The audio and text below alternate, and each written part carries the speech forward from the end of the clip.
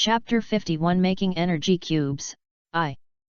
After a long time, Liang gradually came back to his senses. After putting the golden Magikarp Pokeball into his backpack, he left with a heavy heart. Originally, Liang wanted to take a good look at this huge trading market, but now he has no interest at all. He just wants to sell Pidgeot and Spearow as soon as possible, and then go back home to learn how to make energy blocks. Soon, Liang picked a Pokemon store that he liked and walked in. Looking at the nice decoration in front of him, Liang handed over the Pokeball and the appraisal certificate in his hand without saying a word. When the receptionist in the store saw the B-level appraisal certificate, his face changed immediately. The next second, he put on a warm smile and called Liang to the reception area on the side. The transaction price of B-level flying Pokemon is 400,000 or 500,000.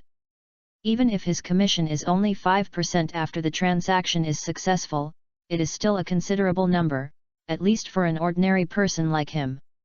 In fact, the service staff in such Pokemon stores are all ordinary young people.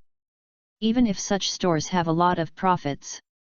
But it is not so big that they can hire trainers to be waiters. Soon, when the receptionist authenticated the authenticity of the 10 certificates, the smile on his face became even more intense, and he and Liang started the most critical part, which was to discuss the prices of these 10 Pokemon. After some discussion, the price of Pidgeot was set at 550,000 and the price of Spearow was 500,000. In fact, this price is a little bit high, because it is almost close to the selling price. The Pokemon store itself also needs profits. Normally, they cannot accept this price, but Liang promised that as long as the final transaction is carried out according to his price, he will use the Pokemon coins obtained from the transaction to spend in this Pokemon store. Now, the receptionist who was responsible for entertaining Liang was a little hesitant. Originally, he just wanted to make a profit from the difference in the price of the Pokemon. Now he can also make an extra commission from sales. Finally, after the receptionist and the store owner discussed it, they agreed to this price. When Liang finally walked out of the store, in addition to a set of energy cube production tools worth 30,000 and materials worth 100,000, his space bracelet also had an energy cube worth 920,000 Pokemon coins. As for the remaining Bobo and Spearow, which were only D-level qualifications, Liang exchanged them for 30 ordinary red and white Pokeballs. When Liang walked out of the trading market and prepared to return to his home, Liang still felt a little unbelievable, because he was doing nothing.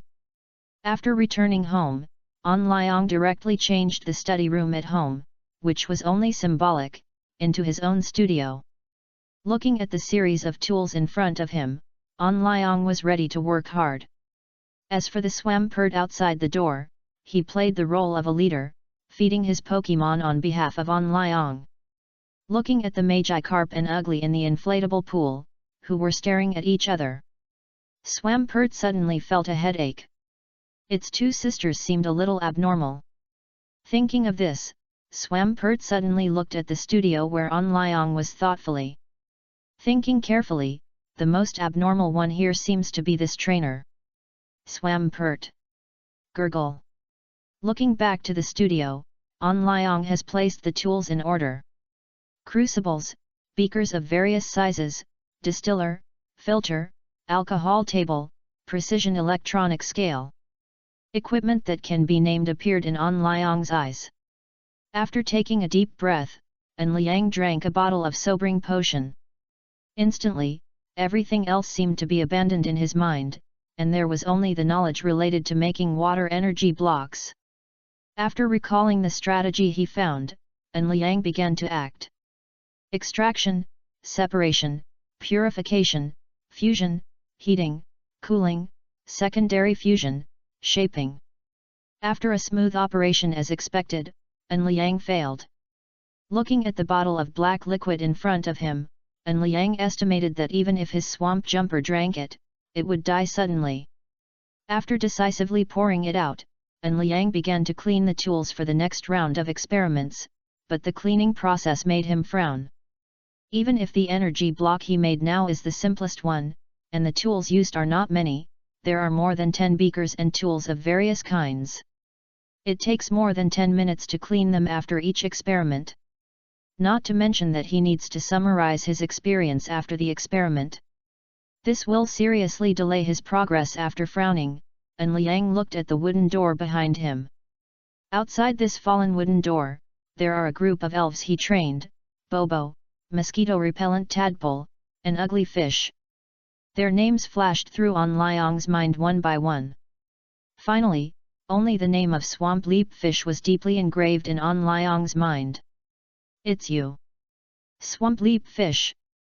On Liang planned to let Swamp Leap Fish help him clean up the alchemical equipment. After all, this guy should eat the most energy cubes in the future. And when he makes it next time, Swamp Leap Fish can taste it first. This is simply the best experimental partner. On Liang, Swamp Leap Fish. Swamp Leap Fish. Chapter 52, Making Energy Cubes, 2. Swamp Leap Fish. Swamp Leap Fish, with a question mark on his forehead, was pulled into the newly established studio by On Liang.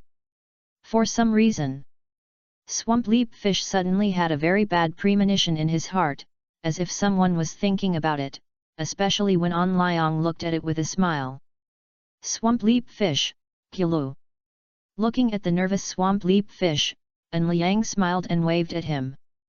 An Liang, don't be nervous, I just asked you to come and help me clean these tools, remember to be gentle, if you break them I will deduct your food. Swamp Leap Fish. Hearing this, Swamp Leap Fish finally understood where the bad feeling in his heart came from.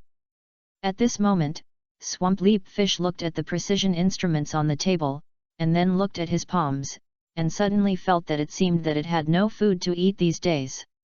In this way, after handing the work of cleaning the equipment to Swamp Leap Fish, An Liang began to recall the operation process just now, reflecting on which step he failed.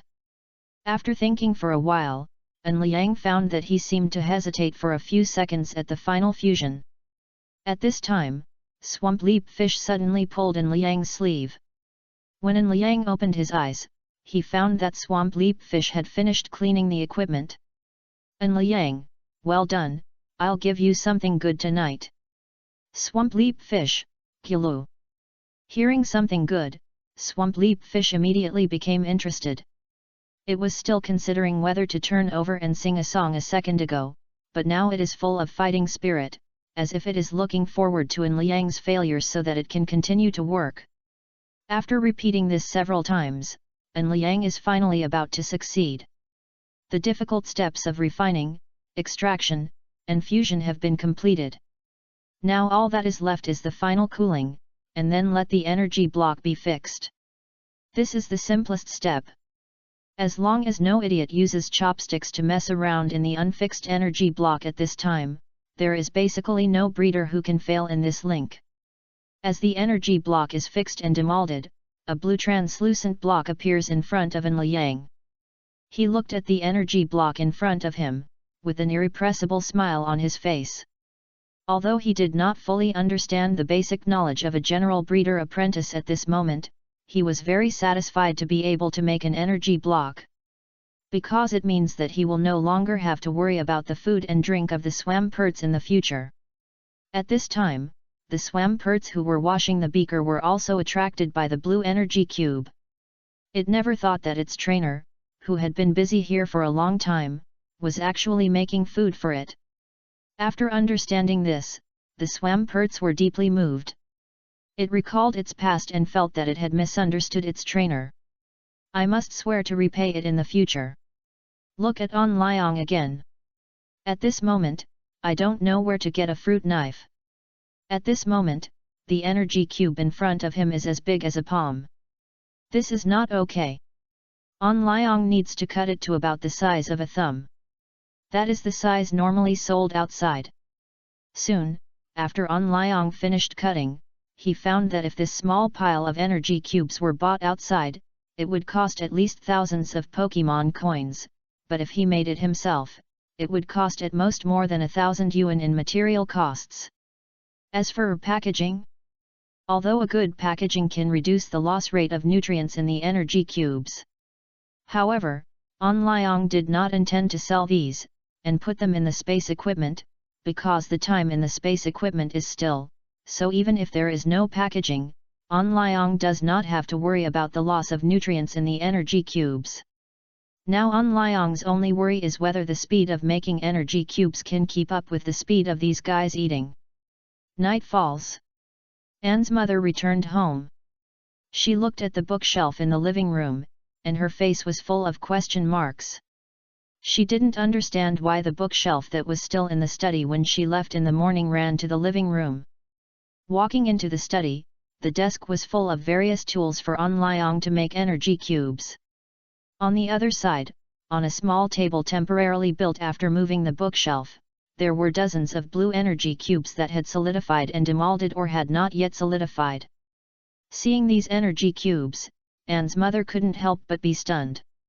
Even if Anne's mother is not a trainer, she is not unfamiliar with energy cubes. After all, her son's swamp jump fish eats a lot of energy cubes in one meal. But how could she remember that the energy cubes bought outside were all small? How could this one? The biggest one was as big as a plate. Just when Anne's mother was still in a daze, the swamp leap fish sneaked over. After seeing Anne's mother in a daze, the swamp leap fish made a hush sound. And then, in Anne's mother's unbelievable expression, he picked up a piece of the energy cubes that had been solidified and demolded were stuffed into the mouth. Afterwards, Swampert did not forget to move the distance between the energy cubes to cover up his stealing behavior. Until Swampert left, Anne's mother gradually came to her senses. After looking at the bottles and jars on the desk, she had an incredible idea in her mind. Could these azure blue energy cubes be made by her son An Liang? Recalling the dream that An Liang talked about on the way home when the three of them just became a trainer, Anne's mother felt that her guess was becoming more and more likely. Chapter 53 Taking Mysterious Water Drops. As night fell, An Liang and a group of Pokémon gathered by the inflatable pool. Last time he trained in the cave at the bottom of the lake, An Liang got 3 mysterious water drops. The biggest function of this kind of heavenly treasure is to give it to the right Pokémon. This is the greatest respect for these heavenly treasures. However, An Liang now has a total of 7 water-type Pokémons. Even if you exclude the Shelter, which is used as an evolution material, there are still 6 Pokémons. Excluding the Sea Star, which has a top-grade water-type evolution stone, and the Golden Magikarp that was just obtained today, there are still 4 Pokémons. Who to give it to and who not to give it to is a tangled question. The Swampert must be given, and the ugly fish has the qualification of a champion. Besides, it is not as strong as the Swampert, and it will definitely rely on various moves to fight in the future. The mysterious water drop that increases the power of the moves can be said to be very useful to the ugly fish. However, after An Liang put away the Golden Magikarp in the pool and threw a mysterious water drop into the pool, the ugly fish actually passed by the mysterious water drop with a calm face. This almost made An Liang's eyes pop out. You know, whether it is the Swampert or the tadpole, after seeing the mysterious water drop, they showed a very eager emotion, because they also knew that it was a good thing, but why was the ugly fish so calm? An Liang also felt that the ugly fish looked at him with contempt. Just when An Liang was in pain, the swamp leap fish beside him suddenly pulled his sleeves, and the desire in his eyes made An Liang pat his forehead. An Liang, okay, this is for you. As soon as the voice fell, the swamp leap fish dived into the water and sucked the mysterious water drop directly into its stomach. After eating the mysterious water drop, the swamp leap fish's body slowly changed. Its body, which was almost 1.7 meters long, shrank again. An Liang gestured and found that the swamp leap fish was only 1.5 meters at most. It was the same as the swamp leap fish when it just evolved. Although it was shorter, the swamp leap fish looked stronger. Race, Swampert. Gender, Male. Attributes: water, ground. Level: LV30, normal. Qualification: S. Features: torrent. Status: healthy. Inherited skills: bite, ice ball, primal power. Basic skills: mud shooting, earthquake, surfing, shout, impact, water gun, rock crushing, rock fall, hold, water wave, ultrasonic. Taught skills: water tail, water wave, frozen fist, frozen wind, hail. I won't describe it in such detail after it goes on sale. I'll only write about the level or features at that time. The elves have too many skills. After taking the mysterious water drop, Swampert gave Onlyong a huge surprise. Not only did the level increase directly to level 30, it also learned the two new skills of Frozen Wind and Hail, which greatly improved the combat effectiveness of Swampert, and at the same time, the giant Swampert was closer. The most important thing is, the quality of Swamp Leap Fish has been further improved. Now Swamp Leap Fish has the qualification to be the champion. Although it may take a long time for Swamp Leap Fish to realize its qualification to be the champion. But this does not prevent Onlyong from being happy about it. After the joy, Onlyong set his sights on the scorpion and slowpoke. Starfish has the best water stone, and its qualification will definitely be at the king level by then, so it will not have a share in the mysterious water drop, but the scorpion and slowpoke, their qualifications are a bit low in Onlyong's opinion now. If the mysterious water drop is given to them, their qualifications may also be improved to the king level. After touching the rough big head of the ugly fish, Onlyong called slowpoke and scorpion, and took out the mysterious water drop for them.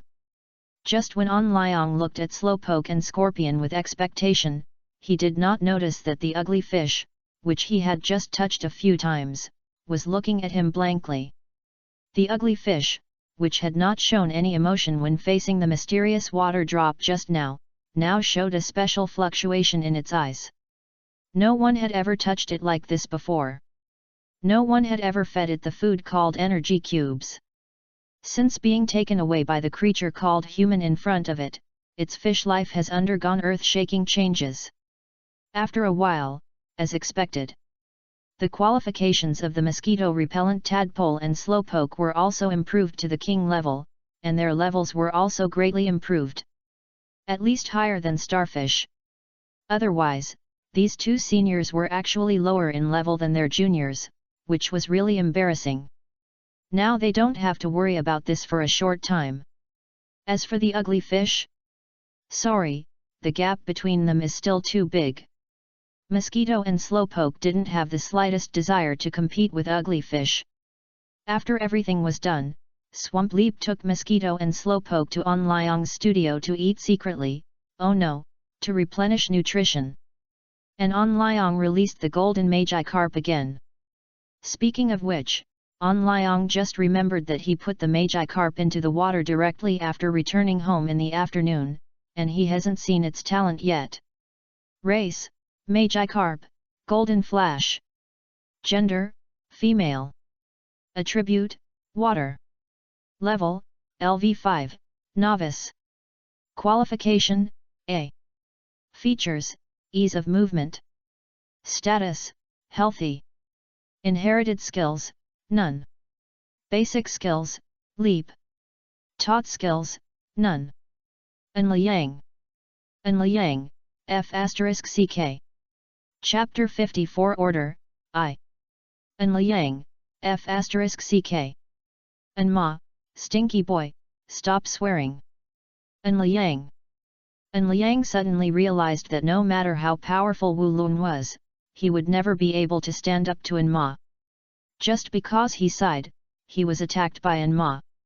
Anyway, what can Onlyong do? Back to the point. At this moment, Onlyong looked at the genuine shiny Magikarp in front of him, with an incredible look in his eyes. Shiny Pokémon are already very rare, not to mention the shiny Pokémon with the appearance of the king. When he thought that he would have a golden Gyarados in the future. An Liang couldn't help rubbing his hands.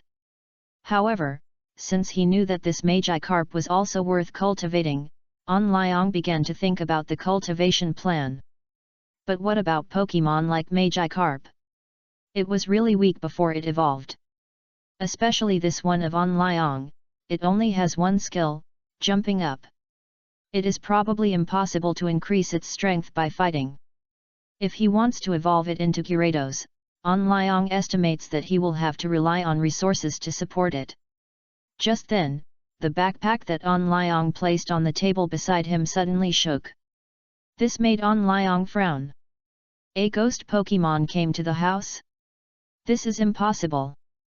Ghost Pokemon feed on the life energy of living things. This kind of Pokemon basically cannot appear inside the base city. Even if the Pokemon has been captured, it must go through a lot of inspections. At this time, the backpack on the desk shook again, and then a Pokeball rolled out.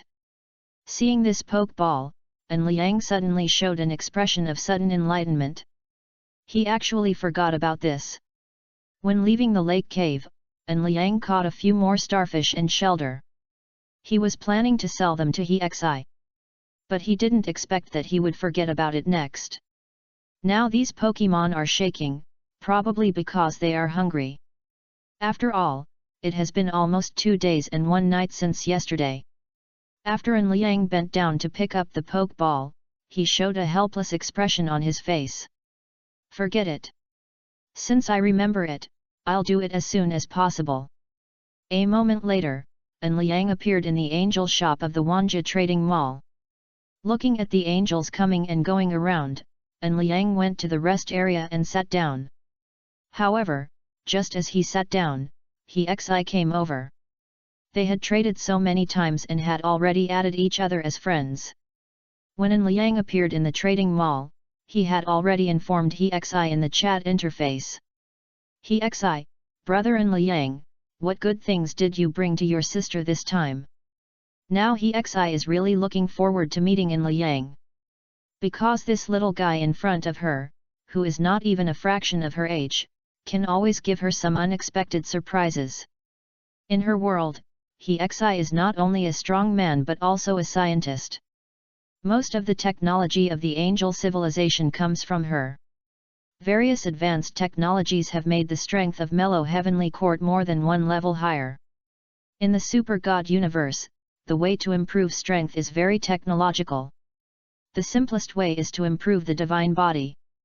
For example, the angels in Mellow Heavenly Court, before they became angels, they were actually just ordinary people in various civilizations in the universe. They became angels after undergoing a divine body upgrade similar to genetic modification. Ordinary angels, although powerful, have no special powers. They are like a human being with a quality countless times stronger than that of An Liang. But when Hexi studied the water spirits sold to her by An Liang more thoroughly, Hexi slowly understood the strangeness of the elves. Although Hexi cannot copy this power through scientific means now, she can extract this power from the elves, and then combine it with the transformation and upgrading of the divine body to enable an angel to master the ability to manipulate water. Like the experiments that Hexi has done recently, the little angels who have been transformed and upgraded by her can condense water out of thin air and attack their enemies. Don't think that water has no lethality. A little angel with outstanding talent can already control the water flow to rotate at high speed in a circular state. At extremely high frequency and speed, the rotating water flow has become a water blade with strong cutting ability, and in the future, as the angel's ability to control the water flow becomes stronger and stronger, the cutting ability of the water blade will also become stronger and stronger. In battle, if the divine bodies of the two are almost the same. If the combat experience is also similar, having such an ability is enough to change the outcome of the battle. This is why Hexi is a little fanatical. The only thing that hinders her experimental progress now is the number of elves, because Hexi can only extract 1 or 2 genetic talents from each elf. If there are more, it will hurt the elf itself, and the quality of the extracted genetic talents will also drop significantly. So he xi hopes that An Liang can bring more water attributed or other attributed elves. Anyway, An Liang only needs some resources. And this kind of thing is exactly what she has. Of course, An Liang naturally doesn't know all this. He now only feels that he xi's fanatical gaze makes him feel a little creepy. At this moment, he seems to have become a prey. Chapter 55 Order 2. Looking at he xi's fanatical face, An Liang felt a little scared. After hesitating for a while, An Liang put 8 elf balls in front of he xi. Unexpectedly, he xi showed a disappointed expression after seeing that An Liang only took out 8 elf balls this time. This made An Liang feel a little bit amused and helpless. The next second, he xi sighed. It's better to have something than nothing. After telling the little angel behind her to take the pokeballs, she looked at An Liang again. He xi, brother An Liang, how about I place an order for you? You just want various resources, right? I have plenty of these things. As long as you can catch enough Pokemons, I promise you won't have to worry about resources in the future. An Liang. There is such a good thing? After being excited for a while, An Liang became depressed again. He had almost caught all the Pokemons around the base city. If he wanted to catch different types of Pokemons, he would have to go to different environments, but he had no time at all as school was about to start. An Liang, sister he xi, you have basically all the Pokemons near my living area. Even if I catch more Pokemons, they will all be duplicates. Before An Liang finished speaking, he xi hurriedly said, it doesn't matter, duplicates are fine. An Liang. Now, An Liang was really confused. What did he xi want to do with the duplicate Pokemons? Is she going to open a breeding farm? Although he was confused, An Liang didn't say much. Anyway, Mr. He is the employer, so why should he, a worker, ask so many questions? If Mr. He doesn't care about the species, then An Liang can catch all the sharp-toothed fish in the river outside the base city until they are exterminated. But in this case, An Liang has to think about whether there are props that can replace Pokeballs to catch Pokemons. It's not that An Liang is reluctant to spend a little money on Pokeballs. The main reason is that if he often buys Pokeballs in hundreds, it will easily attract the attention of people with ulterior motives. At that time, I'm afraid that the Jinyiwei will come to his door and ask him what he did with those Pokeballs. This is a rather headache-inducing problem. Actually, An Liang can buy a large number of Pokeballs through the black market, as long as he can deal with those trainers who still follow him after he leaves the black market, or find the locators on those Pokeballs himself. This routine has made many trainers who have just entered the black market go bankrupt. In this way, when An Liang promised to help Hexie capture a large number of wild Pokemon in the future, An Liang followed Hexie all the way to her laboratory. This is also a routine. Every time after selling a Pokemon, An Liang will tell Hexie everything he knows. If this rich woman is interested, maybe she can even give him a little reward. After a while, when An Liang introduced all the information about Shelter and Starfish, Hexie immediately showed an interested expression. A Pokemon evolved through an evolution stone? This is the first time she has seen it. He xi, brother An Liang, do you still have that kind of water stone? An Liang, yes, go ahead. He xi wanted water stones, and An Liang handed over 2 without saying a word. Anyway, he only gave out the lowest quality ones. There are more than 70 of these. Originally, there were not many of them, but after An Liang searched the cave where the mosquito-repellent swimmer lived, he had more water stones. Although there were not many top-quality water stones, there were 2 more high-quality ones. As for the medium-quality and low-quality ones, total more than 100, if An Liang had no channels to sell, he would be close to becoming a billionaire. Back to the point. When Hexie got 2 water stones, Shelter and Starfish, who were released by her, also looked at Hexie and showed a desire. The elves themselves have a very persistent desire for evolution. Shelder and Starfish know that as long as they touch the water stone, they can successfully evolve, but Hexie did not rush to give them the water stone. Instead, he activated various precision equipment before putting the water stone on Starfish. The moment the water stone touched Starfish, the most beautiful evolutionary light suddenly bloomed on Starfish. Hexie has seen the evolution of elves for many times during this period. But it is the first time like today. Under the cover of the evolutionary light, Starfish's body is growing at a speed visible to the naked eye. After the evolutionary light disappears, a shining gem starfish appears in front of Onlyong and Hexie. Star. Feeling the surge in strength after evolution, Starfish seemed very excited. The core on its chest was constantly changing to various colors of light to show its excitement and joy.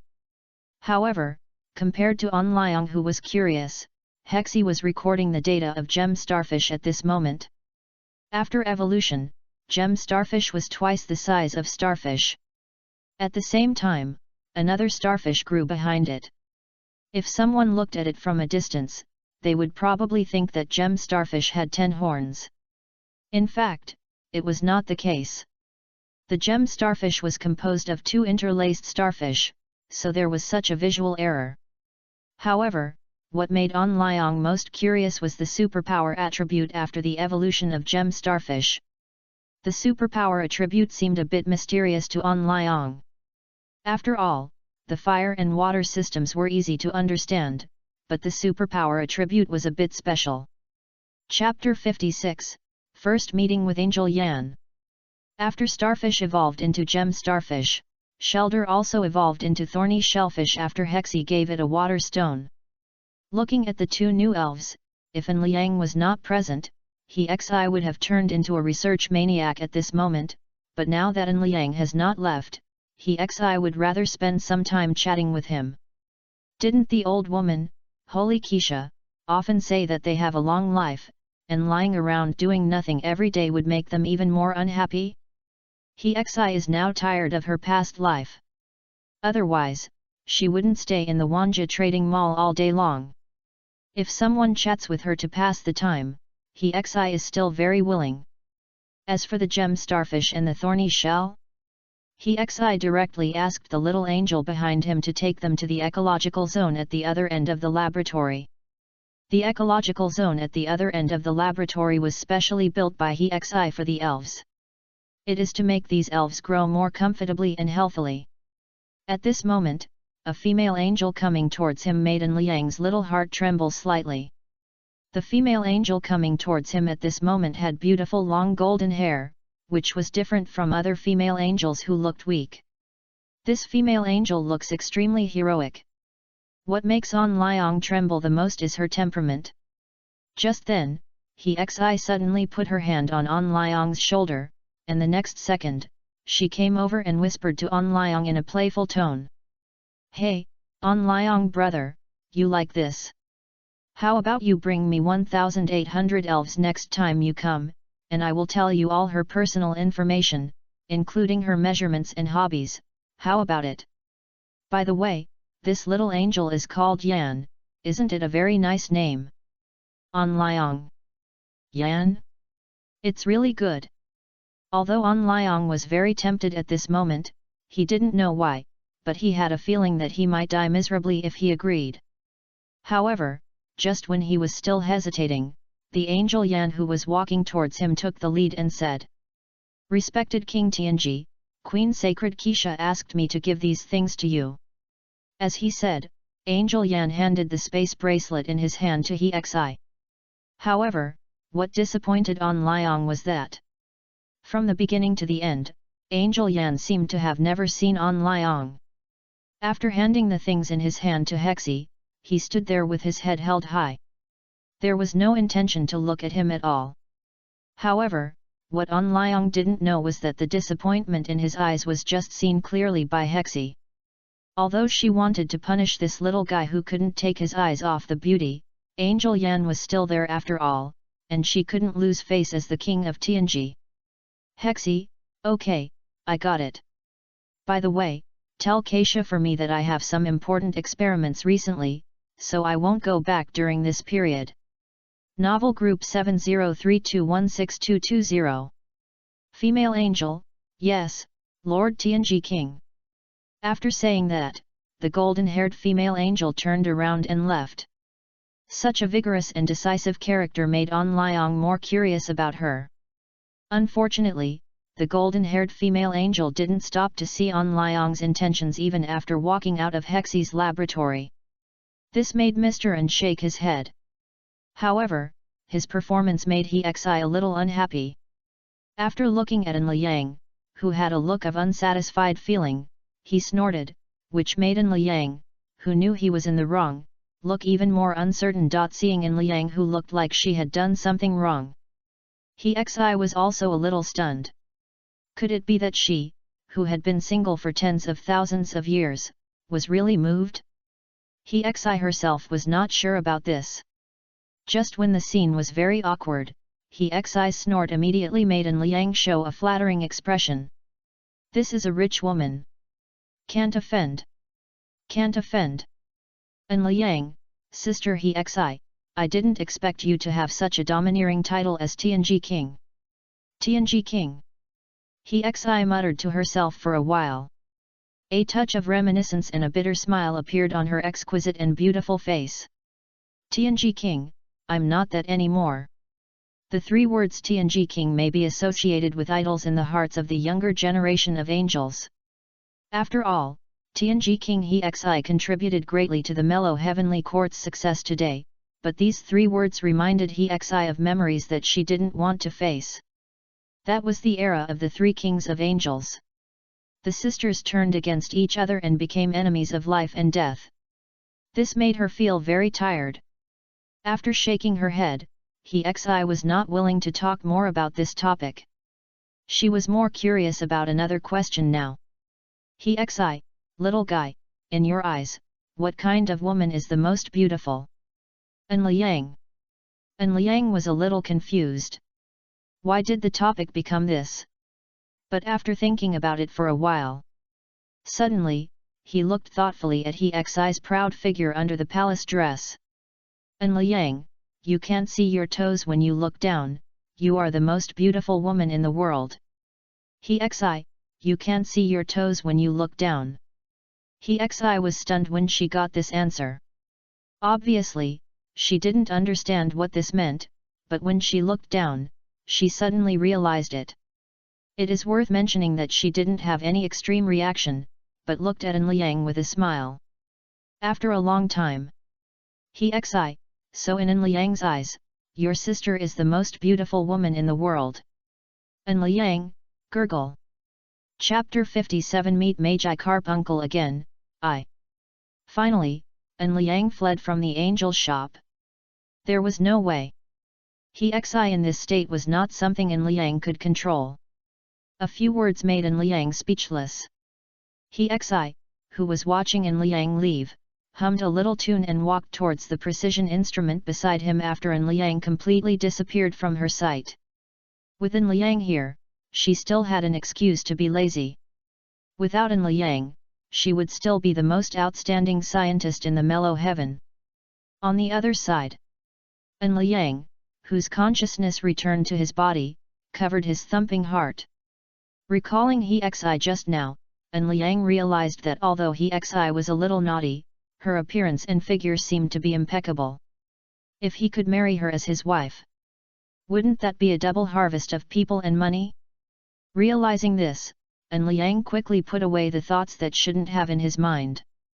The idea is good, but the success rate is very slim. If I don't have the Wanjie Trading System, I don't even have the qualifications to know a cosmic overlord. How can I pursue him? Isn't this just a foolish dream? Feeling disappointed, An Liang looked at the moonlight outside the window and simply lay down on the bed again. Go to sleep, dreams have everything. But before going to bed, An Liang suddenly took out a bottle of mysterious liquid thoughtfully. This bottle of liquid is called Holy Water of Life. A very domineering name. This was given to him by the old woman Hexie when he was leaving Hexie. She said that he should accompany her more if he was free. And this bottle of holy water of life is his reward. Looking at the holy water of life emitting a faint glow in his hand, and Liang curiously opened the bottle cap. But the next second, a refreshing fragrance instantly filled the whole room. After just a few breaths, An Liang felt refreshed. If he drank a little, wouldn't it be able to revive the dead? After closing the bottle cap, the excitement on An Liang's face at this moment was hard to express in words. What is the most taboo in outdoor adventures? Of course, it is that the elves are seriously injured and cannot be treated. Even if they come back alive later, they will probably leave some hidden injuries that are difficult to cure. But with this bottle of holy water of life, it seems different. But at this time, An Liang also discovered a new problem. The refreshing fragrance just now took away his fatigue and sleepiness. What should I do if I can't sleep now? The next day, early in the morning, after getting up with 2 dark circles under his eyes, An Liang began to pack up and go to the wild. The uncle who sold Magi carp that he met yesterday gave An Liang a sense of oppression. In addition to the secret of the cave at the bottom of the lake, there was also the Vaporeon with the strength of the king next to the uncle. Now all of An Liang's Pokemon combined are no match for that Vaporeon. So he is eager to improve his strength. But it is difficult to improve his strength. Now there is less than a month before the start of school, An Liang can only try his best to let Swampert transform into Swampert before the start of school. Because this is the only way to maintain the leading strength. As for the goal of 3 years of high school, An Liang is determined to become a quasi-king. In fact, most of the time in the 3 years of high school is spent on learning the theoretical knowledge of Pokemon. Knowledge. And Liang was thinking at this moment, when the time comes, he should either cancel such courses or reduce them as much as possible. After all, in this cruel world, strength is the most important thing. Would an ordinary person dare to laugh at a king-level strongman for being uneducated? This is obviously impossible. The most important thing is that although in Liang's understanding of Pokemons is not comparable to those Pokemon scholars, compared with a group of 17 or 18-year-old peers, and Liang is still very confident, and he has also read high school textbooks, and he knows most of the knowledge on them. Soon, when Liang packed up his things, suddenly, he looked at Pidgeot's Pokeball thoughtfully. And Liang, you have to grow up quickly too. After you evolve into Pidgeot, I won't have to work so hard. It will be much more convenient for us to go anywhere. As soon as the voice fell, Pidgeot's Pokeball also shook, as if responding to An Liang.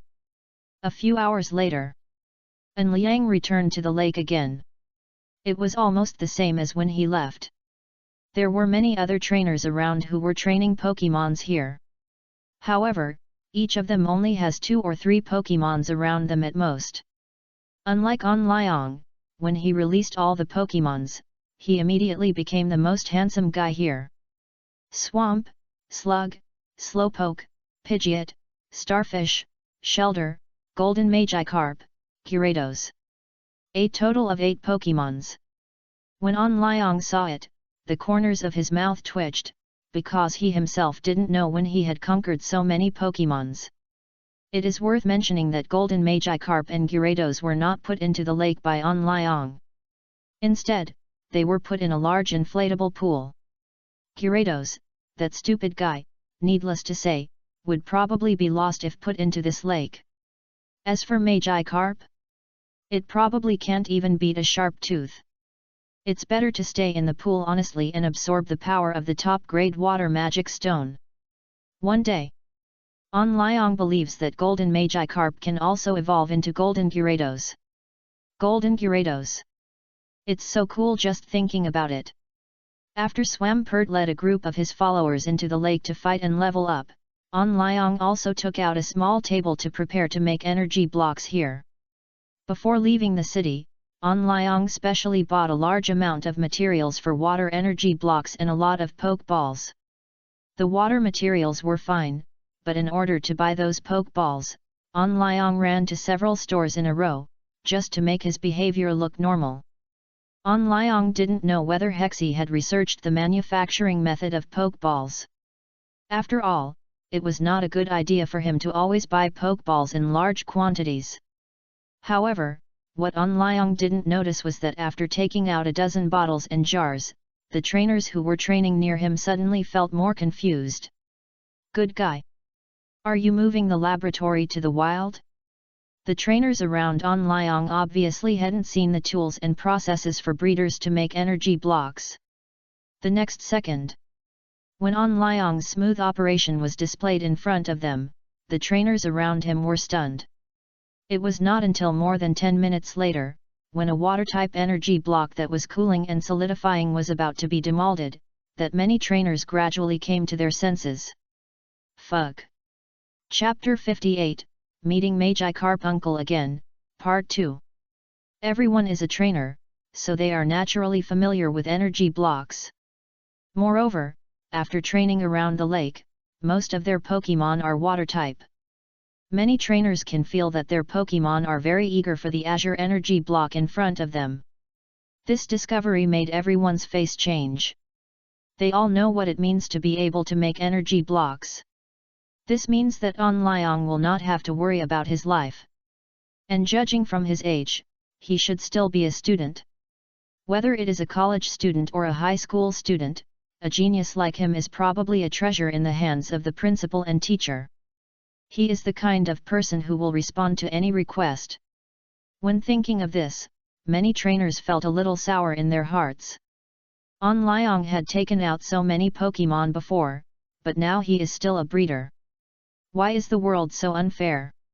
What everyone didn't notice was that in the jungle not far behind them, a middle-aged man also saw An Liang making the energy block.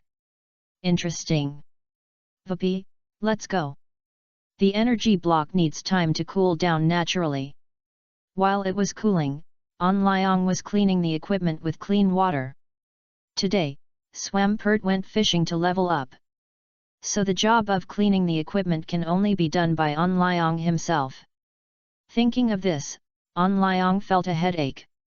However, when he had just washed a beaker and was about to wash the alcohol stove on the side, a big hand took away the energy block he had just made in front of him. This scene made An Liang stunned. After reacting, An Liang was even more furious. "Now you don't even tell others when you steal things?" But when he raised his head, An Liang, who was originally furious, extinguished all his anger. The man standing in front of him was the Magikarp uncle he met yesterday. Not to mention that he gave him a shiny Magikarp with superb qualities, just the Vaporeon beside him could make An Liang sit still. An Liang has changed so much, naturally attracted the attention of other spectators around. However, they didn't know about the scene in the Pokémon market yesterday, nor did they know that this unprepossessing Magikarp uncle was a king-level trainer. And this Magikarp uncle looked at the energy cube in his hand with a serious face at this moment. Energy cubes, like breeders, are divided into 3 levels: low, medium and high. In addition to the fact that the higher the level of energy cubes, the more materials they use and the greater the difficulty, there are also many impurities in the low-level energy cubes. Low-level energy cubes are like gluing together the useful parts of various materials. The biggest difference between intermediate energy cubes and low-level energy cubes is that intermediate energy cubes will use various materials to complement each other and play a greater role, so there will be fewer impurities in the intermediate energy cubes. But the one made by An Liang, it can be said to be quite good. It is hard to imagine that such a crystal-clear energy cube was made by a teenager. Seeing this, Magikarp even had a desire to love talent. With his strength and status, he wanted to accept a disciple. As long as he spread the word, a large number of distinguished guests would come with valuable gifts to trample his door.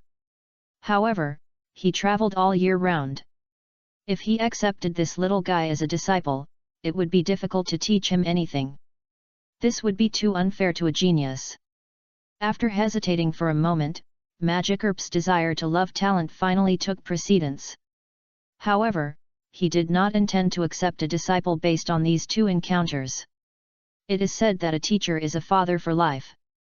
The matter of accepting a disciple cannot be sloppy. Besides, this boy can make energy blocks of this quality. Maybe he already has a teacher. He can't make such a mistake. Otherwise, he will lose face. After putting the energy block back, Magikarp did not hesitate to praise him. Very good. At your age, it's already very good to be able to make such a water energy block. I wonder who your teacher is. And Liang was stunned for a moment after hearing this. After a moment, he hesitated and said, "Hello, Uncle Magikarp, I don't have any teacher." Uncle Magikarp. I don't have any teacher. It is undeniable that he was really tempted at this moment. But he pretended to be calm on the surface, because he still had to ask someone to check the identity and mental state of this little guy. However, at this time, Uncle Magikarp's face suddenly stiffened. By the way, was he calling himself Uncle Magikarp just now? Just because he sold a Magikarp? If other junior brothers in the imperial capital base city knew about this, he would probably be embarrassed. After encouraging in Liang again, Uncle Magikarp left with a stiff face. Before leaving, he even forgot to tell in Liang what his real name was. It was not until he walked a distance that Magikarp gradually reacted. But why should he go back and leave his name at this time? Does he still have face? After a moment of hesitation, Magikarp decided to call his teacher in the imperial capital base city and ask him to help him investigate the information of this little guy. If there is no problem, he will be the master soon. Chapter 59: A first look at the giant beedrill swarm. Imperial capital base city. In a well-equipped laboratory. Okay. I know. An old man with grey hair but a spirited look just hung up the communicator in his hand. He looked at the photo on the communicator, thought about it, and sent it to someone. At the same time, he also sent a voice message. "Xiao Li, help me find all the information about this boy, quickly." After giving these instructions, the old man looked at the experimental equipment beside him, and then walked out of the laboratory. It was not until he left the door that he met a young woman. Seeing the old man's hurried steps, the young woman showed a surprised expression. The old man in front of her was actually her teacher. 7032162220 Novel Group. It's just that in recent years, with her teacher's retreat, he rarely went out again.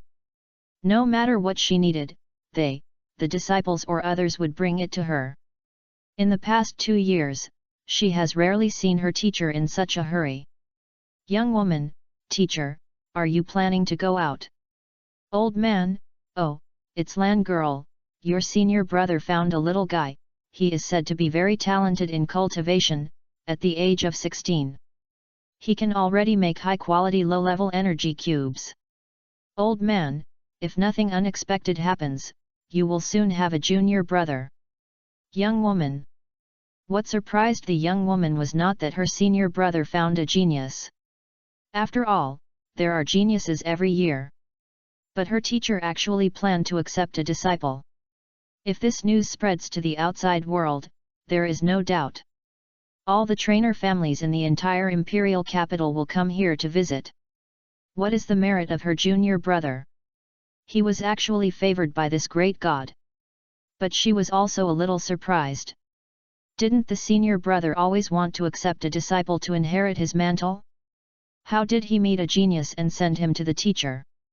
Or her senior brother became a tool again?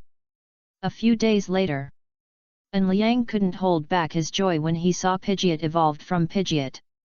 It wasn't easy, finally a Pokémon evolved. Although in Liang had 8 Pokémon, many of them were still far from evolving. For example, the Smelt that needed intimacy to evolve. And Liang still didn't know how close he was to the Smelt.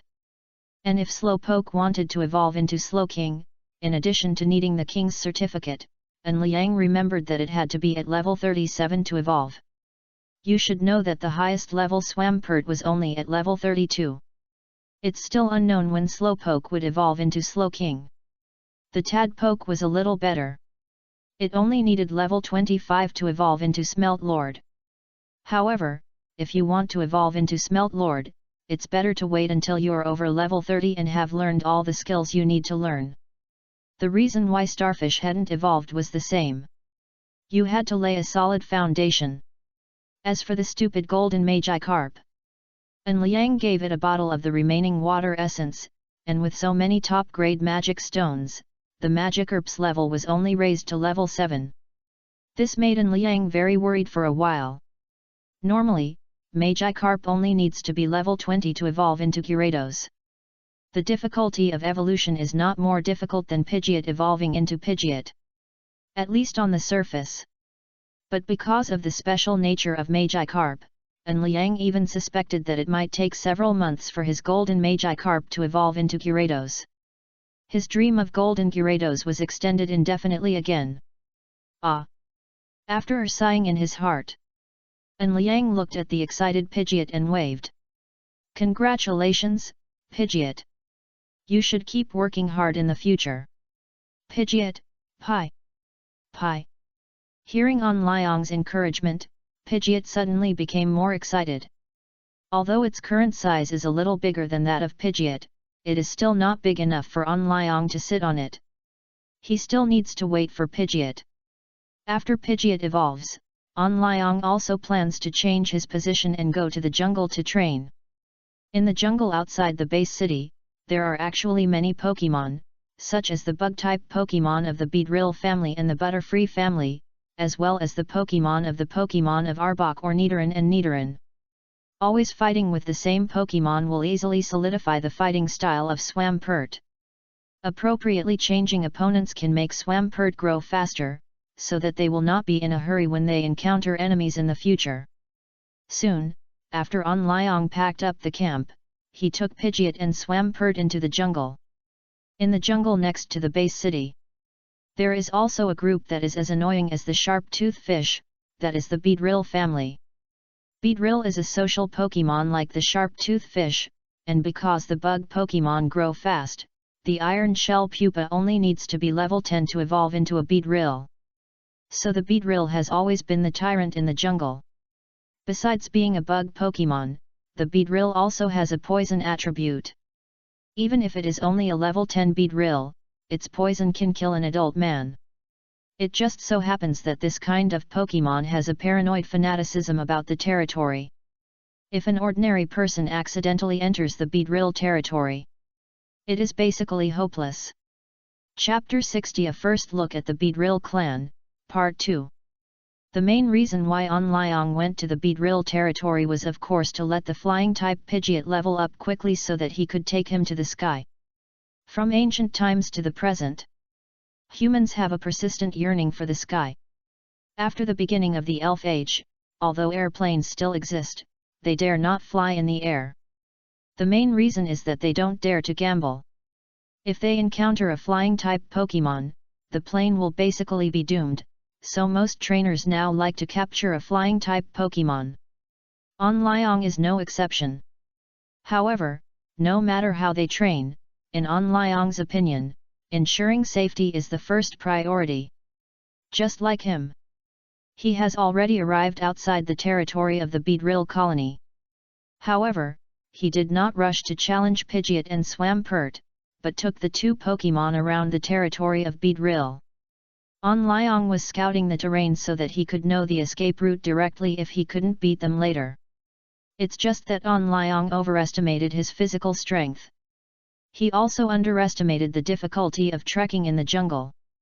2 months ago, An Liang was just an ordinary junior high school student.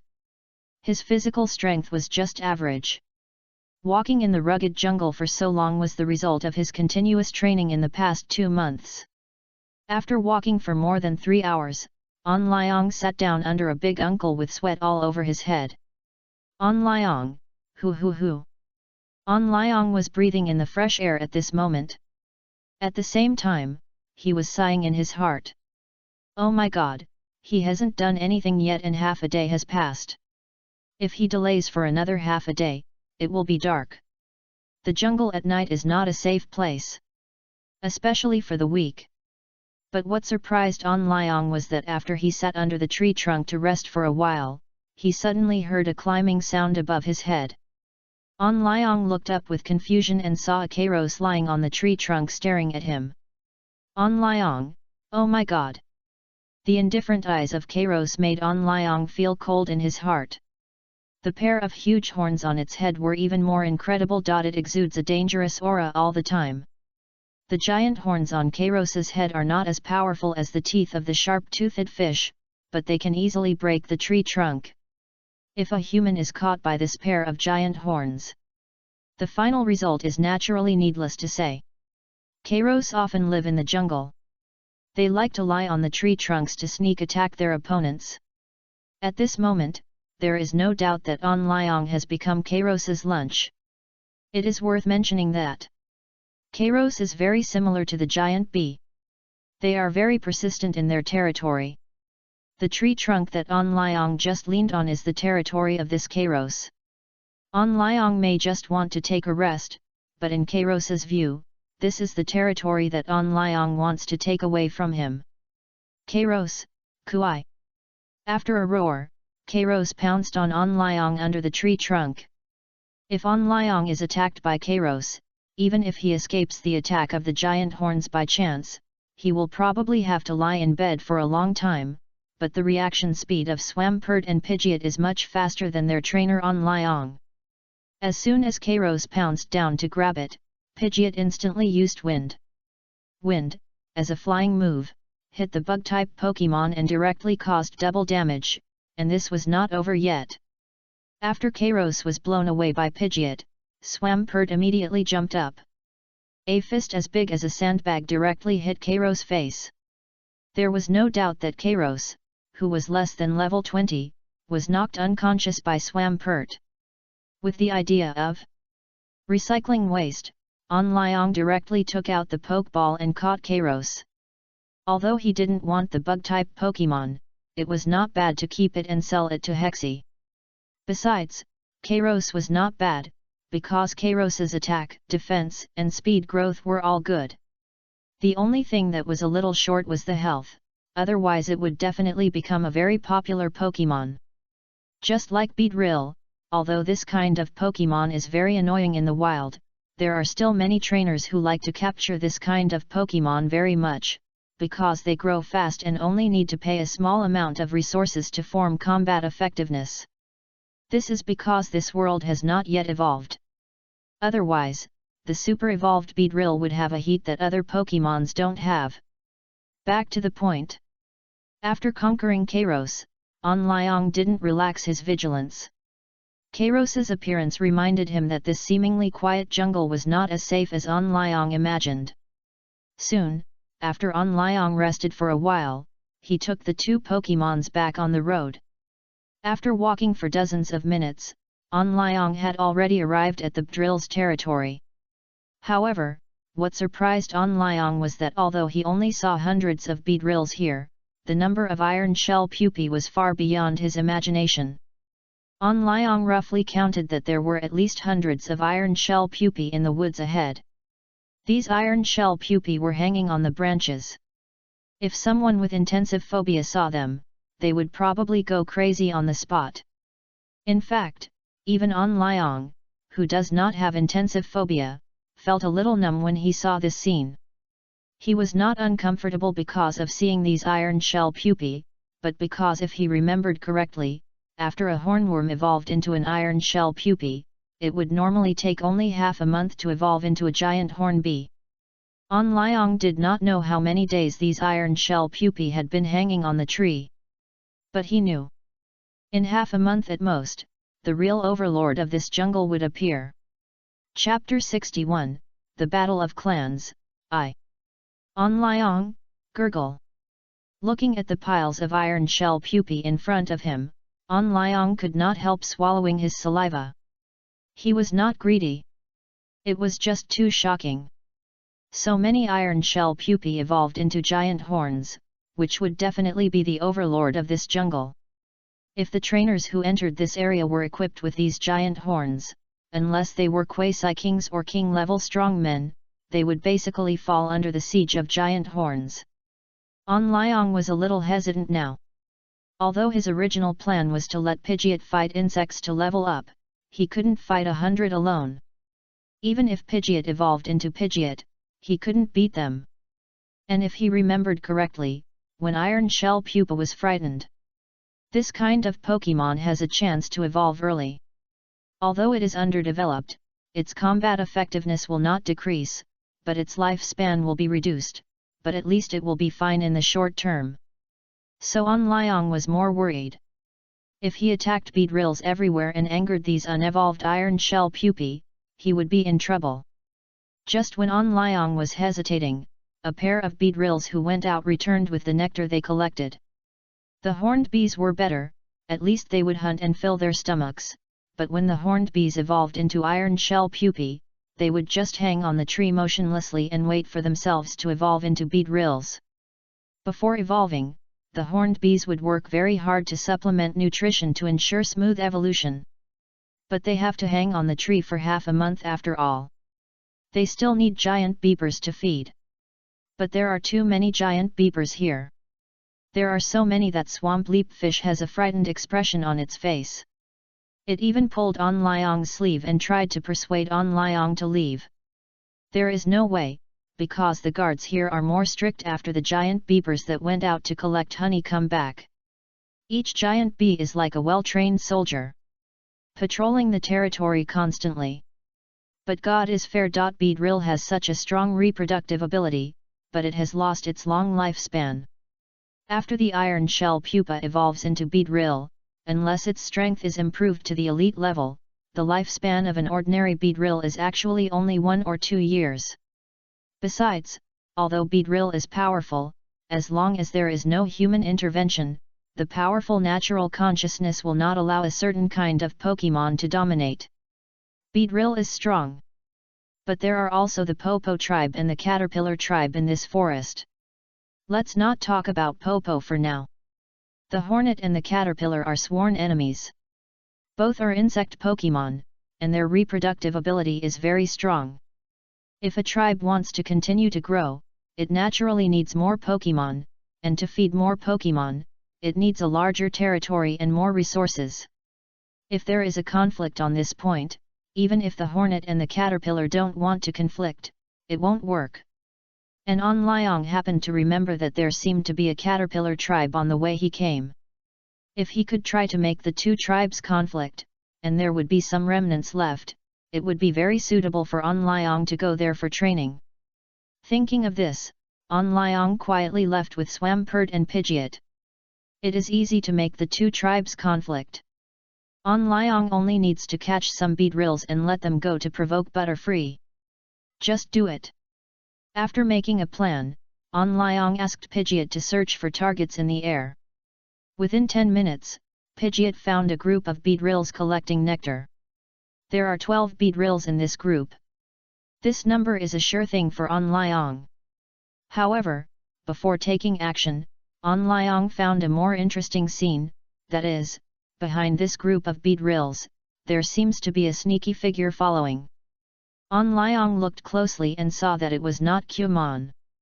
As a bear Pokemon, Cumon likes the honey of Beedrill very much. If other Pokemon are afraid of the poisonous needles of Beedrills, Cumon is not afraid at all because of its thick skin and flesh. At this moment, An Liang looked at the sneaky circle bear. There is no doubt that this guy should be thinking about the honey of Beedrill again. 8563233613 Novel Group. It is indeed worthy of being the companion spirit of Beedrill. Just when An Liang shook his head and smiled, and was about to attack Beedrill again, the change happened again. An Liang suddenly found that groups of Butterfree were killing Beedrill. Under the siege of hundreds of Butterfree, more than a dozen Beedrills were soon killed and injured. Less than 5 minutes later, the Butterfree tribe left in a large number. And the corpses of more than a dozen Beedrills and the dull-looking circle bear were left in the original place.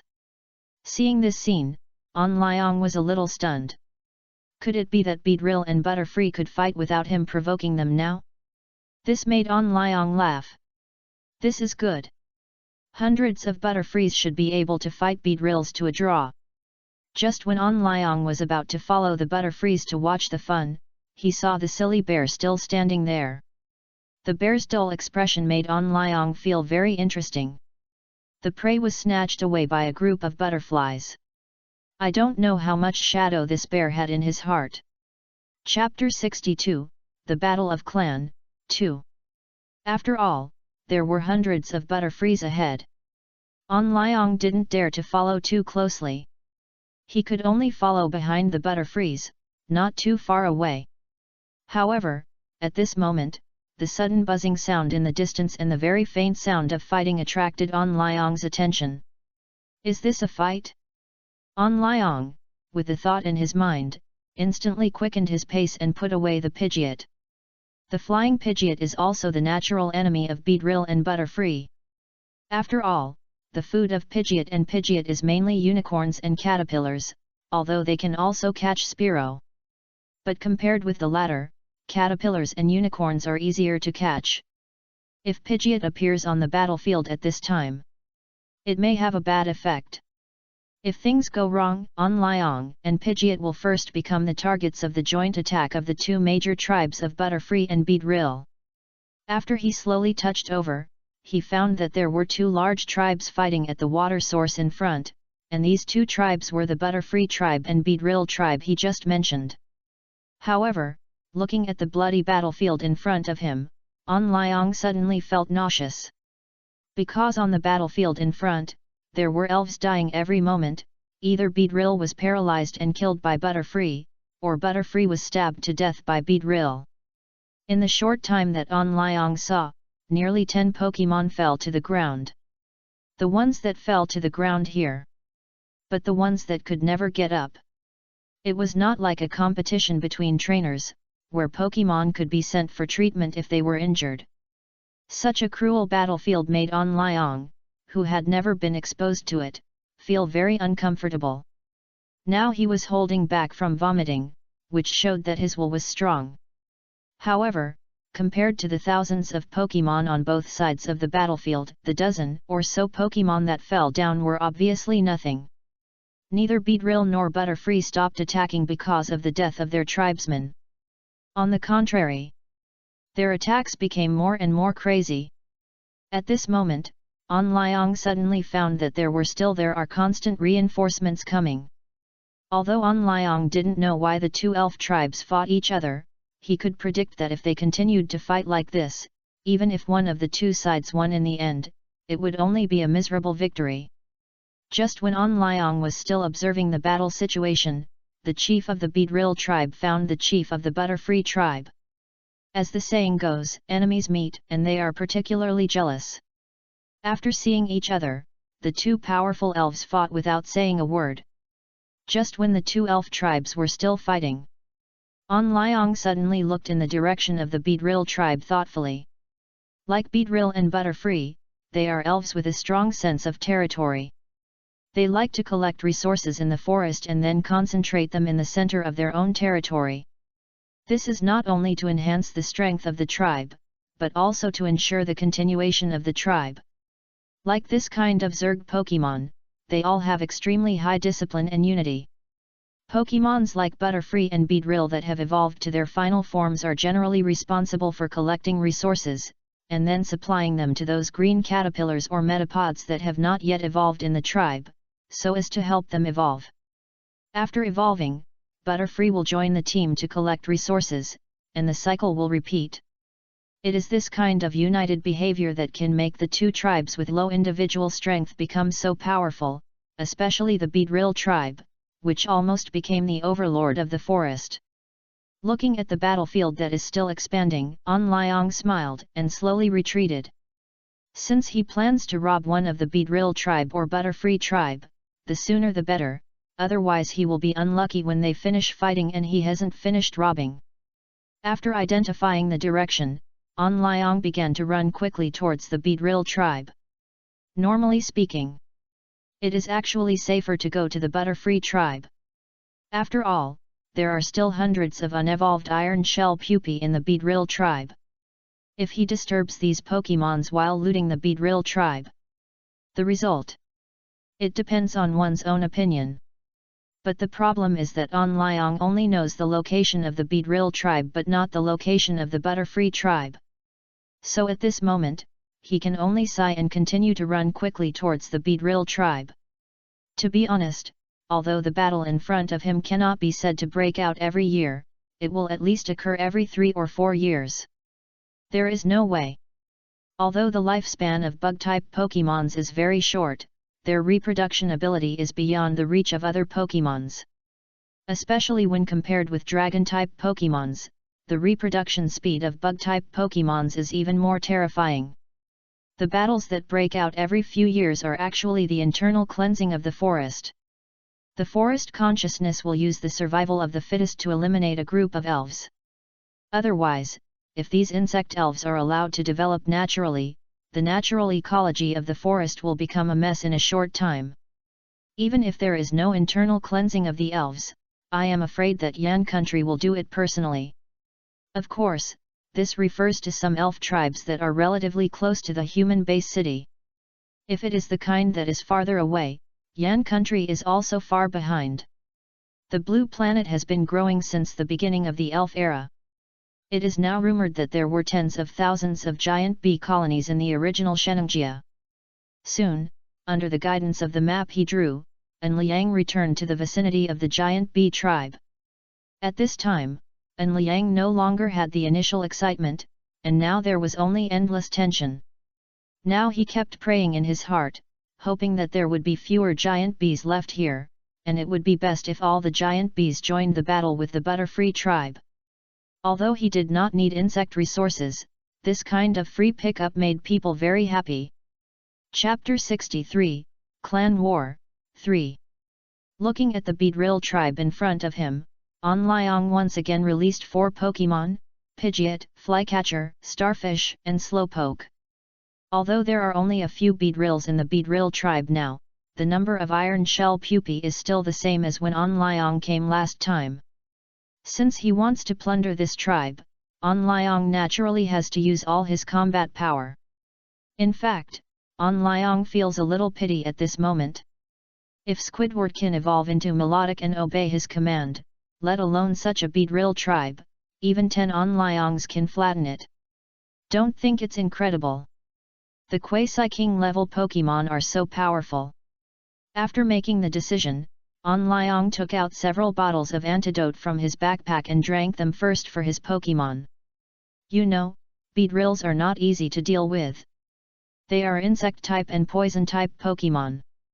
If the elves are too deeply poisoned, without an antidote, with his current elf strength, there is a 50% chance that they will die directly. Although there is still a chance to survive, An Liang does not intend to gamble on this chance. These elves of his have not only been carefully cultivated, and they have been together for so long, and they have accumulated a deep friendship. Of course, Chaochu Fish is still an unknown at present. But this is not important. The important thing is that with An Liang's order, the 5 elves launched their strongest attack on the iron shell pupa not far in front of them. And this attack instantly stunned the iron shell pupa hanging on the tree. They couldn't understand why in the tribe when the main forces are out, someone will come to attack their tribe. When the Swamperts attacked, On Liang was naturally not idle. He ran quickly towards the center of the tribe under the protection of several elves. Elves like Beedrills are like this. They always like to store the resources they have collected in the center of the tribe. Actually, this is good, at least it is convenient for On Liang to take them. Otherwise, there will be piles of them here and there, which will not only waste time but also increase the danger. At the same time, the Swamperts, who had long been trained by On Liang to cooperate in teamwork, had no fear in the face of the iron shell pupae that were several times their own. Anyway, the iron shell pupae now were actually like sandbags and allowed them to attack. In this forest, the iron shell pupae hanging on the trees were only level 7 or 8 on average, and were no match for these little guys, because even the lowest level sea star here was level 17. And, don't look at how strong beedrills are. In the unicorn beetle and iron shell pupae period, they were still very fragile. For example, the unicorn beetle can only learn 2 skills, spinning silk and poison needle. After evolving into a metal pupa, although its defense is higher than that of a unicorn beetle and it has a new skill, it cannot move. The metal pupa that cannot move is simply the best prey for natural enemies like Pidgeot. It can even be said that some higher level Pidgeots can easily break the defense of the metal pupa. At this moment, Pidgeot's move of raising wind can blow more than a dozen metal pupa off the tree. The swamp jumper uses another move of freezing wind, and more than a dozen lifelike metal pupa ice sculptures appear. Watching their companions fall one by one, the metal pupa still hanging on the tree began to shake constantly. What's worse, white light has gradually emerged from their bodies, and they are about to evolve. Seeing this scene, the 5 elves immediately began to attack more vigorously.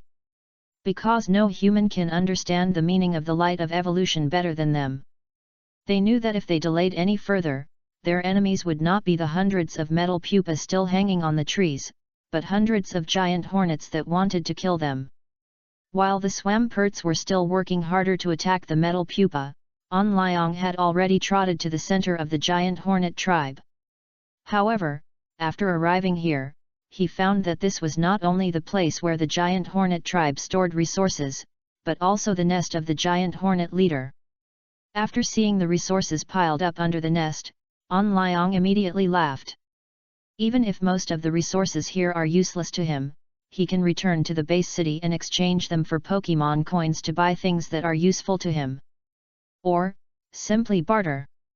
But when he was collecting resources, he accidentally saw 3 unhatched Pokemon eggs in the nest of the giant hornet leader. Originally, he was not interested, but after he clicked on the attribute panels of the 3 Pokemon eggs, On Liang couldn't help but smile. I didn't expect there would be an unexpected surprise. The qualifications of these 3 elf eggs are good, at least much better than other unicorn beetles or iron shell pupae. The hundreds of iron shell pupae that An Liang had seen on the tree before that had not evolved were mostly of D-level qualifications, and there were very few of them, let alone B-level ones, even C-level ones. But the elf eggs of these 3 giant bees are all of B-level qualifications. If they are cultivated well, they will be 3 elite level or even quasi-king level giant bees in the future. What if they are sold outside? The elf eggs of these 3 giant bees are worth at least millions of elf coins. Chapter 64 and runs. After taking everything he could take away, An Liang turned and ran towards the direction of the Swampert. However, when An Liang came here, the scene in front of him made his scalp numb, because the stimulated iron shell pupae had already begun to evolve and prepare to drive away the enemy. An Liang looked around and saw that white evolutionary light appeared on almost all the iron shell pupae. On Liang. When the first iron shell pupa evolved into beedrill, On Liang also came back to his senses. At this moment, he had no other thoughts in his mind, and the only thing he wanted was to leave here as soon as possible. After quickly using the Pokeball to collect the 3 Pokemons with slower movement speed, Starfish, Slowpoke and Stingray, On Liang led the resentful Swampert and the Pidgeot who kept delaying in the air while fighting and retreating. The reason why Pidgeot was left behind was because it was a flying Pokemon. Even if Beedrill could fly, it could not fly hundreds of meters high. The thin wings of Beedrill could only support them to fly at low altitudes. On Liang, Swampert, Frozen Wind. Swampert, Gurgle. With On Liang's roar, Swampert stopped instantly, and a strong ice energy gradually gathered on Swampert's hands. After all, these unfortunate beedrills are all malnourished premature babies. The Swampert helped them out. Soon, when On Liang led Swampert and Pidgeot out of the beedrill territory, what made On Liang feel numbed was that the beedrills chasing after them had no intention of letting them go and continued to chase them relentlessly. This made On Liang immediately curse the ancestors of these beedrills in his heart. Finally, Just when An Liang's physical strength was about to be exhausted, the dawn of hope finally came when the end came. Just not far in front of An Liang saw a ray of white light. He knew that as long as he rushed through the last distance, he would be able to rush out of the jungle. At that time, he should be able to escape from danger. After looking at the giant hornets behind him, An Liang gritted his teeth and made the final sprint. Ah! When An Liang rushed out of the jungle, the dazzling sunlight made it difficult for him to open his eyes. But he still forced himself to sprint a few steps again. And it was these few steps that allowed him to avoid the last attack of the giant hornets. The giant hornets did not seem to want to leave the jungle. After they just watched for a while, hundreds of giant hornets that had been chasing them all the way left directly, and An Liang, who had saved his life, sat on the grass and breathed in fresh air. Just when An Liang was still wondering why the giant hornets did not chase him out, a figure appeared, and he instantly understood the real reason. An Liang, Uncle Magikarp. That's right, the one who appeared in front of An Liang at this moment was the Uncle Magikarp who had met him twice. An Liang did not forget that this seemingly unremarkable Uncle Magikarp was a powerful king, and the last time An Liang saw Vaporeon, it was following Uncle Magikarp. In this way, An Liang had figured out why those giant hornets did not chase out. But he figured it out. But the middle-aged man standing in front of him did not seem to like the title of Uncle Magikarp. And this was secondary. What really made him feel very upset was that the little guy in front of him was obviously the genius he found first, but now he was intercepted by his teacher, directly turning An Liang from his disciple to a reserve junior brother. Who can accept this? What if someone else dared to snatch his disciple? Chen Shijin is not a dry meal. As a high-level breeder, he not only has amazing breeder talent, but also has good trainer talent. He has just turned 40, but he already has both high-level breeder and superb trainer. It's a pity that the person who snatched his disciple was his teacher, who had been very kind to him in this life. Even if he had 8 guts, he wouldn't dare to stab in front of his teacher. Don't think that superb trainers are very strong, his teacher is even stronger. After a sigh, Chen Shijin said, "Little guy, come with me. I'll take you to see a big shot today. Oh! By the way, I won't call you Uncle Magikarp. An Liang. If you don't want to call me, then don't call me. What are you yelling about?" After complaining in his heart, An Liang remained unmoved on the surface. Although this Uncle Magikarp asked him to follow him. But who is he? Why should he follow him? What if he was kidnapped? An Liang, with a little vigilance in his heart, began to look around with his peripheral vision. Although it is very difficult to escape from the hands of a powerful heavenly king, how do you know that you really can't do it without trying hard? At this time, Chen Shijin also noticed the alertness on An Liang's face, and then he realized that he seemed to have not introduced himself yet. After gently patting his confused forehead, Chen Shijin said again, "Little guy, my name is Chen Shijin, a heavenly king trainer and a high-level breeder. I will give you enough time now. You can go to the official website of the Pokemon Association or the ranking list of heavenly king trainers in Yan country to see if I exist. Chen Shijin, don't worry, it's not a bad thing for you to have someone looking for you today. Your talent as a breeder is better than mine. At least when I was your age, I couldn't make that kind of quality energy cube. Chen Shijin, if you don't have any doubts, follow me now." Chapter 65, Apprenticeship, Nominal Disciple. After a while, An Liang returned to the base city. Compared to the previous times, his return this time was somewhat forced. However, on the way back, An Liang also learned about the incident from the mouth of Chen Tianwang beside him. The general meaning was that he was spotted by a big boss and now wanted to take him as a disciple. However, because of the special identity of the big boss, it was very difficult to become his disciple. So An Liang will have to undergo a series of tests in the future. At the same time, if he can speak better, the future disciple test will be easier. When An Liang first heard this answer, he was very surprised, because being able to teach a person who is both a Tianwang trainer and a high-level breeder must be the leader in these two industries. Such a big man took him as a disciple? Even if it was just a registered disciple, it would probably be enough to cause a sensation, right? This really made An Liang a little difficult to accept for a while. Soon, when An Liang followed his future senior brother all the way to a small restaurant in the base city, An Liang, who had not been nervous just now, could clearly feel his heartbeat accelerating at this moment. Don't say you won't be nervous after living two lives. In front of this kind of decision that can change his future destiny with just one word or one action, An Liang couldn't help but be nervous. Soon, when An Liang walked into the restaurant, he followed Chen Shijin into a small private room. In this small private room, sat a spirited old man with white hair. Although the old man didn't say anything at the moment, he exuded a kind of aura of majesty without anger. After a while, the white-haired old man sitting in the private room suddenly nodded with satisfaction. It was not easy for a young man who had never seen the world to persist for so long under his gaze. At this time, Chen Shijin, who was standing next to An Liang, hurriedly introduced to An Liang, "Little guy, this is my teacher, Master Yi Chongqing. Why don't you pay your respects?" An Liang, Junior An Liang, meet Master Yi. Master Yi, well, not bad not bad.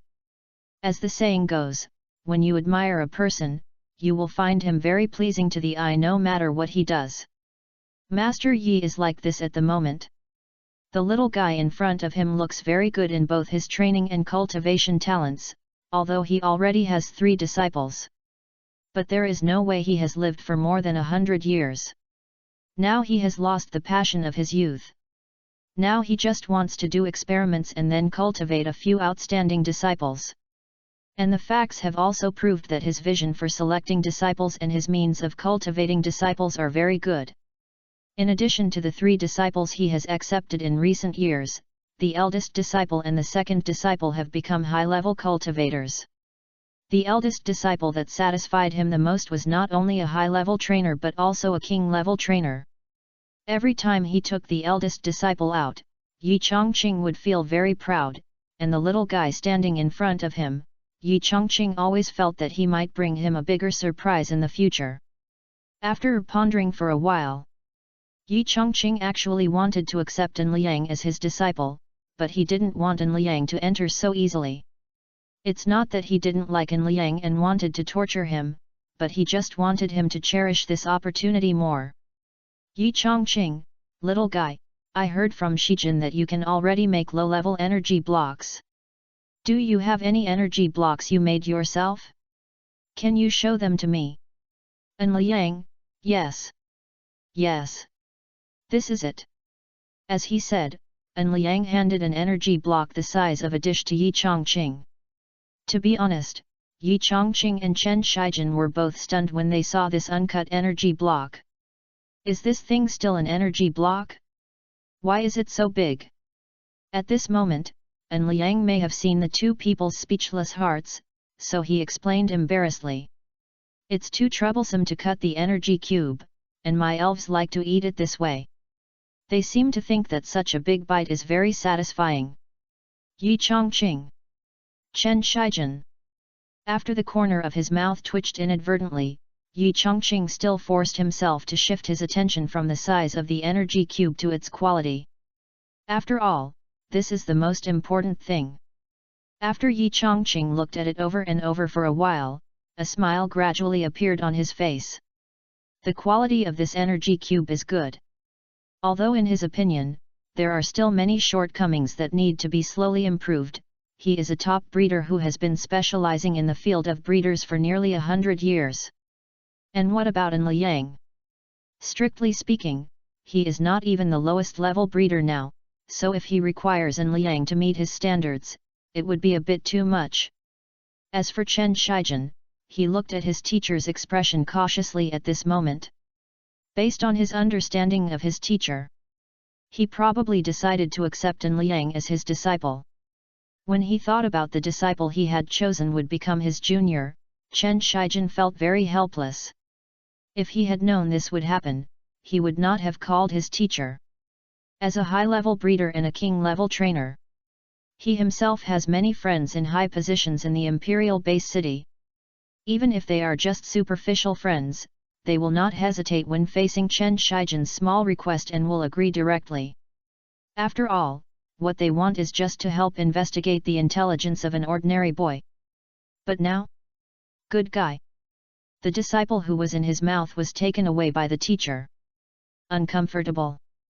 Chapter 66 Selling Unicorn Elf Eggs, I.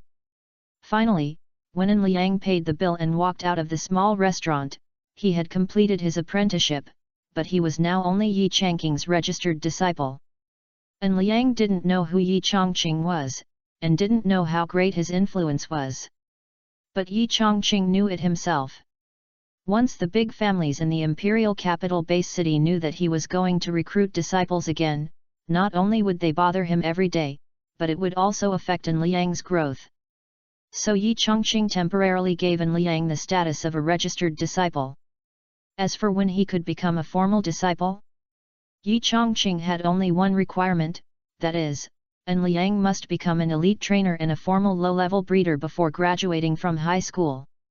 Elite trainers are easy to say, but formal low-level breeders need to take exams. This made An Liang very depressed. Since he came into contact with Pokemon, he has become less and less willing to read books. During this period of time, he only learned about the knowledge of breeders, and only learned about the processing of water-based materials, the characteristics of water-based Pokemon, and the living habits. He learned these more to facilitate his own training of Pokemon. Ah! After a sigh, An Liang walked out of the restaurant. However, as soon as he walked out of the restaurant, he met a very familiar person. An Liang, hey, Dad? Why are you here? Seeing An Liang, An's father looked as if he had seen a ghost. After he looked at An Liang and then at the small restaurant behind him, An's father dragged An Liang aside. An's father, smelly boy, why are you here? An Liang, I just want to eat, what's wrong? An's father, according to the instructions of the leader, a Super King level trainer seems to have appeared in our base city recently, and we don't know what the situation is now. An Liang. An Liang really didn't know what to say at this moment. If he guessed correctly, the Super King his father mentioned should be the senior brother who was running around with Vaporeon. That is, the Magikarp uncle Chen Shijin. However, after An Liang looked at the Jinyue brothers behind An's father, he still pretended to know nothing. Anyway, he was just an ordinary person, and no one could suspect him. Just then, An Liang suddenly remembered that there were 3 unicorn beetle Pokemon eggs in his backpack. It would be difficult for him to sell this thing himself, but it should be very simple to give it to An's father, right? An Liang, by the way, Dad, here are 3 unicorn beetle Pokemon eggs. Please help me send them to check their qualifications. And Dad, are you bored, kid? Do you know how rare high-quality unicorn beetles are? An Liang, but they are not ordinary unicorn beetles. They are the descendants of a large Beedrill tribe leader.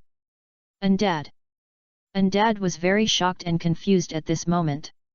If the parents of the elves are highly qualified, their descendants are indeed very likely to be highly qualified. In a large Beedrill tribe, the Beedrill who can become the leader must have no doubts about his qualifications and strength. But where did this brat get this kind of elf egg? A large Beedrill tribe must have hundreds of Beedrills, right? Add to that a large number of unicorn bees and iron shell pupae. What on earth is this guy doing? He took the 3-pack with a blank face. After putting the 3 unicorn beetle eggs in his backpack, An's father looked a little hesitant. If the 3 unicorn beetle eggs were really the descendants of a large giant bee tribe lord, they might be highly qualified, but he still had work to do. Just then, 2 men wearing the same Jinyue flag uniforms as An's father suddenly came over not far away. As soon as they saw An's father, they waved. The Jinyue flag, Li, who had met An Liang once in the black market, shouted directly. Olden, it's time to call it a day. Hearing his companion's shouts, An's father stuffed the eggs back into An Liang's arms. An's father, what's going on? Didn't you say you were going to find the mysterious king? Or has support arrived? Li Qing, hey, it was a misunderstanding. The king who appeared in the base city was Master Chen Shijin. He just stopped by the base city to take a look. Now that the misunderstanding has been resolved, our mission is naturally cancelled. An's father was relieved when he heard that it was a misunderstanding. After all, he was a powerful king. Elite trainers like him were nothing in his eyes. At this time, a female Jinyue general flag who came with Li Qing found An Liang behind An's father and couldn't help looking at An's father with surprise. Jin Shui, Olden, you still have to take your son with you on the mission. An's father, go to hell. An's father, this kid just came back from outside, I just met him by chance, brat, this is your Aunt Jin, just call this Uncle Li. An Liang, Uncle Li, Aunt Jin. Just as the Jinyue were observing An Liang was also observing them. The Jinyue flag-bearer surnamed Li was a rock-type trainer, and the Jinyue flag-bearer surnamed Jin was said to be a bug-type trainer. An Liang had heard from An's father that the scar on his face was left when she captured Scyther. At this time, a powerful trainer whose strength was close to the quasi-king level was considered a good player even among the many flag-bearers in the base city. Chapter 67 Selling Unicorn Eggs, 2. After a few greetings, An's father looked at Li Qing and Jin Shui beside him. An's father, you go back first. This brat got something in the wild. I want to accompany him for a walk. By the way, you can also take my people back. Hearing this, Li Qing and Jin Shui couldn't help but look at each other. Li Qing, Olden, your son got something good in the wild again. We have been brothers for so many years, and you are still hiding it in front of us. Jin Shui, by the way. Hurry up. An's father. Seeing his teammates like this, An's father was helpless. He didn't want to hide it. But what he just said, these guys will say he is showing off again, right? Asshole. In desperation, An's father could only tell his companions that An Liang got 3 horned beetle eggs from the wild. After hearing it, Li Qing was just sighing at An Liang's good luck, but Jin Shui, the bug-type trainer, showed excitement. A descendant of a lord? The qualifications must be at least C or even B level, right? In this world, swarms of beedrills are certainly a nuisance in the jungle. But it is undeniable that small elves like beedrills grow very fast. As long as a small amount of resources is spent, you can get a beedrill with good combat power. Beedrills are not like Pidgeot, which needs to be level 38 to evolve into the final form of Pidgeot. They only need level 10 to evolve into beedrills. This is very good, which I am afraid that a D-level unicorn can evolve into a giant beedrill, and with a giant beedrill, you can capture other elves, or perform tasks to earn resources to form a virtuous circle. So when Jin Shui heard that An Liang had 3 unicorns with suspected B-level qualifications, she was immediately tempted. If these unicorns are all B-level, or even if only one is B-level, she can improve her strength a lot after buying them. She naturally couldn't resist this temptation. Jin Shui, Olden, I'll go with you. As soon as the voice fell, others looked at Jin Shui, but when they remembered that Jin Shui was a trainer of the unicorn system, they didn't think it was strange. Li Qing, who had no interest in this, nodded to An's father and Jin Shui, and left with a large number of Jinyue warriors. As everyone left, An's father and the other 2 went all the way to the Pokémon Center. The Pokémon Center can identify the qualifications of Pokémons. Although it would be a bit slow for normal people to send Pokémons for identification, Dadan is a Jinyue, and as a direct trainer of Yan country, Dadan directly enjoys priority. This is a series of bonuses that Yan Country has made to encourage a group of young trainers to join the army. Soon, when the three of them came to the Pokemon Center and stated their identities and intentions, a staff member led them to the rest area and took away the 3 unicorn beetle Pokeballs. At this moment, Dadan sat on the sofa uncomfortably, not because of other reasons, but because the sofa here was too soft. There was no such soft sofa in their Jinyiwei Yamen. After finally finding a more comfortable posture, Dadan looked at An Liang with a smile on his face, and felt very unhappy. An's father, you little brat, if these 3 unicorn eggs don't have high qualifications, I will peel your skin off. An Liang. Within half an hour, the staff member who took the Pokeballs before came back with a smile on his face. Congratulations, Mr. An. Your 3 unicorn eggs are all B-level qualifications. This one is the best, and the qualification has even reached B and level. Here is the appraisal certificate, please keep it. After presenting the Pokemon eggs and the appraisal certificate with both hands, the staff member left very tactfully. At this moment, An's father was so excited that he could hardly express it in words. 3 B-level unicorn eggs could be sold for 1.2 million Pokemon coins. An Liang, this little brat, is really lucky. Why didn't I notice it before? Just then, Jin Shuet, who was standing next to An's father, suddenly asked, Olden, what are you going to do with these 3 Pokemon eggs? Are you going to cultivate them yourself or sell them to others? Hearing this, An's father did not give Jin Shuet any answer at the first time, but looked at An Liang instead. After all, these 3 Pokemon eggs were brought back by An Liang, and the decision was still in his hands. Besides, if these Pokemon eggs were really to be sold, he and Jin Shuet had known each other for more than 10 years, so it was not easy to argue about the price. It would be better to let An Liang do it himself. This way, he would not have to feel embarrassed to be caught in the middle.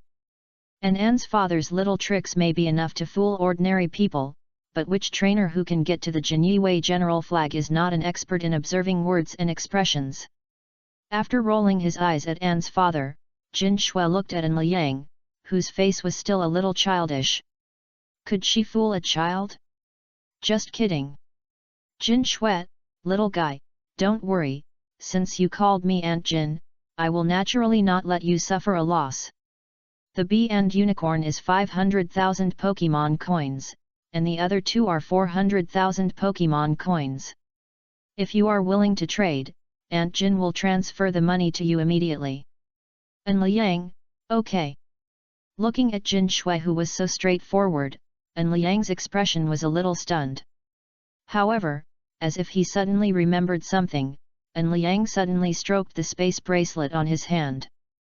The next second, the insect resources he had looted before appeared in the sight of the 3 people. Seeing this scene, even An's father couldn't help but twitch his mouth. How much benefit did this kid get this time? Did he empty a giant bee tribe? Just when An's father looked at a loss, Jin Shuet had already set her sights on those resources. She picked up a resource and looked at the quality and nodded with satisfaction. Jin Shuet, little guy, you are lucky. Not only did you bring back 3 unicorn beetle eggs, but you also brought back so many resources. But this is good, so I don't have to collect them again. How about these resources plus 3 unicorn beetle eggs for a total of 2 million elf coins? Jin Shuet, Aunt Jin is not fooling you. Although you have a lot of resources, they are obviously collected by those giant bees. Many resources have not been properly preserved, and the medicinal properties have been lost a lot. Even if you sell them outside, you will get this price. At this time, An's father also nodded to An Liang. It means that there is no problem with this price. Since this is the case, An Liang naturally has no other concerns and agrees directly. Although the harvest is a little less than he expected. But it's all free stuff. Chapter 68 Binagene Medicine. After An Liang and Jin Shuet completed the transaction, he went back home directly. After all, he had to go home to see his mother after returning to the base city once. However, when he went home at this time, Anne's mother was still at work. And Liang, who was bored, decided to enter the Wanjie Trade Mall and take the Kairos, and several giant bees were sold. However, when An Liang just arrived at the mall, a sign of Bina Gene Technology Company immediately attracted him. Gene Company? Specializing in animal genes? Interesting. An Liang, feeling a little curious, pushed open the door of the store and walked in. What surprised him even more was that the owner of the store was not an Asian but a blonde and blue-eyed Westerner. Fortunately, because of the translation system that the trading mall came with, there was no impact on their communication. In fact, let alone different regions, even different species would not affect An Liang and his communication. "Oh. Sir, what would you like to order? By the way, you can just call me Brett." Just when An Liang was still hesitating, the blonde and blue-eyed Westerner came over first. He enthusiastically promoted their products to An Liang. "Sir, this is our company's latest product, HCL Type I gene medicine, which contains the genes of more than 10 species of creatures such as blue whales, sharks, rhinoceros beetles, cheetahs, etc. Even a kitten can become a powerful beast after drinking this bottle of medicine. Sir, do you want to buy a bottle to try?" While Brett was still promoting, An Liang's head was full of question marks. Are these scientists crazy? They actually mixed the genes of so many animals together? Good guy, are they creating monsters? No wonder there is a big monster on the sign of this store. He originally thought it was just a decoration, but it turned out to be real. At this time, Brett seemed to know what An Liang was worried about. So he patted his chest and said, "Sir, although taking this medicine will allow creatures to have the ability of unlimited growth of sharks, the rapid growth speed of blue whales, the power of rhinoceros hornworms, the unmatched speed of cheetahs and the reaction speed of mantises, etc. But we also have corresponding medicines to stop the changes of alienated creatures. In other words, as long as you have both genetic medicines and antidotes, you can cultivate giant beasts of corresponding sizes according to your requirements. Dear sir, please believe us, we are still very strong in genetic engineering. And we have also done clinical trials ourselves. Don't worry about this." After saying this, Brett looked at An Liang's face with trepidation. He had just obtained this system. At first, he believed in materialism and didn't believe that there was such a magical system in this world. But after being slapped in the face by reality, Brett could only admit that this world was not as simple as he imagined. In this way, as he gradually understood the Wanjie Trading Mall, he gradually became excited. There are many civilizations on the technological side in the Wanjie Trading Mall. The technology of many civilizations far exceeds that of Brett, so Brett is eager to earn his first gold and buy new technology. He is not interested in conquering the world, but he is a very pure scientist. Faced with so many technologies that only existed in imagination before, he has no resistance at all, which is why he is so excited when he sees An Liang. But it is his excitement that makes An Liang very suspicious of his intentions. Is this guy lying to me? After hesitating for a moment, curiosity still prevailed. After looking at the potions on the counter, An Liang asked casually, "Is it really that good? How many trading coins does a bottle of gene potion and a bottle of antidote cost?" Brett, 300 trading coins. A bottle of gene potion plus a bottle of antidote only cost 300 trading coins. An Liang, the price is not expensive. After muttering softly, An Liang also noticed the side effects of the gene potion, that is, if the antidote is not given to the organism taking the gene potion will not only continue to grow rapidly in size, but also become anxious and angry, like an oil barrel that explodes at the touch. And this side effect can also be affected by the antidote of Bina gene potion. This made An Liang speechless. Damn, it's actually bundled for sale. Helpless as he was, And Liang was still very interested in the efficacy of this gene potion. Anyway, 300 trading coins are just 3 top-grade magic stones for him, and he has thousands of top-grade magic stones in his space equipment. The only problem now is, and Liang only has top-grade magic stones. If they are not accepted here, and Liang needs to cash out outside. And Liang, I don't have trading coins, but this top-grade magic stone is also a hard currency in the trading mall. The price of a top-grade magic stone is about 100 trading coins. Do you think it's okay to trade with this? And Liang, if it's okay to trade, give me 3 sets of gene potions and antidotes first. Blake, this. Looking at the azure magic stone in Liang's hand, Brett seemed a little hesitant. He had only been in contact with the Wanjie Mall for a short time. He didn't know the price of the top-grade magic stone, so he seemed a little hesitant. Soon, when he learned about the price of the top-grade magic stone, he agreed directly. Although he also wanted Liang to use trading coins for normal transactions, he was his first customer after all. Be patient. Afterwards, after receiving several top-grade magic stones, Black handed Liang 3 small handbags. Black, sir, this is you need something. Because the medicine needs to be refrigerated, try not to take it out before you use it. And Liang, I understand. After completing a deal, and Liang casually threw the 3 handbags into the space bracelet. The time in the space bracelet is still. No need to worry about the genetic medicine going bad. But speaking of genetic medicine, although Brett claimed that this genetic medicine can be used for any creature, and Liang is very skeptical.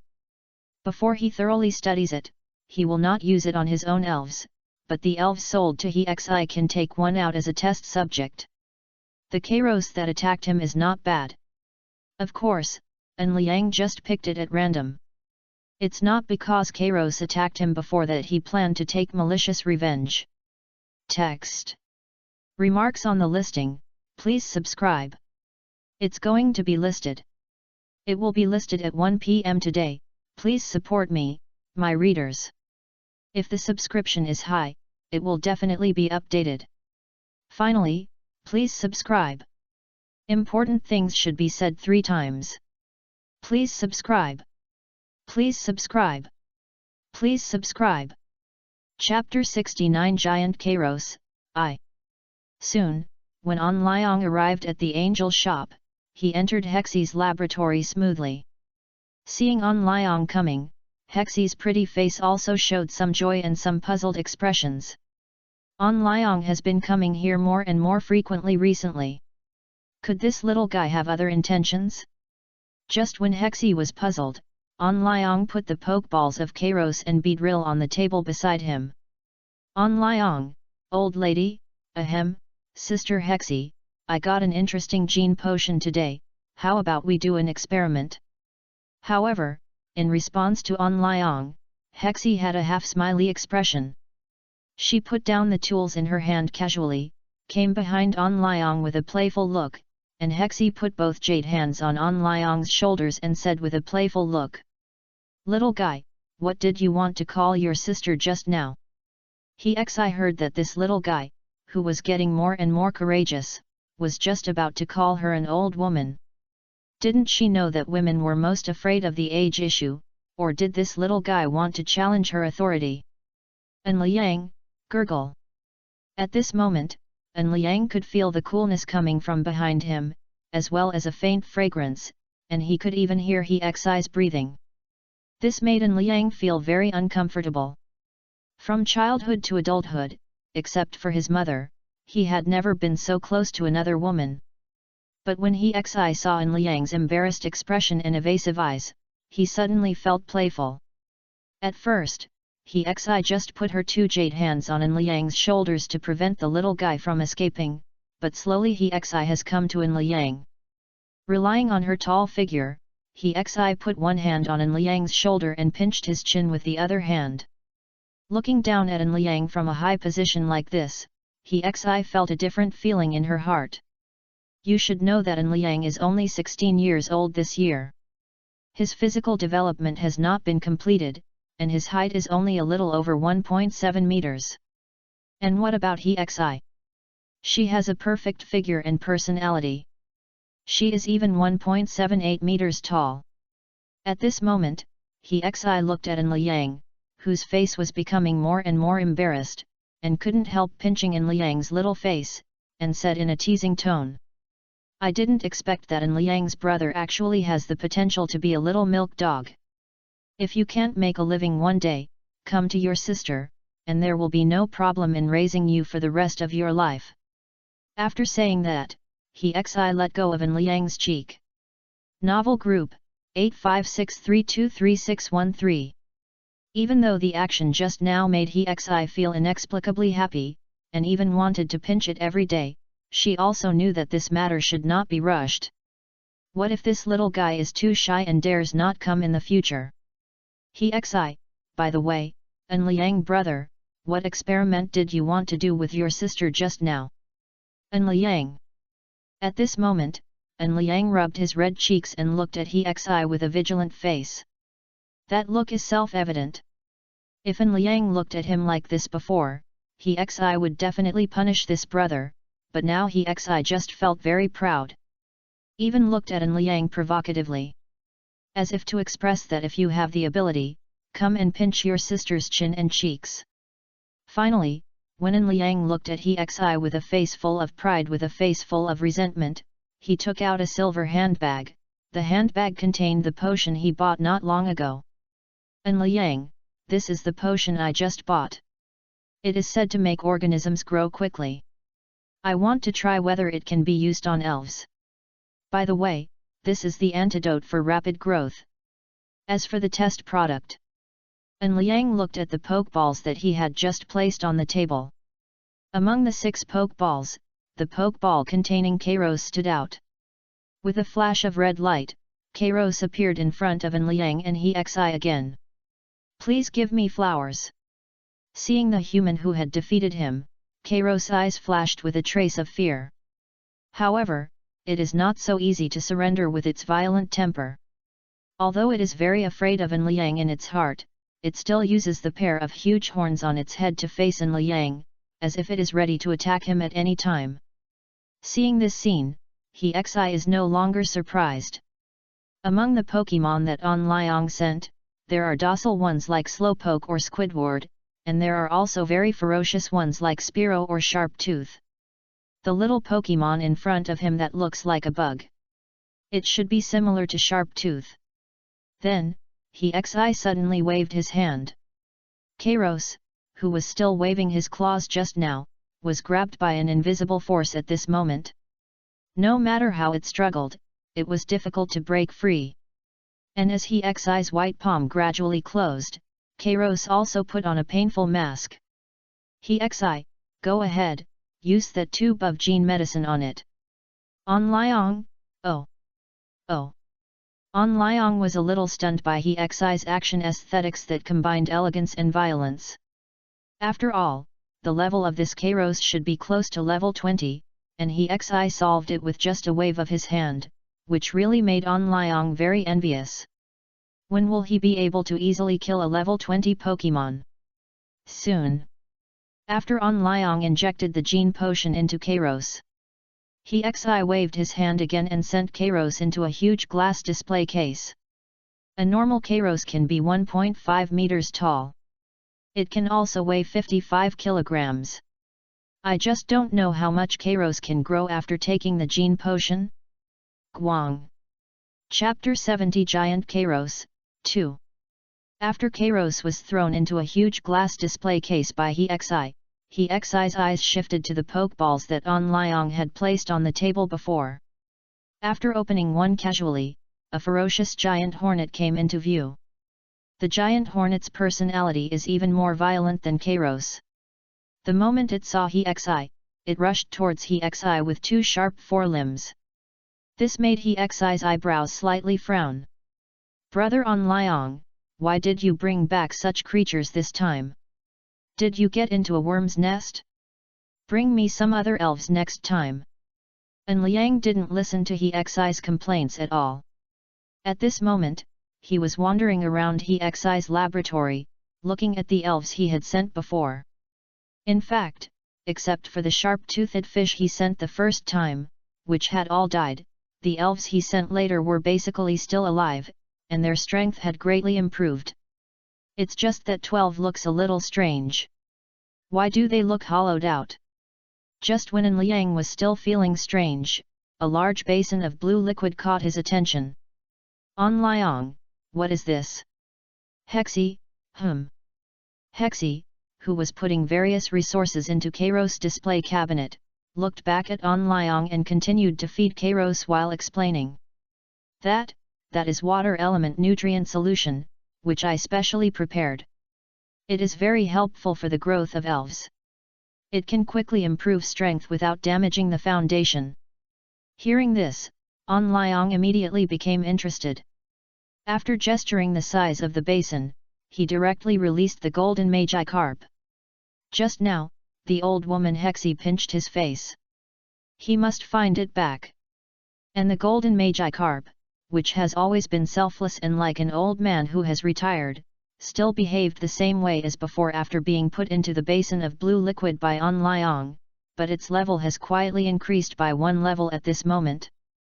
Although it should not be worth celebrating from level 7 to level 8. If it was so difficult for the Swampert to improve its strength, On Liang would have punched it long ago. But if it was the Golden Carp King, finally finding a way to improve its strength would only make An Liang happier. After placing the Golden Carp King, An Liang came to Hexi's side. Looking at Kairos in the display cabinet in front of him, An Liang rubbed his eyes in surprise. Until he was sure that he was not hallucinating. He shouted fuck. It was not that he had little experience, but the Kairos in front of him had only disappeared in front of him for a few minutes, but its height had increased a lot, and this Kairos was still eating like a starving ghost. The food and resources that Hexi put in the display cabinet were disappearing rapidly. As these resources disappeared, Kairos's size was slowly growing. If you keep staring at Kairos, you won't think it's unusual, but when you turn your head and look back even after only 3 minutes, the changes in Kairos will shock you. At this moment, Kairos's height has exceeded 3 meters, and his weight is conservatively estimated to be 200 kilograms. Now even Hexi, a scientist, didn't know when this change would end. She could only let her clone add resources while recording data. As the initiator, An Liang was also confused at this moment. Is the product of Binagene Technology Company really compatible with elves? After looking at Kairos's attribute panel, An Liang found that Kairos's level had not changed, but its qualifications had become unknown, and the status column had also changed from healthy to genetically unstable. Just as An Liang lowered his head and pondered, looking at the antidote in his handbag and considering whether to give it to Kairos. Kairos in the display cabinet suddenly hit the glass display cabinet with the giant horns on his head. Kairos's eyes, which had just been clear, were now slightly blurred. Red. Even though its impact was useless, Kairos was still frantically attacking the glass cover of the display cabinet. Its appearance reminded On Liang of the flaw of the gene potion, which was that it was easy to make the creatures taking the gene potion 597 fall into boundless anger. The only way to relieve this anger was to take the antidote. However, giving Kairos the antidote meant the end of this experiment. It also meant that they had not experimented out the limits of this gene potion and Kairos, so On Liang seemed very hesitant now. Just as he was hesitating, Kairos, who was in a frenzy, grew faster, and in the blink of an eye, his height exceeded 7 meters. This is 7 meters. It is equivalent to 2 floors high. And the 7-meter Kairos has reached the limit of the display cabinet. If Kairos continues to grow, at least this display cabinet will not be able to accommodate it. Hexi, quick, give me the antidote. Seeing Kairos become so huge, Hexi's face was not as calm as before. If she had known that Kairos would become so big, she would have prepared a bigger display cabinet. However, it was too late to do it now. She could only end this experiment and wait until she prepared a new venue before doing a new experiment. Chapter 71 Giant Kairos, 3. After the experiment, Kairos slowly regained his sanity. Although Kairos' body did not shrink at all, it was very weak and was constantly eating to make up for its needs. The reason why it was so weak was that as long as Kairos entered the violent state, its body was still growing rapidly, but it did not eat like before, which led to its weakness. Looking at Kairos who was eating, he smiled. If An Liang made the genetic medicine for Kairos by himself, it would not be difficult for he to make it herself, but her previous research direction was not here. After all, before this, they did not have any combat pets in Mellow Heaven. No angel wants to become a giant angel. So he did not develop this kind of gene potion. But now it seems that this kind of gene potion is still useful. It took only more than 10 minutes to make the size of an elf so many times larger. This gene potion is also very good. After taking the gene potion, although Kairos's level did not change, its strength must have increased significantly with the growth of its size. Maybe the strength of the Swampert is not even as high as Kairos at this time.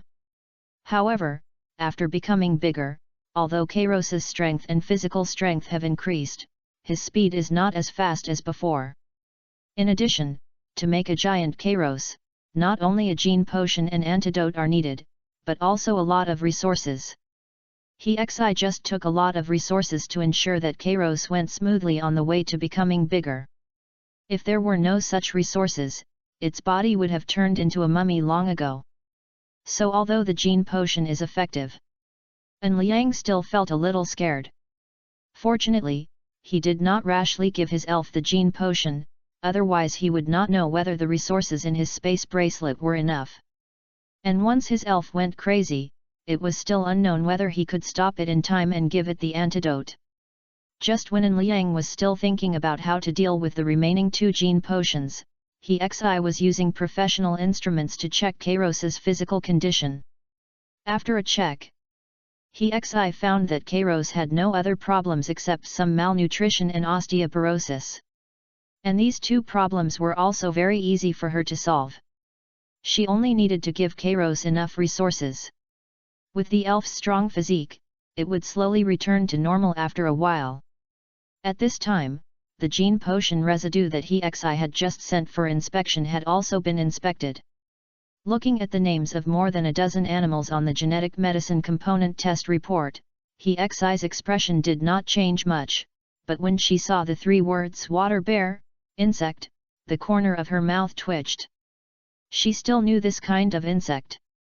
If she remembered correctly, the vitality of this creature seemed to be extremely tenacious. After closing the report in her hand, Hi looked at the empty white handbag on the table beside her. Since this elf named Kairos can perfectly fit the genetic medicine, can other elves also be used? This guess made Hi's heart move. If Hi wanted to copy the genetic medicine that An Liang just took out, it would only take a few minutes. However, on this basis, Hi planned to improve the genetic medicine. Before this, there were only more than a dozen genes of ordinary animals in the genetic medicine, but what if she added some genes of elves? Or take one elf as the main body and add the genes of other elves? Can a brand new elf be created? And what if this basic elf is a mythical beast? An Liang naturally didn't know what Hi was thinking at the moment. He just looked at Hi with a confused look and left the display cabinet. Compared to this huge Kairos, An Liang still liked his own golden Magikarp more. An Liang was thinking at the moment, what would happen if the golden Magikarp drank the potion? Normal Gyarados is 7 to 8 meters long.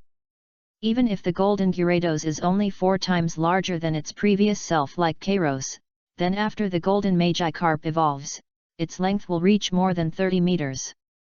Such a huge body! It is probably just a living target. Originally, Gyarados was not very fast, and now it is still so big.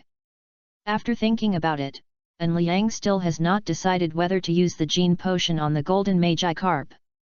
The main reason is that he wants to see if the giant Kairos has a significant improvement in physical strength. Whether attacking or being attacked, the Pokemon will consume its own physical strength. If Kairos does not increase in physical strength when it grows bigger, then this Kairos will be useless. After thinking about it, An Liang first put the golden Magikarp into the Pokeball. Even if An Liang does not mention the physical strength test, he will test it, Lin Yozhao, so he only needs to do it again in 2 days to know the result. Just after An Liang left, he also recorded Kairos's information for a while and prepared to feed the water spirit with nutrient solution Yang. But when she came to the iron basin filled with nutrient solution, she was shocked to find that there was less than half of the nutrient solution left. Except for a piece of golden scale left at the bottom of the basin, there was nothing else around. He didn't even need to guess at this moment, she knew who took her nutrient solution. But she didn't feel dissatisfied. Instead, the corners of her mouth curled up slightly. Brother An Liang, do you know that my sister's things are not so easy to take? Chapter 72 Evolve, Swampert. An Liang, Swampert. Frozen wind. Swampert, gurgle. As a stream of blue ice energy passed by, several giant sharks were frozen by Swampert. At this moment, Swampert is already level 37. Yes, you read it right. Swampert is already level 37. Now An Liang is taking Swampert to the lake for the final sprint. There are 3 days left before An Liang High School starts. In addition to the opening ceremony, the most important thing on the first day of school is the class division.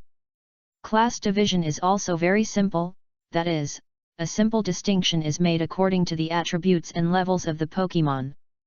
The classes in the trainer school are not like the junior high school that An Liang attended, where one teacher teaches more than a dozen students. Here, a class often has only more than 20 students, and the teacher can't teach too many. In order to get the first place, An Liang plans to let Swampert evolve into Swampert before school starts. Although Swampert is still the first among all the trainers in the first year of high school at its current level, even if it does not evolve into Swampert, Swampert is not as domineering as Swampert. In the future, in the Trainer Academy, traveling with a Swampert and traveling with a Swampert are different things. What if? An Liang said that if he ran into 2 beautiful seniors or juniors, wouldn't it be a profit? Look at the Swampert again. It is now showing its might in the deep water of the lake. Although it doesn't know why its trainer is so eager to evolve, in order to avoid being deducted food by the wicked trainer, this hard-working Swampert can only show 300% fighting spirit. While the Swampert was killing An Liang, and the Swampert had actually become a little popular on the official website of the Trainer Academy. After all, even among high school students, only a very small number of them can train a Pokemon to level 37. Now a junior who has not yet entered school has such a strong strength. Naturally, it will cause discussions among those seniors. But An Liang doesn't know these. But even if he knew, he wouldn't care.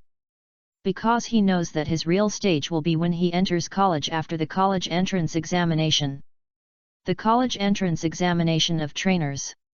The competition is absolute hard power. If An Liang is strong enough, he can even beat the young generation across the country to win the top scorer in the college entrance examination that year. Of course, these are all later stories. Night falls. An Liang touches the slippery head of Swampert, looking at the starry sky above, wondering what he is thinking. After fighting for a day, Swampert lies beside An Liang. Although this unscrupulous trainer always says that he will deduct its food and oppress it, Swampert still likes An Liang the most.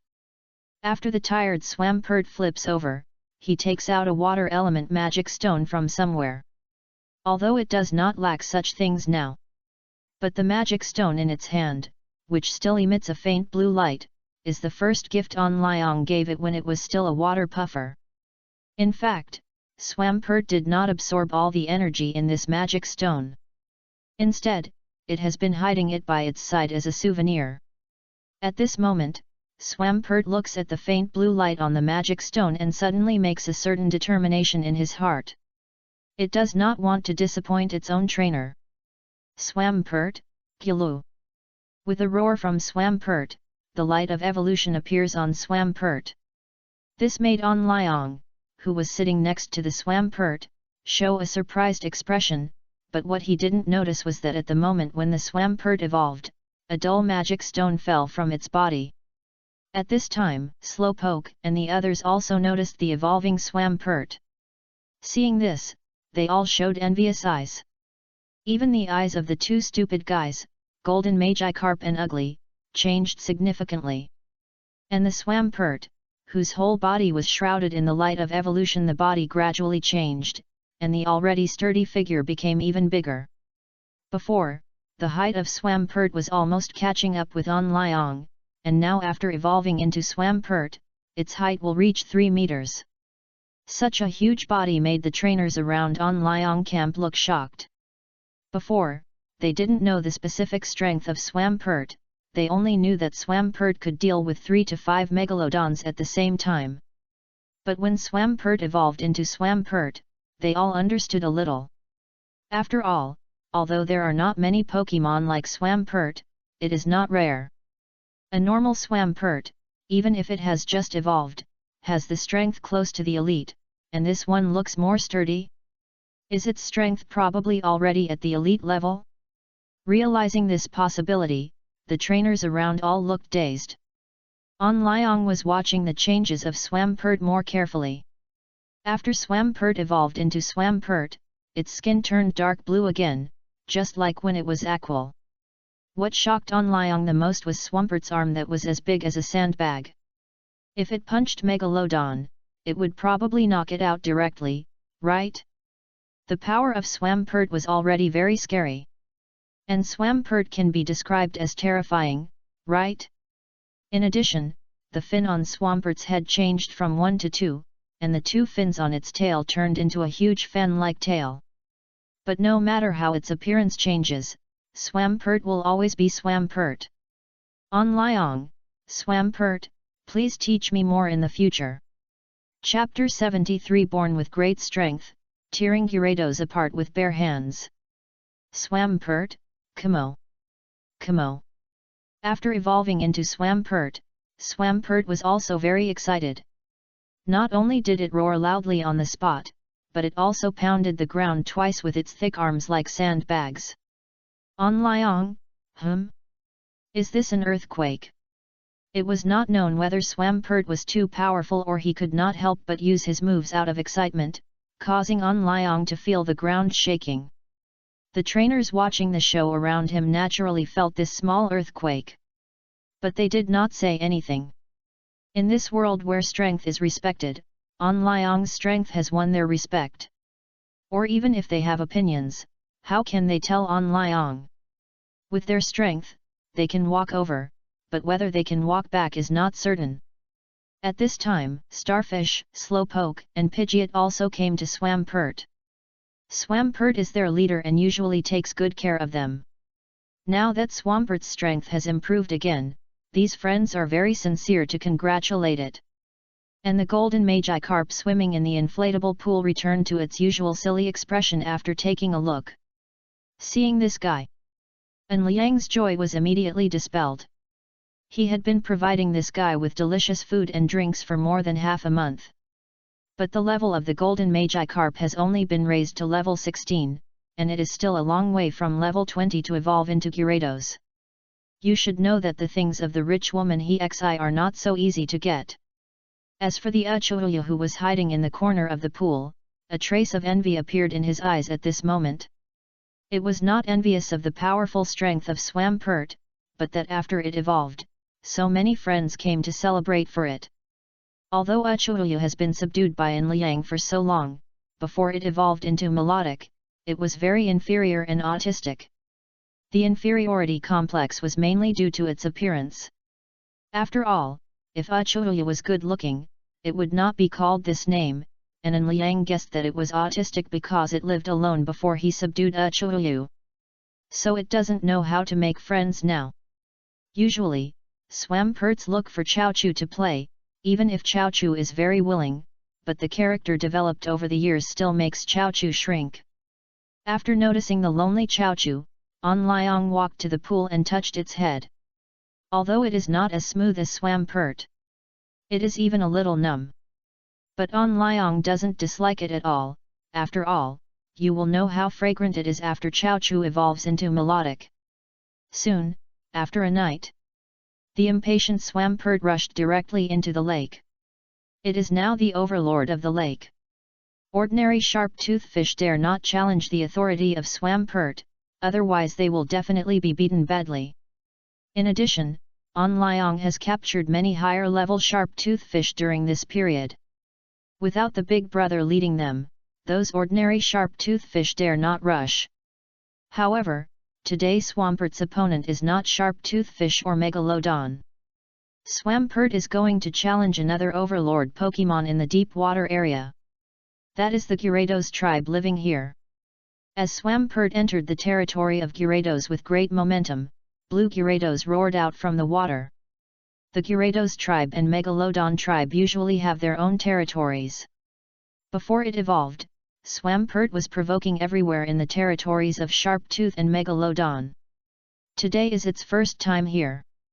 Swampert looked at the 7 Gyarados in front of him without any fear in his eyes. In fact, the average level of Gyarados is much lower than Megalodon. After all, Magikarp only needs level 20 to evolve into Gyarados. Although it may take a long time for Magikarp to reach level 20. But this does not prevent Gyarados from being a powerful Pokemon. Kamo. After a loud roar, Swampert took the initiative to rush towards Gyarados. Although Swampert has a huge body, it is also very agile. Please give me flowers. After easily dodging Gyarados' attack, he rushed directly to a Gyarados. Swampert, who had just evolved not long ago, did not use any moves, but directly grabbed Gyarados' tail and threw it away simply and roughly. Although Gyarados did not fly high, only 1 or 2 meters above the water surface, it also made the trainers and Pokemon on the shore dumbfounded. Did they see it right just now? That Swampert actually grabbed a Gyarados' tail and threw it out by brute force? This is a bit too exciting. Although Gyarados does not know why, it does have the attribute of flying, but it was forced to fly just now, which is really a bit too scary. Looking at Swampert again, it was obviously not enough to just throw away a Gyarados. At this moment, Swampert shifted his gaze to other Gyarados, and his fist, as big as a sandbag, was gradually wrapped in ice energy. If this hit a certain Pokemon, the fate of that unlucky Pokemon might not be very good. More than 10 minutes later, the arrogant Swampert returned triumphantly. It had just defeated nearly 10 Gyarados and was enjoying the shocked and envious eyes of the trainers around it. But when it came to An Liang, it suddenly put on a flattering smile in the next second. The change was so great. It made An Liang himself a little amused. An Liang, take it. An Liang knew that this was because Swampert had just evolved and experienced a big battle, so he was a little hungry. As expected, when An Liang took out a few large uncut energy cubes from the space bracelet, Swampert's eyes lit up immediately. He took the energy cubes and ran to the tree beside him to swallow them. While swallowing, Swampert looked at An Liang from time to time. It seemed that he was afraid that this unscrupulous trainer would suddenly rush over and snatch his energy cubes. Guang. Chapter 74 School Opening. The school opening day passed in a flash. In the blink of an eye, An Liang had spent his 3-month vacation and welcomed the school opening day. That day he packed his luggage and came to the only trainer academy in the base city. In fact, An Liang wanted to level up in the wild by killing monsters like when he played games. After all, his strength was improving very quickly. In addition to the evolution of Swampert into Swampert, the tadpole has also evolved into the tadpole. If it weren't for the fact that Mosquito Lord's foundation was not stable and had not reached its best state, and Liang could use the king's certificate to evolve Mosquito Lord into Mosquito Lord Hua Wang. But he is not in a hurry now. Anyway, he will spend the next 4.5 months in the 597th school. It's just right to take this time to train the elves' fighting skills and consolidate their foundation. When the semester is over, and Liang believes that his elves can basically evolve to their final form. After arriving at the school gate, there is a long queue here. Students have to register here for the first time, and then they will know their class, teacher's name, dormitory, etc. Just when Liang thought he would have to queue here under the scorching sun, a college teacher suddenly saw Liang at the end of the crowd. Thanks to those college students, Liang is still quite famous now. The scene of Swampert showing his power that day has been popular on the college forum for a long time. Now any student or teacher who hangs out on the forum will know Liang. Soon, when the teacher came to Liang and said with a smile, "Student An, your class and teacher have been assigned long ago. You are in the first class of the water department of Senior 1. Your teacher is Shui Qin Guo. Go in and report to the teacher." Liang, looking at the enthusiastic teacher, Liang almost thought he was in the wrong place. But after coming to his senses, he thanked her and walked towards the college. Liang didn't know that many water department teachers were vying for Liang before the school started. In the end, Shui Qin Guo, the dean of teaching, stepped in and snatched Liang from many teachers. Originally, a dean of teaching like Shui Qin Guo didn't need to lead another class. But Liang's talent made her pay great attention to him. So there was the scene just now. On the other side, in the principal's office, a middle-aged man with a bald head was sitting in a recliner at this moment, and opposite him was a beautiful woman in blue clothes. This woman looks to be over 30 years old, but the erosion of time has not left too many marks. Instead, it adds a unique charm to her. At this time, the phone on the table in front of the bald principal suddenly rang.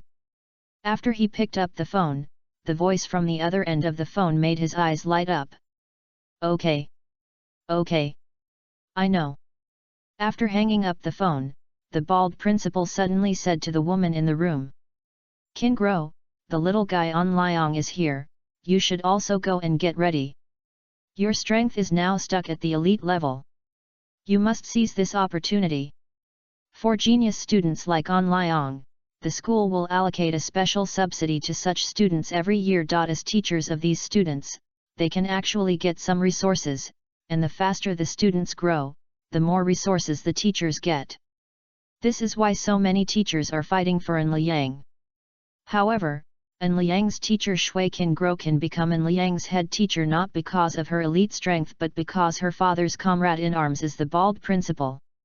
At that time, the bald principal and Shui Qin Guo's father belonged to the same unit. But Shui Qin Guo's father was killed to cover the bald principal's departure. This incident once made the bald principal feel guilty. Since then, the guilty bald principal applied for retirement and used various methods to make up for Shui Qin Guo. This time is no exception. But Shui Qin Guo shook her head lightly at this moment. She took on this task not because of the resources but because of Liang's talent. Such a talent should not be wasted. "Shui Qin Guo, principal, I'm leaving first." Back to the school. Liang was walking towards the teaching building at this moment, but this college was a little big, and along the way, Liang found that he seemed to have become the center of discussion, which made Liang, who didn't know the college forum at all, feel very strange. He looked at his clothes in confusion, but didn't find anything unusual. After looking at the pedestrians who were talking around again, Liang simply ignored them and walked quickly towards the teaching building. Soon, after Liang searched around all the way, he finally found his class, but what surprised him was that after he entered the classroom, there seemed to be only 5 students including himself. Are there so few people? Just when Liang still felt it was strange. The freshmen in the same class looked at him because of the sound of Liang opening the door, but after only looking at him for a second, they gathered together again and discussed something. It was not until An Liang walked over that he could hear clearly that they were discussing the future teacher of this class. Chapter 75 Class Teacher, Shui Qin Guo. The most heated discussion was about a 1.6 meter tall little fat boy. Little fat boy, do you know that the teacher of our class is a great beauty? Little fat boy, I heard that she was originally the dean of teaching, but I don't know why this year, she suddenly wanted to lead a class, but the most important thing is that this teacher has a good figure and a very gentle personality. Little fat boy, I heard that she already has a daughter, a pair of twin daughters, but I haven't heard any news about her husband. Just when several people were still discussing, the door of the classroom suddenly opened, and a woman who made the little fat boy and others brighten walked in from outside the classroom. Compared to the little fat boy and others' somewhat out of control expressions, An Liang was a little more indifferent. After all, the old woman he won 2xi was much better than this woman in terms of temperament and appearance. But overall she was still very good. At first sight, her weak temperament easily aroused men's desire to protect her. At this moment, Shui Qin Guo, who will be An Liang's teacher for the next 3 years, has walked to the podium. After reading all of An Liang's information, she noticed An Liang at first sight, but she did not have any other reaction. As a teacher, even if she cannot treat everyone equally, she should try her best to treat everyone equally on the surface. If she favors An Liang at this time, it will not be good for both her and An Liang. Shui Qin Guo, ahem. Hello everyone, I am your teacher for the next 3 years. My name is Shui Qin Guo. In the next 3 years, I will be responsible for your growth. In the future, whether it is problems with elves or problems in life, if you have any difficulties, you can ask the teacher for help. As soon as the voice fell, the little fat man and others immediately applauded excitedly. An Liang could only applaud to avoid appearing to be unsociable. He did not have any requirements for the head teacher. Just don't be too bossy. Just like that, after Shui Qin Guo said a few more words, she signaled An Liang and others to go to the dormitory to make their beds first. After all, they are all carrying luggage now. As for the official opening of the school and the start of classes, that's tomorrow. Students of the trainer school can actually choose to go to school or live in the school. There is no explicit rule requiring students to live in the school. However, the school has very good training facilities. Unless the family is not short of money. Otherwise, most students will stay in the school. It's just that the dormitory here is 4 people in a room, which makes An Liang feel very uncomfortable. After arriving at the dormitory, An Liang put his luggage in the locker and turned away directly, which made his 3 roommates look at each other in surprise. They originally wanted to introduce themselves to each other and get to know each other. I didn't expect this new roommate to be so eccentric. However, An Liang's departure was just a small episode for them. As freshmen in high school, they didn't know An Liang, who was very popular on the forum. If they knew, they would not be in this state now. On the other side, after leaving the dormitory, An Liang went directly to the swimming pool in the college. This is called a swimming pool, but it is actually connected to a small artificial lake, which is used to foster the water spirits of teachers and students in the academy. Normally, the spirits fostered here are actually some of them belong to teachers in the academy. Even if there are some water-type Pokemon here during the day, they are mostly brought by trainers for training and taken back to the dormitory at night. The strength of Pokemon is of course very important, but Pokemon are not a tool or a weapon. They are the trainer's partners. In order to cultivate intimacy, the Academy still recommends that students bring Pokemon with them and take care of them personally. But someone like An Liang, he has 8 Pokemons just by himself. It's not a good idea to always keep them in Pokeballs. So An Liang came to settle Swampert and the others after putting away his luggage. However, if Swampert lives here, he needs to be told something, that is, let it stay in the lake honestly and don't cause trouble everywhere. The Pokemons living in this artificial lake are all from other students and teachers. If this guy gets excited and rushes up to beat 597 people half to death, it's not like no one will look for him in the wild. And Liang will probably have to pay for his pants. And Liang, Swampert, I'll leave your brothers and sisters to you. You can't bully other elves, but don't be afraid when other elves bully you. I'll take care of you if anything happens. Swampert, Kamo. Hearing this, Swampert patted his chest. It seemed to assure An Liang that he would be able to complete the task. Although An Liang was still a little worried, except for Swampert, the strength of the ugly fish was strong, but its prestige was not enough to convince the crowd. I want to find someone with similar prestige and strength. There is only Swampert. Just like that, after An Liang fed Swampert and the others some water energy blocks, he turned and left. He now plans to find that teacher Shui Qingguo. Discuss the arrangements after school starts. He hoped to get enough autonomy and didn't want to waste too much time learning the knowledge about elves that he knew. Chapter 76 Milotica in the Storm, I. Just when An Liang had just helped the giant Swamperts get the admission certificate and was about to leave the swimming pool, he ran into his class teacher Shui Qingguo. Just when he was still sighing, how could there be so many coincidences in this world, Shui Qingguo was also surprised. She didn't expect to meet An Liang in this place. In fact, if she didn't meet An Liang here, she would find an excuse to find him and talk about the next 3 years of high school study. But now that they have met, there is no need to wait for a while to look for it. Shui Qingguo, student An, I didn't expect to meet you here. Are you here to foster elves? An Liang, yes, I have a lot of experience, and it is not convenient to raise elves close to me. I heard that there is a place in the school where elves can be fostered, so I came directly. Hearing this, Shui Qingguo nodded. From what she knows, An Liang does have a lot of elves. Originally, she planned to talk to him about this matter.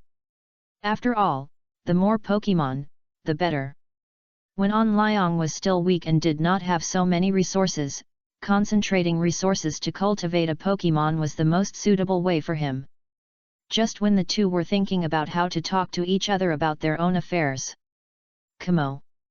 A huge roar suddenly came from the direction of the swimming pool behind An Liang, which made An Liang pale, because he could tell that it was the voice of Swampert.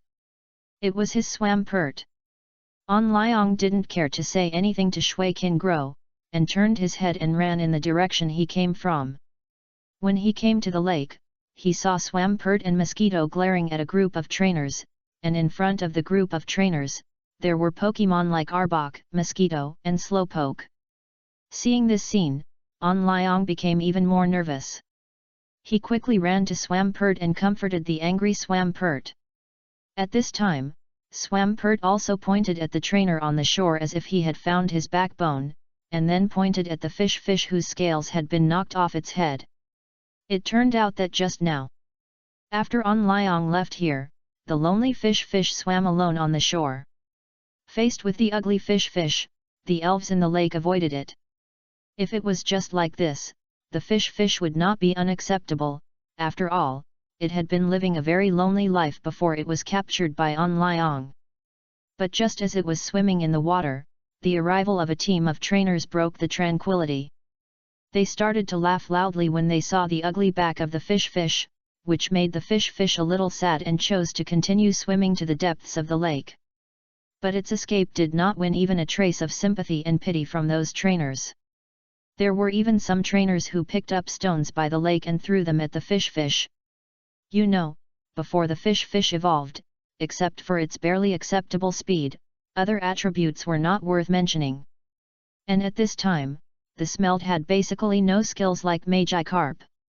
The Smelt, who never thought that he would be attacked by humans because of his ugliness, was hit by 2 stones, one of which hit his forehead and broke off a piece of his scale. This scene happened to be seen by Mosquito-kun, who was playing in the water and drove Swampert. That's why the scene just now happened. After learning this, An Liang's face gradually became cold, and his eyes looking at those trainers became more and more indifferent. After 3 months of training in the wild, he witnessed the brutal war between the Beedriddle tribe and the Butterfree tribe. During these 3 months, it was not only his Pokemon that changed. An Liang's personality and knowledge also changed greatly. His eyes were the best proof. An Liang patted Swampert arm and signaled it to keep an eye on the group of trainers. An Liang ignored his clothes and shoes and walked straight into the water. At first, when he reached out to touch the forehead of the clown still retreated a little as before. But then, the clown seemed to feel the concern in An Liang's heart and swam over. This was the first time it took the initiative to approach An Liang. Although An Liang could touch it before, it was mainly because the inflatable pool was too small and the clown had no place to hide. But this time was different. Although this was just an artificial lake, it was hundreds and thousands of times bigger than the pool. If the clown didn't want to be touched by An Liang, it would disappear in front of him in the blink of an eye. It was impossible for An Liang to not see that Fishy took the initiative. This made him feel a little more joyful, as if he had seen Fishy evolve into Melodic. However, those trainers were still not spared. An Liang, Mosquito-kun, who just threw a stone at your sister. Mosquito-kun, quack. Quack. Although Mosquito-kun wanted to say that his strength was not worthy of being Fishy's brother, but seeing the angry expression of his own trainer, if he said these insignificant things at this time, he might be deducted from his food like he would be for hitting Swampert. So the witty Mosquito-kun directly pointed out the 2 trainers who had just thrown stones at Fishy. It is worth mentioning that the initial Pokemon of these 2 trainers are also water Pokemon, namely Starfish and Squirtle. An Liang now doesn't know whether these 2 guys are in the same class as him, or whether they are his seniors, but this doesn't matter to An Liang, who is angry. He just wants to vent his anger now. An Liang, Swampert. Freezing punch.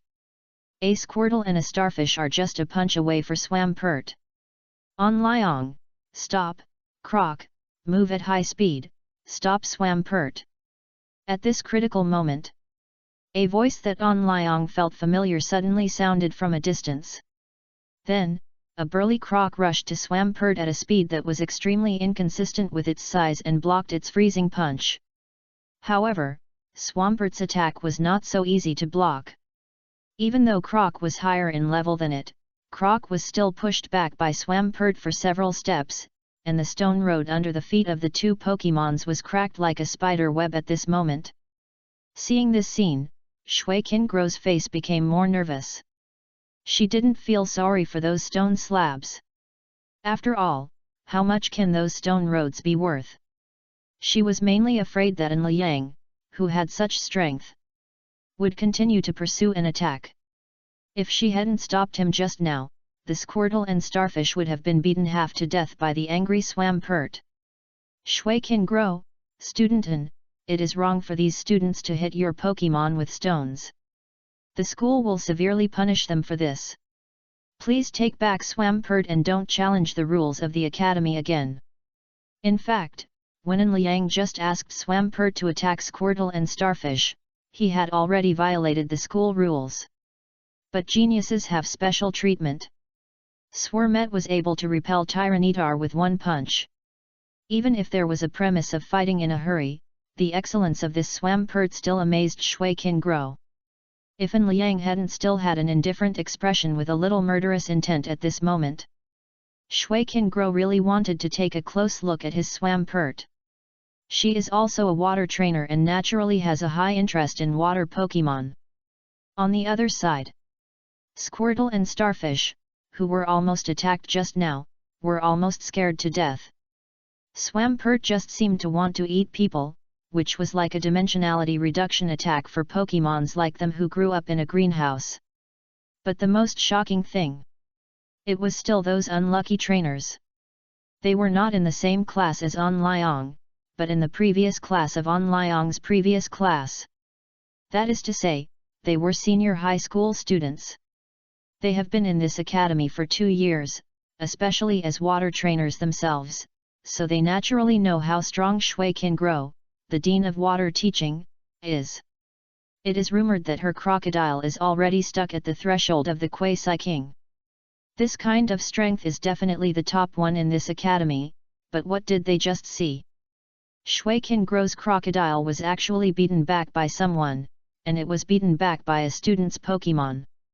Seeing this scene, the two unlucky guys who just hit the ugly fish with stones. At this moment, although they were standing under the scorching sun of September, they could not feel any warmth. They only felt as if there was an infinite chill emerging from their hearts. Having offended a junior of such strength, can they still live to graduation? At this time, under On Liang's deep face, Mosquito-kun, Slowpoke, and other Pokemon came out. Although they could not beat the crocodile, they had no problem beating Squirtle and Starfish. Mosquito-kun, who was also a veteran of many battles, looked at Squirtle with contempt, as if he was ashamed of its current performance. In Mosquito-kun's opinion, the Squirtle in front of him might not even be as good as an equal. Quack, what a waste! Quack! As more and more students gathered here, Shui Qingguo's anxious expression became more and more intense. This time, she only brought a crocodile with her, but now crocodile was blocked by Swampert, and she couldn't help even if she wanted to. And she didn't dare to let crocodile use some powerful moves, otherwise it would hurt the students around, and this matter would be even more difficult to solve. Just when Squirtle was knocked out by mosquito-scented Coil's frozen punch, the eyes of the ugly fish, who was still beside On Liang, finally had a noticeable change. Just today, Ugly Fish felt that he had finally found a family who would care about him. One was this trainer, and the other was those friends. When they saw themselves being bullied, they would stand up to protect themselves. This made the fish, who had lived alone for a long time, feel very warm and also very scared. The warmth was naturally because of the protection of On Liang and Swampert, and the fear was that the fish was afraid that one day in the future, he would lose his hard-earned family member Yang because he was too weak. At this moment, the fish suddenly recalled one thing, that is, its mother had said to it before her death. Their fish can also evolve. And they are very beautiful after evolution. However, they can only evolve when they meet family members who really care about them. Before, the fish didn't take this sentence seriously. But now, it seems that it can evolve. Chapter 77 Milotica in the Storm, 2. On Liang, who was standing next to the fish, was still thinking about how to continue to get angry, but the next second, the white light that suddenly appeared on the fish interrupted his thoughts. On Liang. It has been almost a month since On Liang subdued the Squidward. During this month, On Liang has taken great care of the Squidward. Usually, he urged the Swamperts to get along well with the Squidward.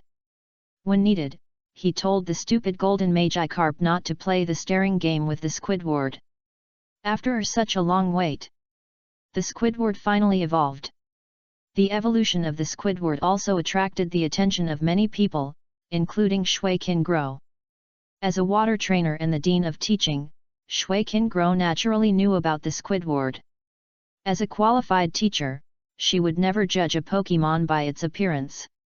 But from the perspective of strength and talent, Shui Qingguo really didn't understand why On Liang had such a Pokemon. But now, she seemed to understand a little bit and doubt life a little bit. When can Smelly evolve? On Liang's Smelly was captured, but there are some trainers who get Smelly directly when they awaken their talents. After seeing Smelly's appearance, even if they frowned a little, the sensitive Smelly would notice it. Even if they didn't stimulate Smelly, they wanted to take it to battle and experience, but both Smelly and Melodic were peaceful elves. Over time, the conclusion that Smelly could not evolve came out. But now, this conclusion may be overturned. Just when everyone had different ideas. Smelly's evolution has been completed, and it is better to call her Melodic in the future. The body color of Milotica is mainly off-white 597, with tentacles and pink fins similar to hair on its head, and long eyelashes with a pair of watery eyes. If there is a Pokemon that can solve a war with its appearance alone, then this Pokemon must be Milotica. At the same time, there are still black spots on both sides of Milotica's neck from when it was a fish, and the rainbow-like fan-shaped fishtail is also one of its characteristics. In short, it is not unreasonable that it can be called the most beautiful Pokemon in the entire Pokemon world.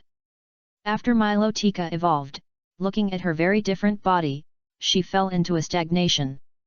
She had been ugly for most of her life and never thought that one day she could become the object of her envy. When Milotica looked at Onlyong again, there was no more alienation in his eyes at the beginning. It naturally knew that everything now was brought to it by the human in front of it.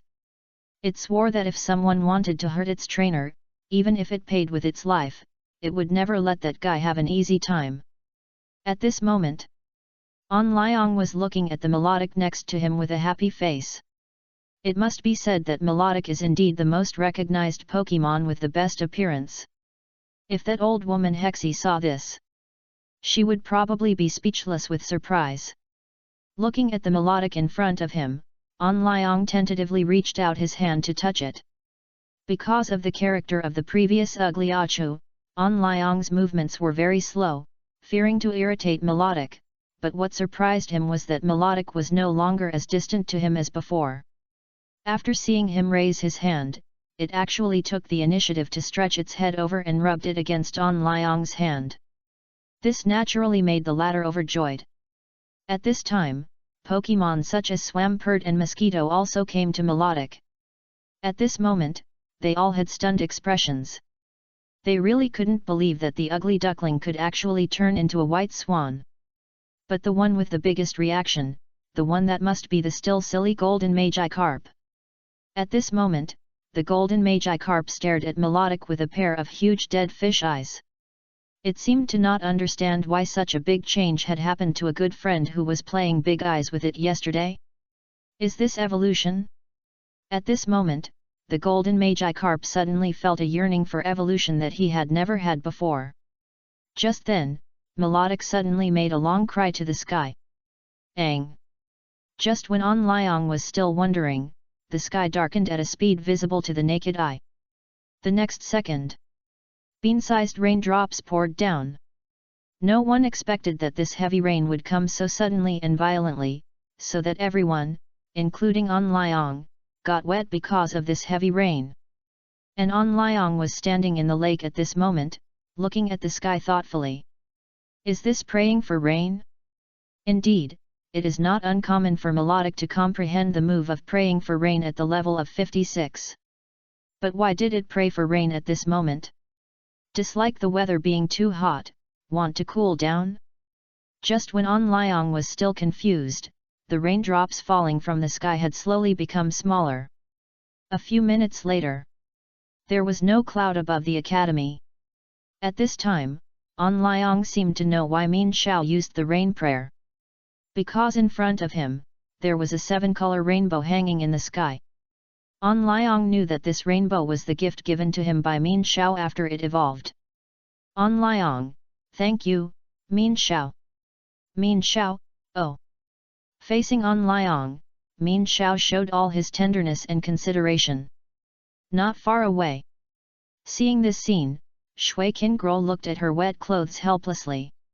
Although she felt helpless, the moment she saw Min Xiao, Shui Qingguo suddenly felt very relaxed, especially when she saw the gift that Min Xiao gave to Onlyong. Shui Qingguo felt envious. At this moment, she was considering whether to ask Onlyong about the principle of how Uglius evolved into Min Xiao. After all, this kind of elf is so beautiful. After shaking her head and sighing, Shui Qingguo took out a dry coat from her 1 cubic meter space bracelet and put it on herself. In the past, she liked to wear some loose clothes. But today, thanks to Onlyong, she also indirectly tried what it felt like to wear tight clothes. Just like that, Shui Qingguo looked at the Milotica nestled beside Onlyong with envy, and then left with the powerful crocodile. As for the learning tasks for the next 3 years, it can be said at any time. She should not be annoying and disturb others at such a warm time. However, neither Shui Qingguo nor An Liang knew that the scene of the ugly fish evolving into Milotica had actually been recorded. If nothing unexpected happens, An Liang is afraid that he will be a big hit on the internet like a few months ago. As night fell, An Liang came to the new dormitory. As for why it is a new dormitory? Since the incident in the morning, An Liang has been very popular in the academy. So the bald headmaster, who had always been optimistic about An, gave An Liang a private room. This private room is actually the teacher's dormitory, but most teachers have families and do not live in the school at night. Most of them go home to accompany their families. So many teacher dormitories are empty all year round. If a student has money, he can actually rent one. Or if you prove your talent like in Liang, the academy will not be short of your thousands of elf coins.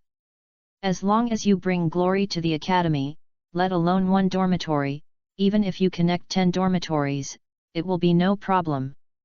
At the same time, the video of the evolution of the JoJo fish into the melodic also fermented and became popular on the internet. People who saw this video thought it was a synthetic video at first. After all, how ridiculous is it for the JoJo fish to evolve into melodic? These are two extremes, okay. But when the school officials and some great gods proved that there was no trace of editing in the video, this video became popular on the entire internet. Since the age of elves, elves will always be a topic that will never go out of date. Not to mention something like today, in addition to the vast number of netizens who are watching the fun, there are also a large number of Pokemon scholars discussing together. Of course, those Pokemon scholars are discussing in their own channels, and the real discussion under the video is all from the spectators from all over the country. There are trainers, and some are just ordinary people who pay close attention to the trainer circle. Netizen A, Everyday NVJPG. Netizen B, my mother asked me why I was kneeling to watch the video, and I told her to come and see melodic. Netizen C, by the way, do you remember the video of the evolution of Aquasca into Swampert that became popular more than 2 months ago? The boy in the video is the same person as the one in the video 2 months ago. Netizen C, and you see the Swampert that appears at the end of this video.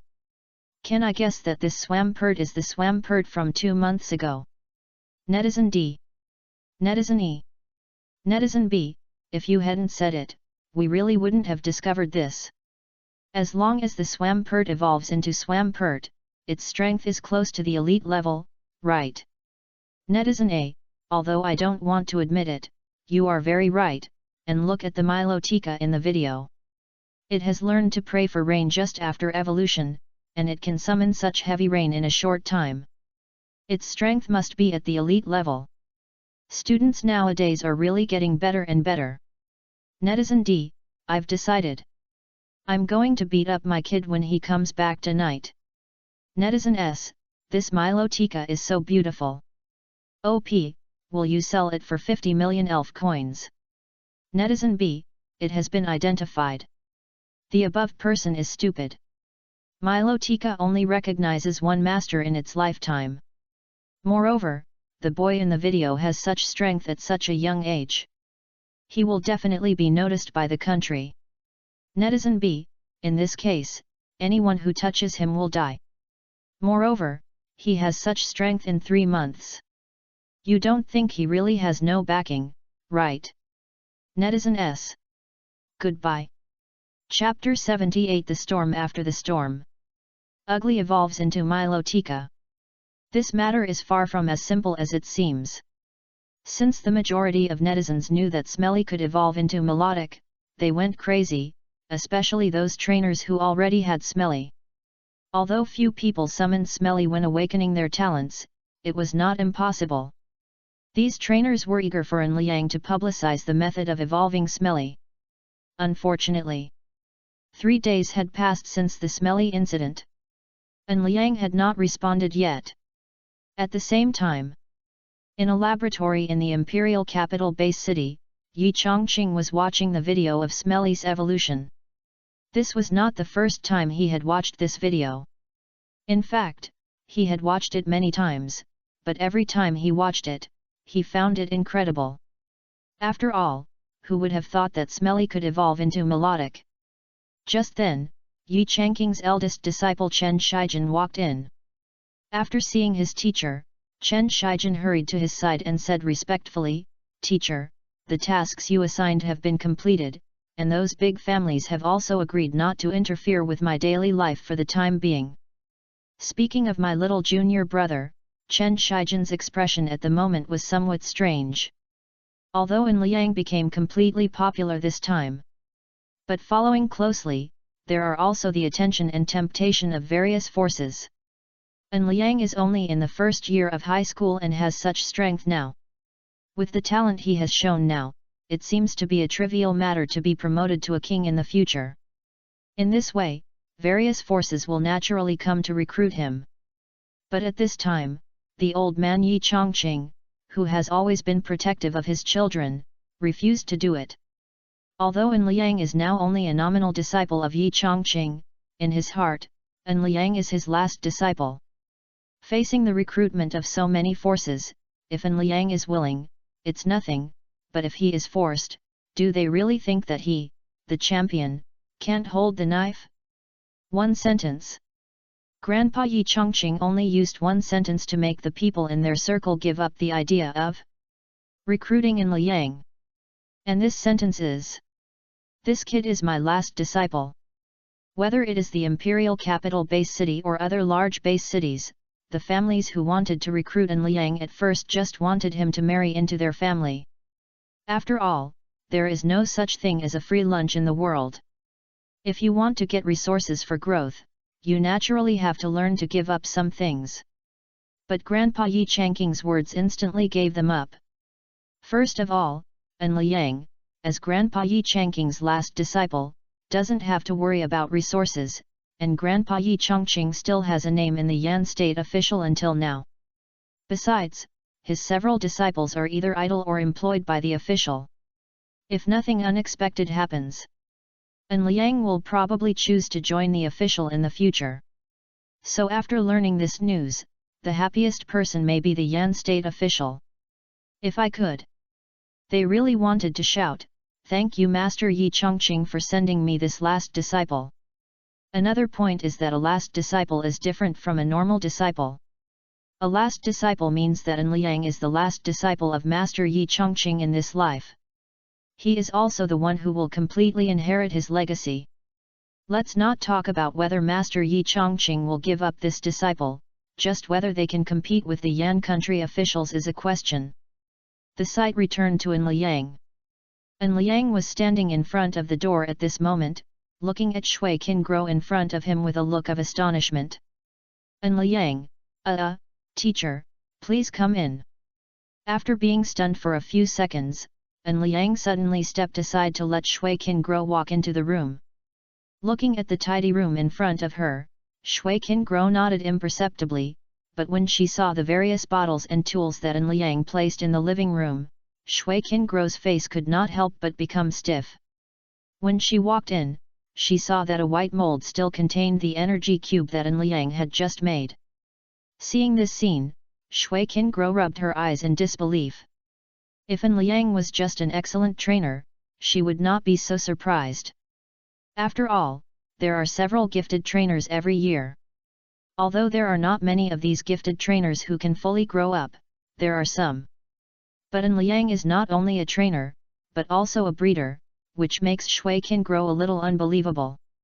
After all, in her opinion, training Pokémon takes a lot of time, and learning breeder knowledge takes even more time. Doesn't he need to sleep? Shui Qingguo also went to see An Liang's theoretical grades in junior high school. Although they were all among the best, he did not show any extraordinary talent. Just then, the melodic in the living room began to control the water flow to clean the tools for making energy blocks. This was a job given to it by An Liang, the purpose was to train it to control its power. Before melodic evolved, the level of the ugliest was high but it had no power. But after it evolved into melodic, the surge in power made it difficult to control. So there was the scene just now.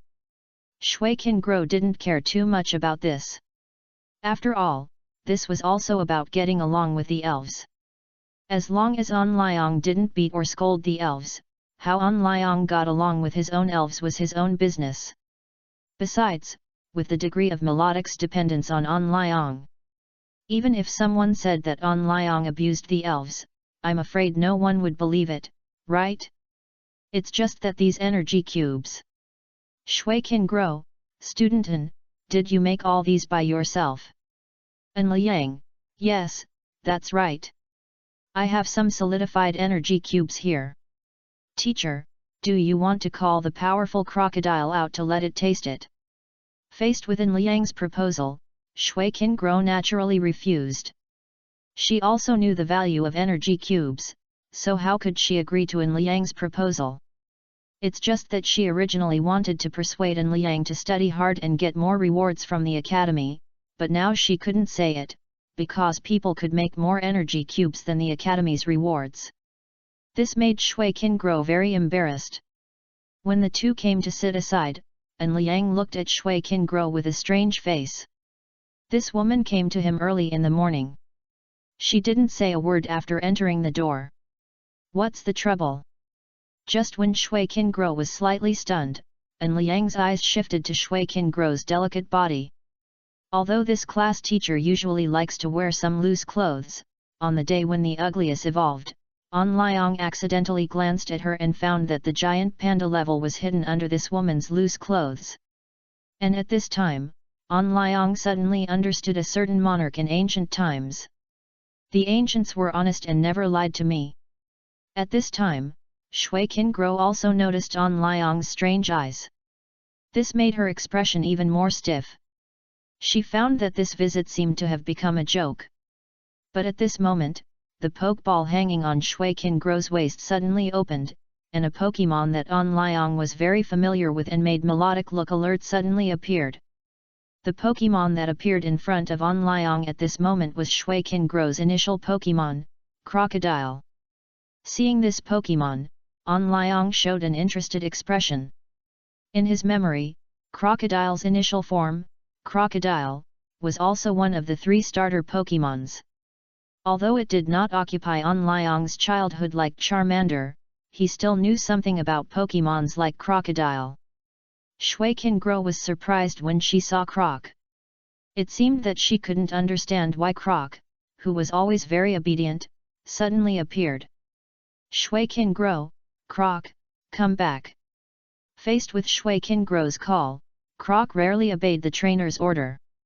He looked around, as if he was looking for something in the room, until he saw a bottle of mysterious liquid emitting a faint glow on An Liang's desk, and immediately rushed over with excitement. The next second, Croc was pulled back by Melodic's tail. Croc, who was pulled away by Melodic, hit the wall heavily. At that moment, even the house shook 3 times, which shows how powerful Melodic is. At this time, Shui Qingguo didn't care about being surprised at Melodic's powerful strength, but ran to Croc in a panic to check its injuries. Fortunately, Melodic didn't use too much force, and Croc didn't have any other injuries except a little skin injury. Shui Qingguo heaved a sigh of relief, and looked at An Liang with a guilty look on her face. The action of the powerful crocodile just now was obviously to snatch something here, and it was purely his own fault to be beaten by the Melodic. Besides this, the behavior of the powerful crocodile also made Shui Qingguo, as a teacher, feel a little embarrassed in front of An Liang. Shui Qingguo, student An, I'm really sorry. I don't know what happened to the powerful crocodile today, and why he made such a strange move, but please rest assured that any damage here today will be dealt with. I will bear all the losses. Hearing this, An Liang nodded. Although he had not had much contact with Shui Qingguo, he knew that this teacher had a strong sense of self-esteem. At this time, saying that she didn't have to bear the responsibility would only make her feel more guilty, so it would be better to follow her words. However, compared to a little loss, An Liang was still more curious about the behavior of the powerful crocodile. What on earth was attracting it here? Just when An Liang was full of curiosity, and Liang slowly approached the powerful crocodile and opened its attribute panel. Race, powerful crocodile. Gender, male. Attribute, water system. Level, LV55, elite. Qualification, B+. Feature, torrent. Status, slightly injured, 1 hidden injury. Inherited skills, primal power.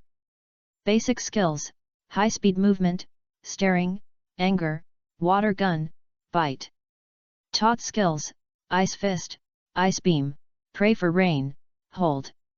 After An Liang looked at Shui Qingro's powerful crocodile, he found that this powerful crocodile was trained quite well. This world does not have a machine for learning moves, nor does it have with a skill disc. If you want your Pokemon to learn more moves, in addition to leveling up and learning by yourself, you can only let your Pokemon ask other Pokemon for advice. For example, An Liang's Pokemon can use the Ice Punch. As long as he guarantees that Swampert can teach other Pokemon to use the Ice Punch, he can start a training class. This method looks similar to using a skill disc, but it is more time-consuming. But at this time, he found a blind spot. That is, the body of this powerful crocodile is not in a healthy state, but has a hidden injury, which makes An Liang look thoughtful. After he looked back at his work table, he seemed to understand why the powerful crocodile was so crazy just now. Just after he was teased by Hexi last time, the old woman gave him a bottle of holy water of life. Although the living dead were a bit choking, the flesh and bones should be fine. Just now, An Liang took a drop of holy water of life and diluted it in ordinary mineral water. He planned to try to add the diluted holy water of life to the energy block to see if it would give the energy block more healing effects. If he guessed correctly, the powerful crocodile might have felt the strong breath of life from the holy water of life. Guang. Chapter 79 Treating the Powerful Crocodile. An Liang, teacher, does your powerful crocodile have any hidden injuries? Shui Qingro. Hearing An Liang's question, Shui Qingro looked at An Liang in disbelief. Although there were a few people who knew that her powerful crocodile had hidden injuries, there was definitely no An Liang among these people, not even anyone he knew. So how did he know? Shui Qingro, the powerful crocodile has hidden injuries, which it left in order to protect me. I have been looking for ways to treat it over the years, but unfortunately the effect is not very good. Not only has the hidden injury not been eliminated, but it has even worsened recently. But how did you find this out? Hearing this, An Liang was stunned. He didn't know how to answer at this moment. After all, he couldn't say that he saw it with the system, right? Otherwise, before the next day, he would be dragged by this diligent teacher to have his head checked, or to the neurology department. If this was known by some unscrupulous media, who knows what kind of crazy headlines those guys could make up the next day. So, after thinking about it, An Liang turned around and went to the table to pick up the bottle of diluted holy water of life. Looking at Shui Qingro who was confused, and the powerful crocodile who wanted to but didn't dare to come over, An Liang deliberately shook the liquid in the cup to let the fragrance instantly fill the whole room. An Liang, teacher, this is a special resource that can cure most of the injuries of the elves. The powerful crocodile may have just felt the breath of life in it and thought that it could cure the hidden injuries of 597, so it was so crazy. Even your order was ignored. As he said that, An Liang glanced at Crocodile again. At this moment, Crocodile was not as arrogant as before. The tail of Melodic made it still feel a dull pain all over. Facing Melodic's warning eyes, Crocodile hid behind Shui Qingro, although it also knew that its trainer's weak body could not stop it at all. But hiding here made Crocodile feel safe. This made Shui Qingro feel shocked and a little amused. Just after Crocodile hid for a while, it raised its head again with a broken heart and looked at An Liang with an unwilling look. To be precise, it looked at the liquid in An Liang's hand.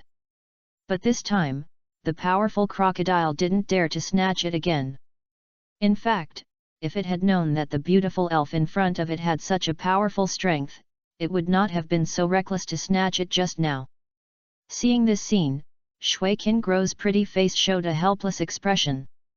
After she looked back at the powerful crocodile's eager eyes, she believed in Liang's words in her heart. After all, the facts are here. Shui Qingro, so that's it. After understanding the reason for the matter, Shui Qingro seemed to be hesitant to speak at this moment.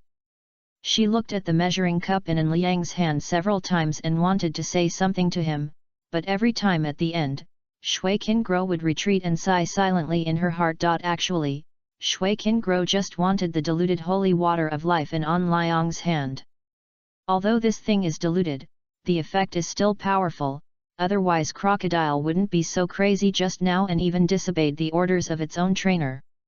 Even if crocodile can't be completely cured, at least its condition can be improved. If crocodile's hidden injury continues to get worse, Shui Qingro even suspects that crocodile will not only have no chance to become a quasi-king Pokemon in his lifetime, but even its current strength will continue to decline. But as a teacher, Shui Qingro also has her own dignity. She can't open her mouth to borrow resources from her students even if she borrows them herself. As crocodile's trainer, Shui Qingro knows crocodile's hidden injury better than anyone else. Items that can treat such hidden injuries must be good things. In the future, when On Liang explores in the wild, these things can save lives if used well. She is asking for. Let's not talk about whether she can afford the price. Linglong 8563233613. How should she repay this favor? Don't think that she doesn't need favors because she bought it with money. In fact, such treasures are definitely priceless in the outside world. At least at her current level, it is difficult to get such things. Otherwise, she wouldn't have searched for so long and failed to remove the hidden injuries of the powerful crocodile. At this time, An Liang also saw what Shui Qingro was struggling with. It's nothing more than wanting but not being able to open his mouth. Faced with Shui Qingro who was hesitant to speak, An Liang didn't say anything. After all, they were just casual acquaintances. Although this thing was not precious to him, if Shui Qingro wanted to get something for nothing. Dreaming. Just when both of them were silent, Shui Qingro suddenly sighed, looked at the diluted holy water of life in An Liang's hand, and said with a somewhat tangled tone.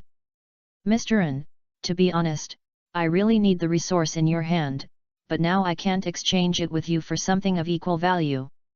But I can promise that if I get any rare things or elves in the future, I will definitely send them to you first. Do you think this is okay? And if you have any requests in the future, I will do my best to help you fulfill them. Shui Qingro may not have noticed that the tone of her speech at this moment was not like that of a teacher at all. It's like a little girl who wants candy but can't get it. But An Liang is more entangled. First of all, this cup of diluted holy water of life may be a good thing for the powerful crocodile to heal hidden injuries. This thing is not so precious to him. After all, to make a cup of 500 ml of diluted holy water of life, only 1 drop of undiluted holy water of life is needed, and he has hundreds of such holy water of life. After hesitating for a while, An Liang suddenly said. Okay, but I have another request. That is, you can't interfere with my training plan in the next 3 years. Don't rush to refuse. Teacher, you should have seen that I am a breeder. I don't know less about elves than you do. How to cultivate my elves, I hope everything is up to me. The most important thing is that I hope to be exempted from the theoretical classes in the past few years. An Liang's request was just a matter of nodding for Shui Qingro. The reason why she looked so conflicted was because of her professionalism. In fact, if An Liang hadn't said that he was a breeder and had enough knowledge of elves, Shui Qingro would have rejected him just now. After hesitating for a long time, Shui Qingro finally nodded to An Liang. Shui Qingro, don't be happy yet. I can allow you not to take theoretical classes first, but before each final exam, you must study with me for 2 weeks. Otherwise, Even if you know more about elves, you won't be able to graduate successfully if you don't know the content of the exam. And Liang, that's no problem. And Liang didn't refuse Shui Qingro's small request. After all, she was doing it for his own good, and no matter what it looked like at that time, it would not prevent him from agreeing to the teacher on the surface. As for the reality, when the time comes, he will run out of the school directly. Can this teacher still catch him back? In this way, after the two sides reached an agreement, and Liang gave Shui Qingro the diluted holy water of life in his hand.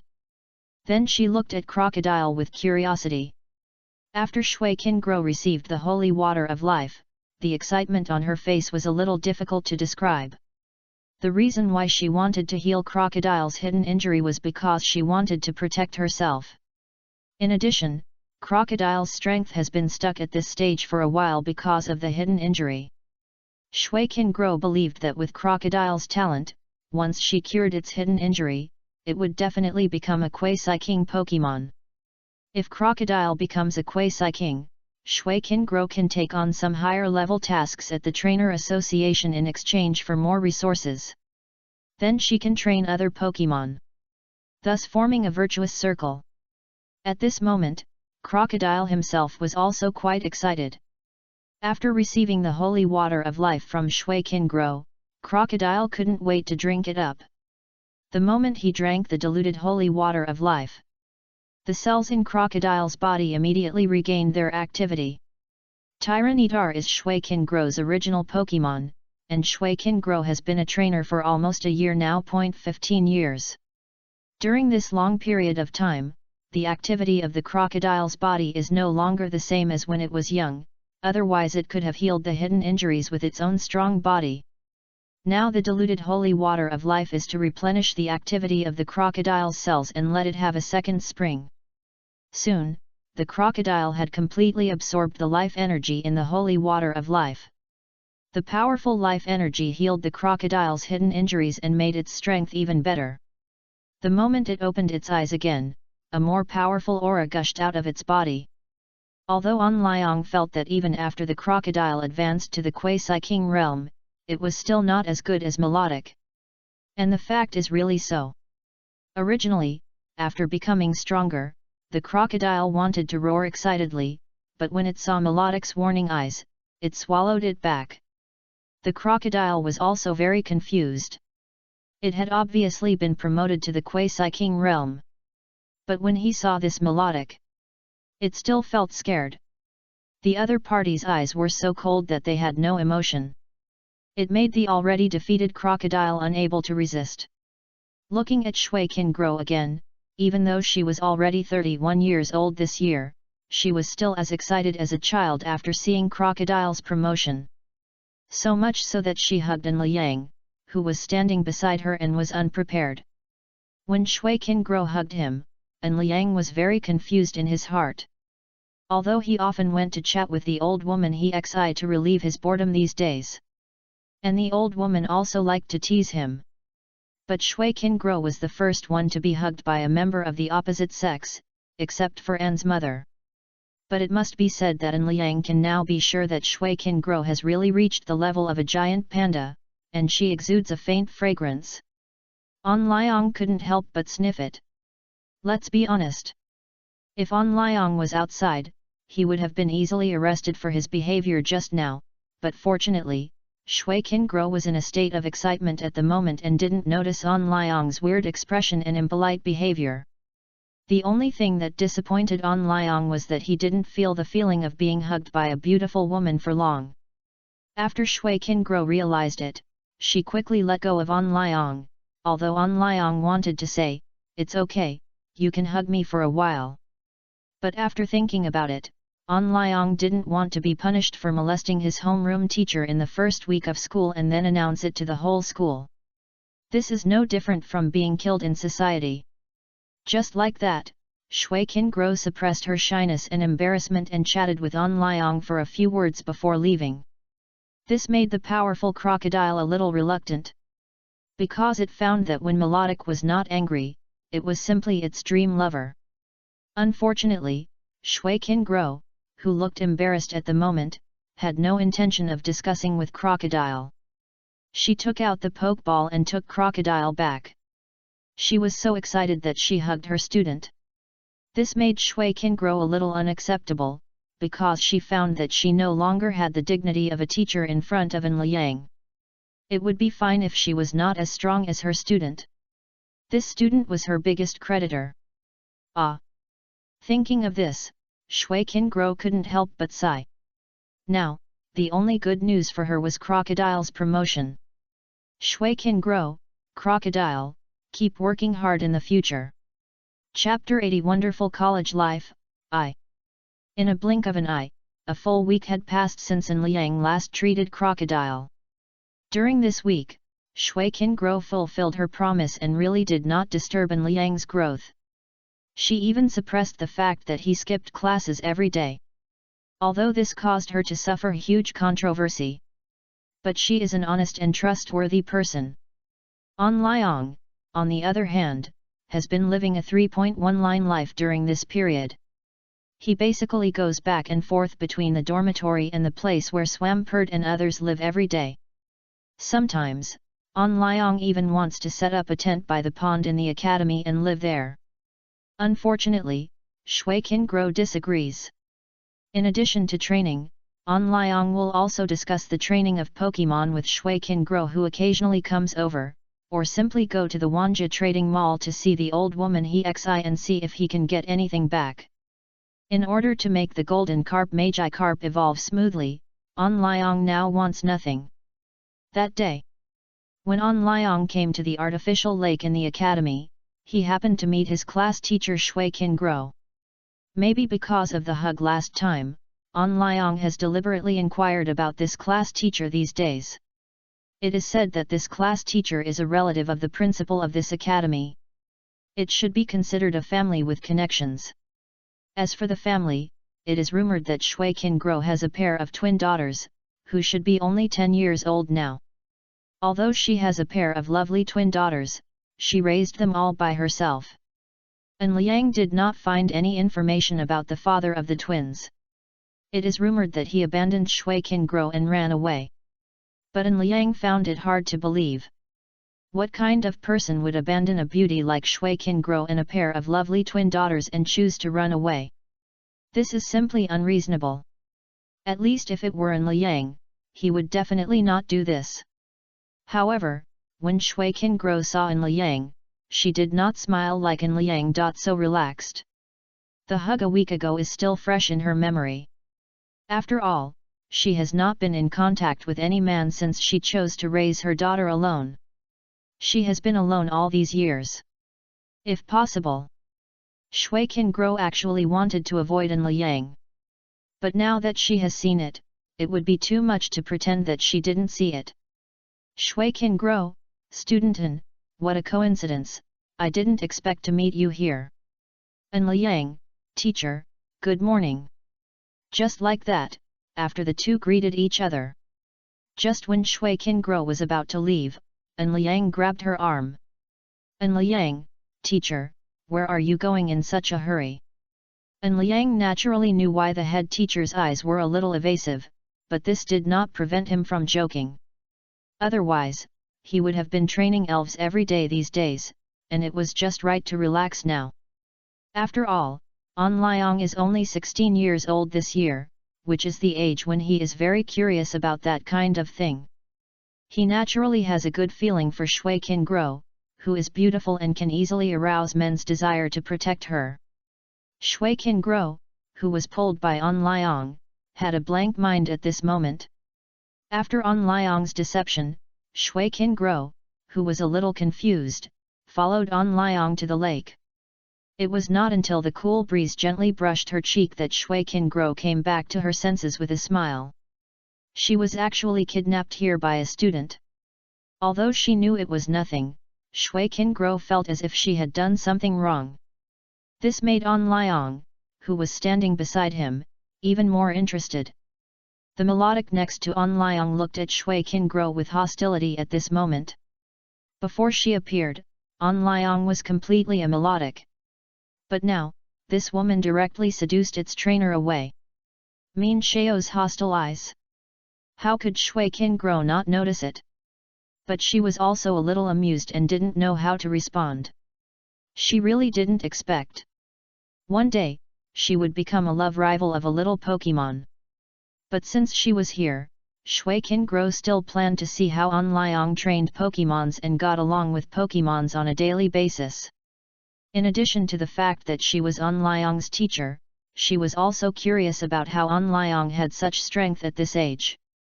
Let's not talk about Min Xiao for now. He has the strength of a Quasi King just after evolving.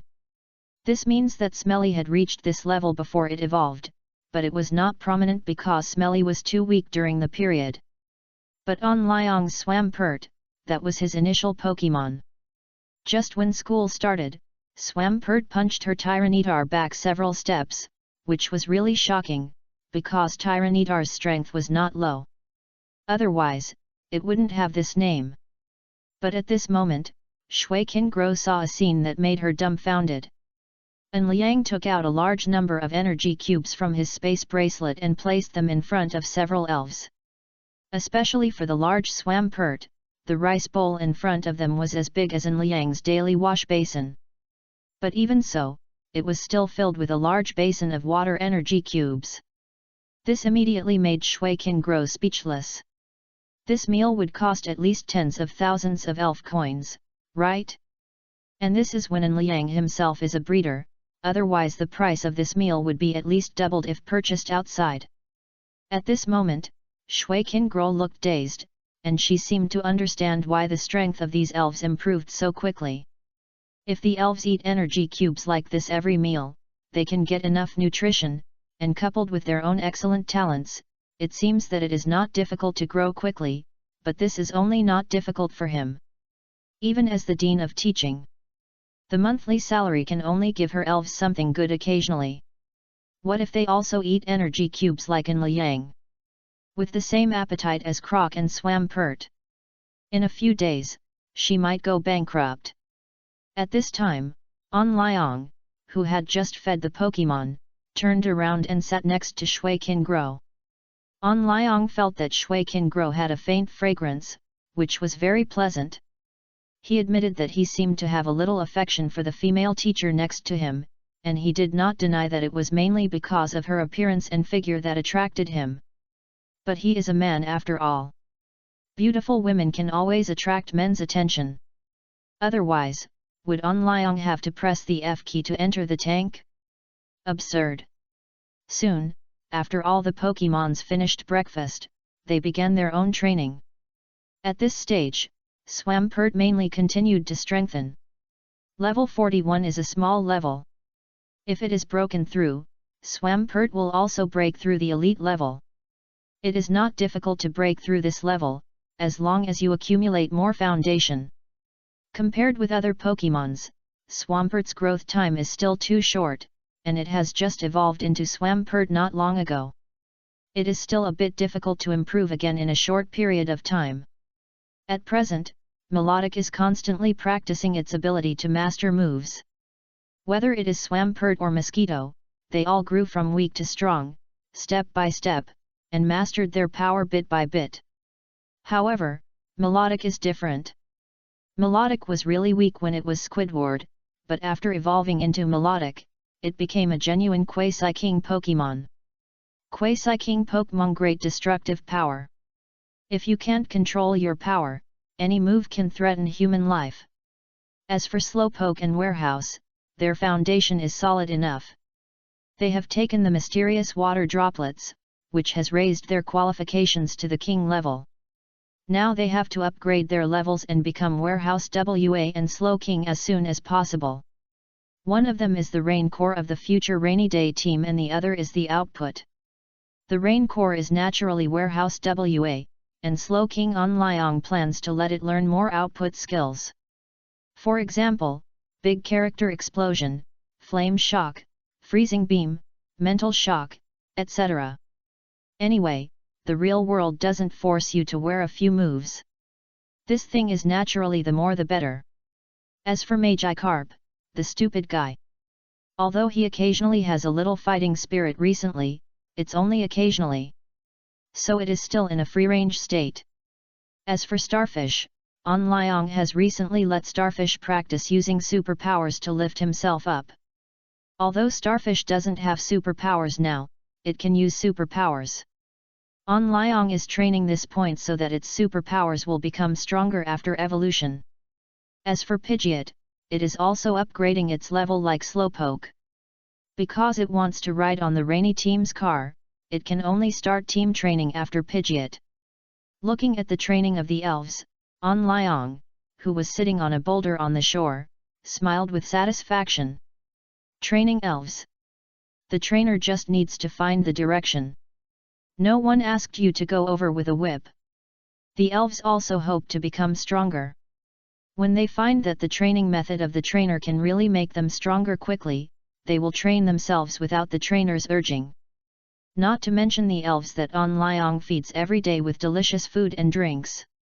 In his spare time, An Liang turned his eyes to Shui Qingguo again.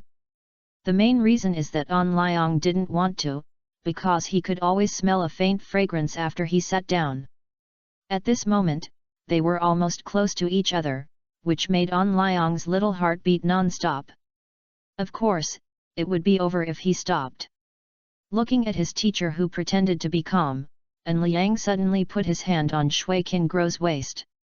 An Liang could clearly feel that when he touched Shui Qingguo's waist, her 597 delicate body suddenly trembled, and it was this tremor of his teacher that made An Liang suddenly come back to his senses. At this moment, he was neither advancing nor retreating. Looking very embarrassed. Especially when he saw his teacher's face full of shame and anger, he felt even more embarrassed. An Liang, that. If I say it's a misunderstanding, do you believe it, teacher? Shui Qingguo, I don't believe you. Shui Qingguo was still a little out of control, otherwise she would not have said what she just said. But when An Liang wanted to take his hand back, he suddenly felt reluctant.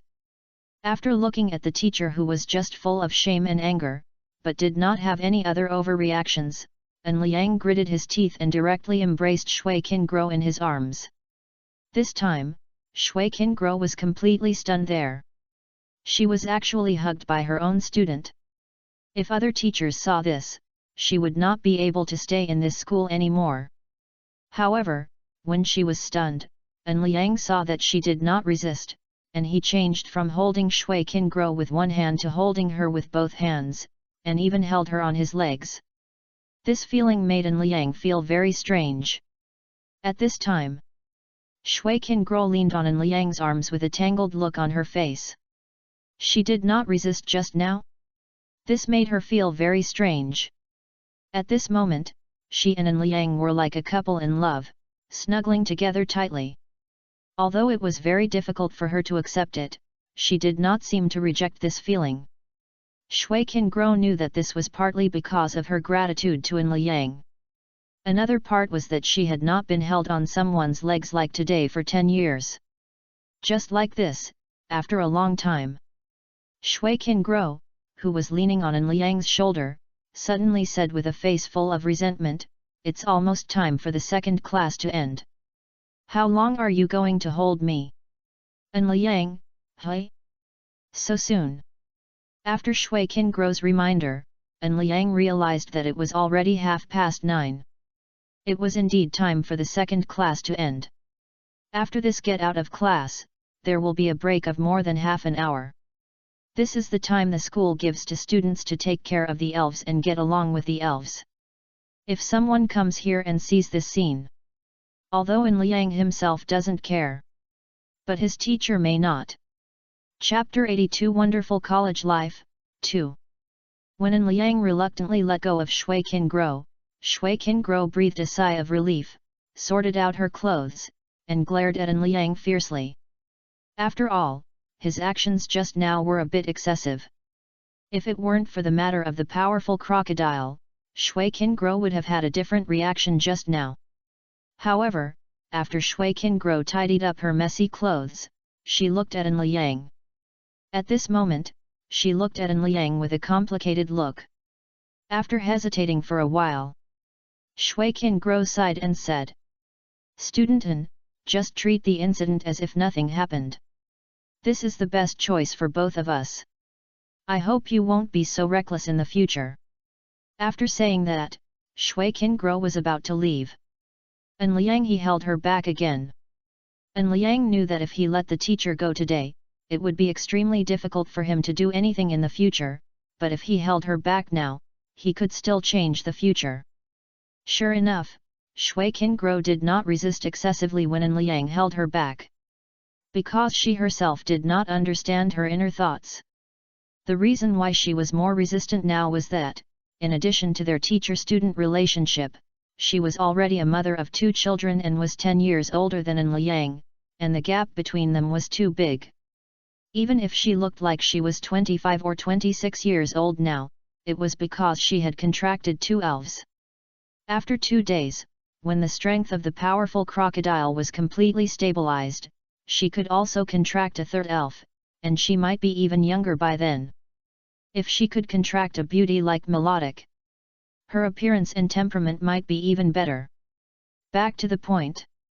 At this time, An Liang once again held Shui Qingguo in his arms. He bit her pretty face directly.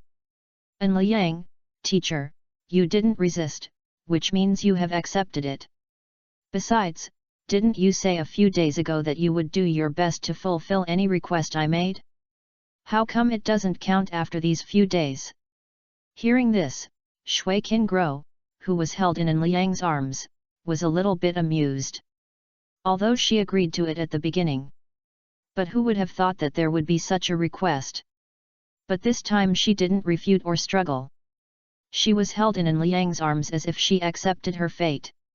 Until the latter's hands began to be a little unsteady, Shui Qingguo twisted her waist with a blushing face and broke free from An Liang's arms.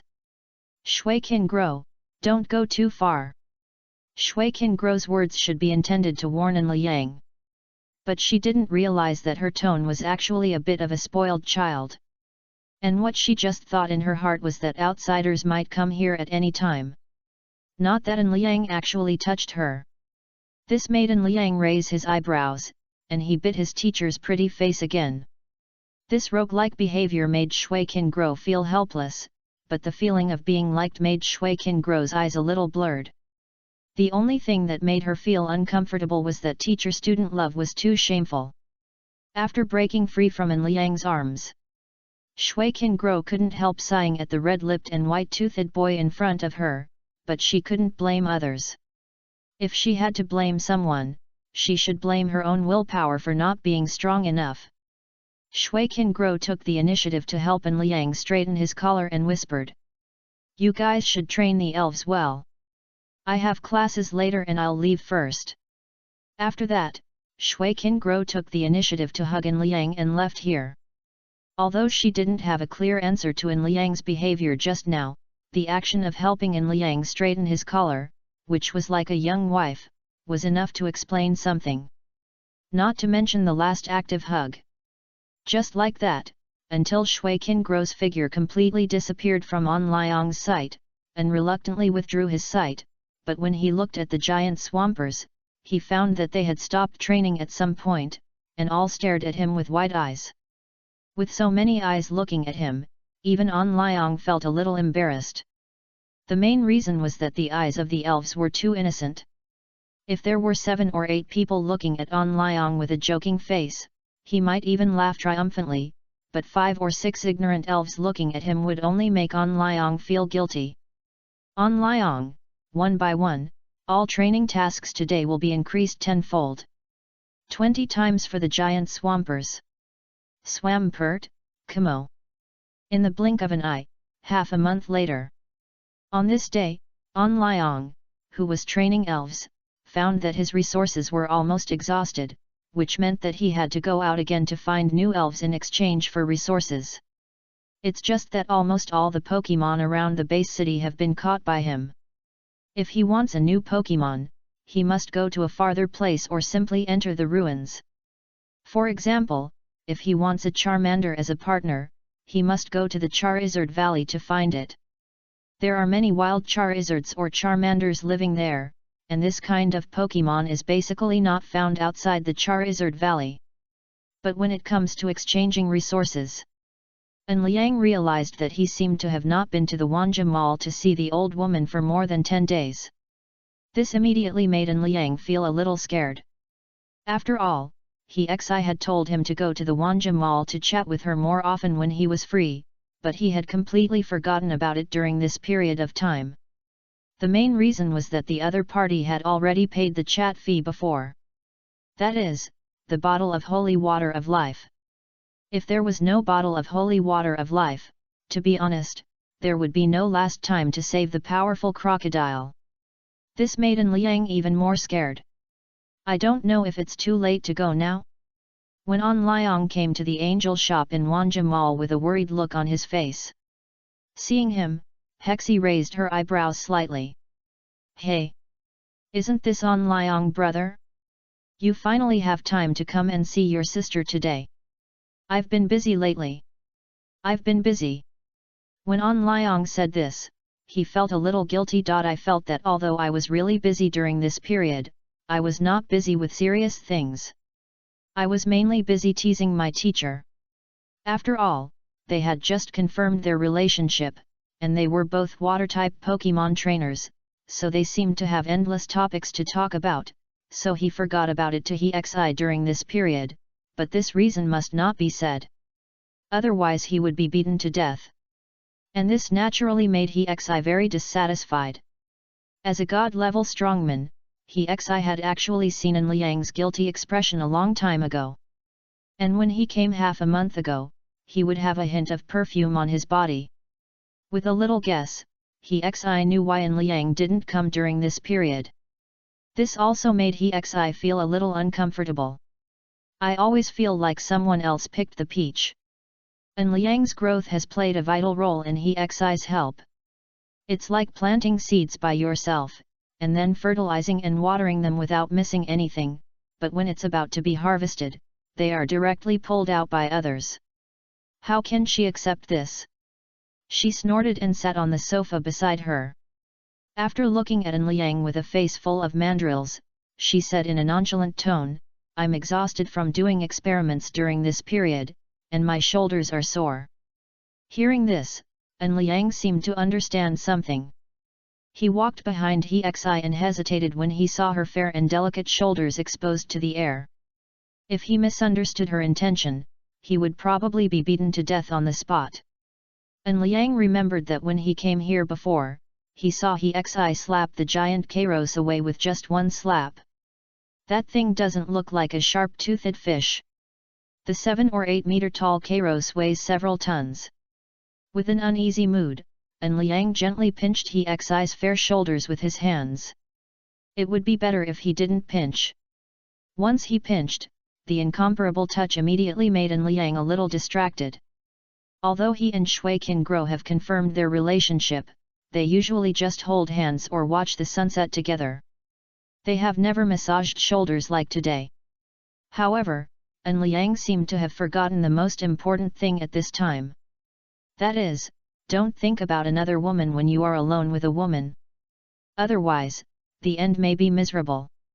In fact, Liang soon paid the price. Just when Liang was distracted, Xi's face became more and more unhappy. The next second, Xi's jade hand suddenly pinched Liang's right ear and twisted it hard. Liang, it hurts. Ear. Ear. The huge pain made Liang almost shed tears. At this time, Xi also said with an unhappy face. Brother Liang, you dare to think about other women when you are with me. You are getting more and more daring. If you dare to do this again next time, I will twist your ears off. After saying that, Xi pulled Liang a few more times before letting go with an unhappy face. Liang, who finally escaped, rubbed his red ears with a resentful face. He felt that he seemed to have not checked the almanac before going out today, and whether this old woman had discovered something, otherwise why would she become so irritable? Just when Liang was still doubting his life, Xi, who was sitting on the sofa, suddenly looked at Liang and patted the seat next to him. If it was before, Liang might have sat over, but now he directly stepped back a few steps with a vigilant face. But before he could say anything, his body flew towards Hexi involuntarily. This made An Liang doubt his life for a while. Hexi also said to herself, "Brother An Liang, you seem to have some misunderstanding of what I said. Sister is not talking to you in a negotiating tone now, understand?" "An Liang, I understand." At this moment, An Liang completely understood what it meant that whoever has the bigger fist has the final say. It's just that he is now held in Hexi's arms. This makes him feel very awkward. Because when he is with Shui Qingguo, he is the active party. At this time, Hexi also saw the entanglement on An Liang's face. Immediately laughed, "Why, brethren, Lin Yozhao, Liang doesn't like to be on top and wants to be on the bottom. An Liang, why are you still driving?" After blinking helplessly, Hexi took the initiative to let go of An Liang. Because she also felt that this posture was too weird. After letting go of An Liang, Hexi lazily leaned in An Liang's arms and admired her newly done manicure. An Liang was hesitant at the moment. He looked at Hexi's slender waist and showed an expression of wanting to hug but not daring to hug. He was even more conflicted. It was not until a while later that An Liang tentatively embraced the old woman in his arms. On the contrary, Hexi, who may have felt that she was not sitting comfortably, directly found a comfortable position in An Liang's arms again and even took the initiative to squeeze Yang in his arms. Just like that, after a while, Hexi suddenly said, "My good brother, when will you go out for adventure?" "An Liang, it should be soon." "An Liang, Swampert is on the verge of a breakthrough. The new opponent should allow it to cross this threshold faster." In the past half-month, Swampert lived up to An Liang's high expectations and successfully raised its level to level 40. Now it is only one step away from the elite realm. In addition to letting Swampert grow, An Liang also wants to go out to catch in exchange for resources. Although he asked for it now, Hexi would definitely give him all the resources he needed with his personality, but An Liang didn't want to do that. It was his vanity that was at work. He didn't want to become a trainer who only eats gigolo food. Of course, if he saw the golden magi carp, that fool, it would be another matter. Chapter 82 New Adventure. After An Liang left Hexi, it was just the end of the school day. If it were the past, An Liang would at most spend some time with Shui Qingguo and then let her go. After all, she had a pair of twins at home. The twins were only 10 years old this year, and she had to go home every day to take care of them. Before she met An Liang, the twins were the hope of Shui Qingguo's life, so she naturally didn't feel comfortable leaving them to others. But today, when An Liang found Shui Qingguo, his face was a bit complicated. He came here to say goodbye today. And when he would come back, An Liang couldn't give a definite answer now. Because this dangerous world is changing all the time, only by having strong strength can you guarantee the safety of yourself and your family. Besides, An Liang is not a quiet person in his bones. Maybe he is arrogant because of his strength, anyway, he just wants to go out and take a look. However, the tangled expression on his face made Shui Qingguo feel nervous. In the past half-month, she has become accustomed to An Liang's company every day. Although she is bullied by this little guy who is a dozen years younger than her every day, Shui Qingguo herself is not disgusted. After all, flirting and so on are very normal between lovers. If they treat each other with respect after being together for half a month, that's really over. It's better to break up as soon as possible. When An Liang explained that he was leaving, Shui Qingguo felt like a bolt from the blue and felt extremely reluctant and painful, but she just sighed silently and sent her blessings. She would not tie him to anything just because she wanted to be with An Liang. She herself was over 30 before she promoted the powerful crocodile to a quasi-king elf. She didn't want An Liang to delay for so long like her. She would never reach the king level in this life, but An Liang obviously had this possibility. She didn't want to delay An Liang's future because of herself. Besides, after An Liang became a king, her status would also rise. Even for her own sake, she would not interfere with An Liang's growth. After a moment of silence, Shui Qingguo, go out. Your age is just right for you to venture out. But the teacher has only one request, that is, you must ensure your own safety, and come back often if you are tired. An Liang, don't worry. An Liang, I will definitely come back often. Besides, we can still video chat. It is worth mentioning that until now, Shui Qingguo has always called herself a teacher in front of An Liang. I don't know if it's because of her dignity or if she likes this tone. But she was very reluctant to leave, so she decided to give An Liang a gift before leaving. After a while, Shui Qingguo walked out of the room again, with a blush on her pretty face, and a drop of white mysterious residue on her lips. She quickly came to the bathroom, took a few big gulps of water and began to rinse her mouth. This scene was just seen by An Liang, who had just walked out of the room, which made him smile with a sense of pride and a slightly aftertaste. Shui Qingguo, who walked out of the bathroom, also happened to see the smile on An Liang's face. Although this made her a little embarrassed and angry, the effect seemed good. She seemed to have found An Liang's weakness. She knew that she could not compete with those beautiful girls in terms of age, and there were many female trainers with higher talents than her. So she could only use some special methods and other aspects to hook the heart of this little man. At least it seems to be working well now.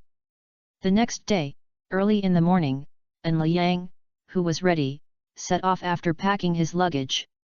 His training location this time was not the lake above the river outside the base city. His goal this time was to go down the river, to play in a new place, and catch some new elves. By the way, look for treasures that have not been developed, like the caves at the bottom of the lake. A cave at the bottom of the lake made him rich. If there were a few more. Reaching the pinnacle of life is not a dream. Unfortunately, when An Liang went down the river, he did not find any new elves. Not to mention any new treasures. However, when An Liang took the initiative to search for nothing and planned to camp for a rest, a coyote and a big wolf dog suddenly jumped out of the bushes and scared An Liang. Big wolf dog, woof. Woof. Maybe because the place where An Liang was camping at the moment belonged to the big wolf dog's territory, so at this moment the big wolf dogs and coyote dogs kept barking at An Liang.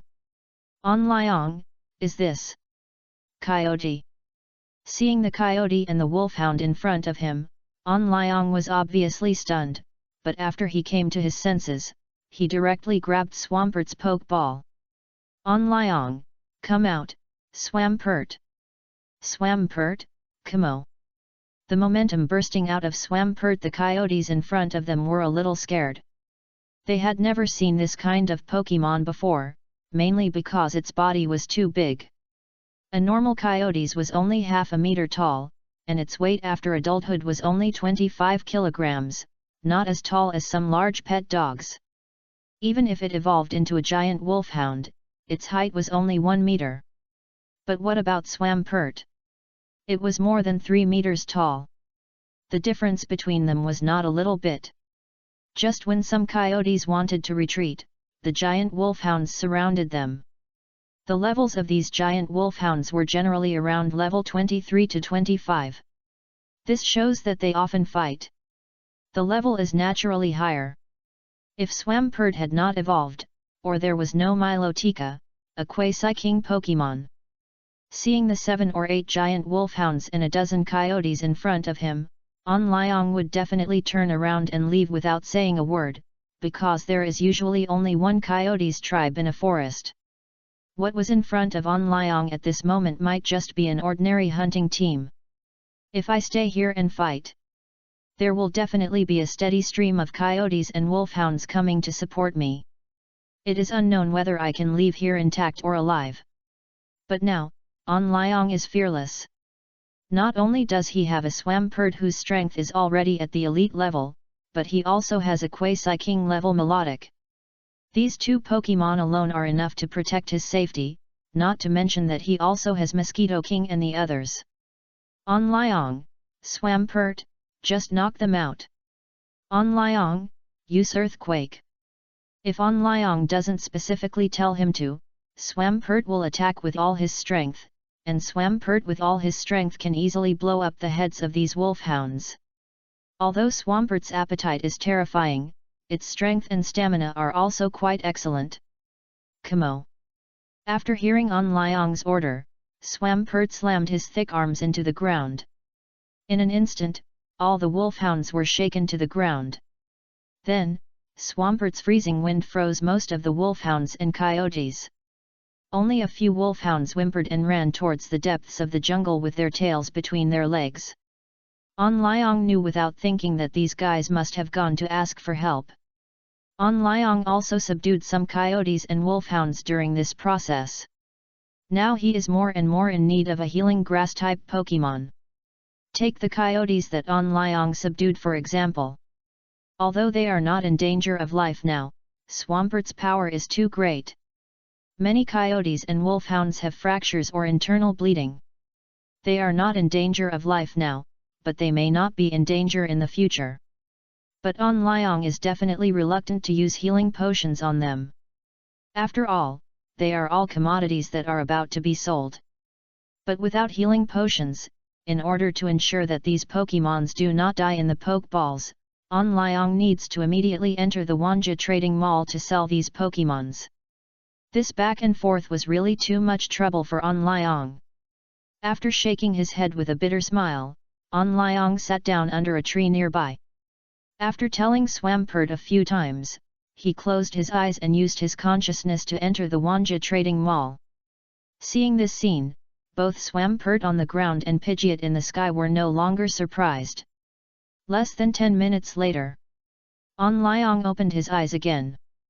The dozen or so shrunken Pokeballs he had held in his hands before had disappeared.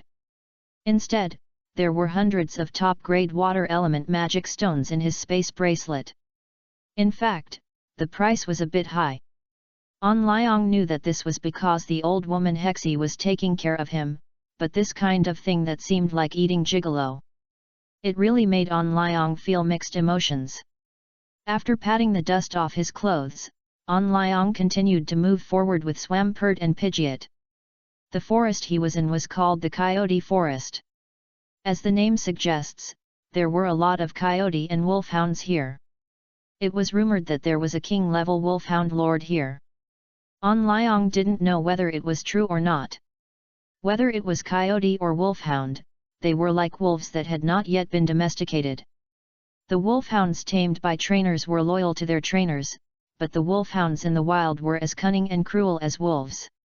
They would not only attack passing trainers, but would also often take the initiative to attack some logging sites or farms around them. And whether they attacked animals or humans, they would eventually become their food. So On Liang didn't have a good impression of these coyote and wolfhounds. After all, there were many Pokemon that were hostile to humans, such as Beedrill and Arbok, but there were only a few that took them as food. Pippi, Pie. Pie. Pie. At this moment, the Pippi in the sky suddenly called out to On Liang. After it landed on a tree trunk nearby, it kept pointing in a direction with its wings, which made On Liang and Swampert under the tree look at each other in confusion. What was in that direction? On Liang, Swampert, let's go. Confused as he was, he still had to continue his training. But when On Liang followed the guidance of the Pidgeot and came to a coyote nest, his face darkened visibly. In this nest, in addition to a dozen coyote pups that had not yet grown up, there were also the skeletons of many creatures were piled up everywhere. And Liang couldn't recognize most of the bones here. But the dozen skulls in a corner. And Liang saw at a glance that they were human skulls. In addition to the dozen complete ones, there were also a bunch of fragments, which means that at least 20 humans in this nest became their dinner. This made Liang furious. No wonder they say that evil elves are cruel. Today I saw that it is indeed true. And Liang, these damn elves. And Liang, Swampert, Pidgeot, don't leave any. Swampert, Kamo. Pidgeot, Pi. Swampert and Pidgeot can feel the anger in Liang's heart at this moment. 3 months of getting along have made them a real family. The creatures that Liang hates are the enemies of these elves. A few minutes later, the whole nest fell into silence. Looking at the corpses on the ground, Liang couldn't tell which ones were his compatriots' corpses, but he had other ways to make them die peacefully. Liang, Swampert, you keep using earthquakes. It's better to bury them. Liang was a little depressed to encounter such a thing on the first day of training. In the past, he saw in the news that so many trainers died in the wild every year. At that time, it was just a number for Liang. He couldn't empathize with them at all. But when he saw those skeletons and thought about how desperate the families of those skeletons must be, a feeling of anger suddenly surged in his heart. Then, there was nothing else. After Swampert cleaned up everything here, Liang set off again. Because he was afraid that if he stayed any longer, he would let Melodic kill all the coyotes and wolfhounds in this area. It was still possible for Liang to go crazy. Chapter 83 Roar, Red Gyarados. After leaving the coyote forest, Liang entered the monkey monster's territory again. This gave Liang a headache. After rubbing his swollen forehead, Liang felt that he must have not checked the almanac before going out today. Otherwise, how could he be so unlucky? You know. Like Coyote and Beedrill. Monkey Monster is also a kind of Pokemon that is very persistent in its territory. Liang was attacked more than 10 times when he was walking through Coyote's territory before. And the number of wolfhounds is increasing each time. It's so annoying. If he hadn't walked out of the wolfhound's territory, he would have been attacked several times again at this moment. Now, as soon as he stepped into the monkey monster's territory, he saw hundreds of monkey monsters and a dozen infernapes rushing towards him. Looking at their fanatical expressions, Liang knew that if he didn't retreat, he would be ready for a fierce battle. This simply made Liang's scalp numb. This continuous battle almost left Swampert and Pidgeot no time to rest. Could it be that he really couldn't find a suitable place to camp? At this moment, he really hated these Pokemons who lived in groups. They appeared in groups, leaving Liang with no experience at all. Mean Xiao, Mosquito-kun, Starfish, and Slowpoke, come out, don't hold back. Fight. Before, Liang was attacked by Coyote and Wolfhound in the Coyote Forest, which made him very angry. Now he was bullied by these monkeys and Infernape again. If you can't bear it anymore, you don't need to bear it anymore. Facing the monkeys in front of him, Liang not only subdued some of them, but also let his Pokemons go on a killing spree. Anyway, these wild Pokemons reproduce very quickly, and it won't be long before more monkeys will occupy this place. However, Liang still underestimated the number of monkey monsters living here. Amid the roars and wails of the monkey monsters, a steady stream of monkey monsters came from all directions. At a glance, Liang saw that there were at least thousands of monkey monsters here, which made Liang's scalp numb. If mosquito-scented coil and starfish were stronger and had evolved, Liang would naturally not be afraid of these monkey monsters. When it rains, all the Infernape will be killed. But now, although Liang can also let Melodic use the rain-seeking skill to summon rain, the rain will not only reduce the combat effectiveness of Infernape, but also make the already rugged forest more difficult to walk. If he is really surrounded by Infernape, he may not be able to escape. So Liang would rather maintain the status quo than cut off his retreat. Besides, with Melodic in charge, the current situation will not collapse. At least before Melodica's physical strength was exhausted, Monkey King and Infernape could not break through their defense line. However, as time passed, Liang found that the number of Monkey Kings was increasing. Those Monkey Kings and Infernape did not show any fear when facing the corpses of their companions on the ground. Instead, they became extremely angry, especially Infernape.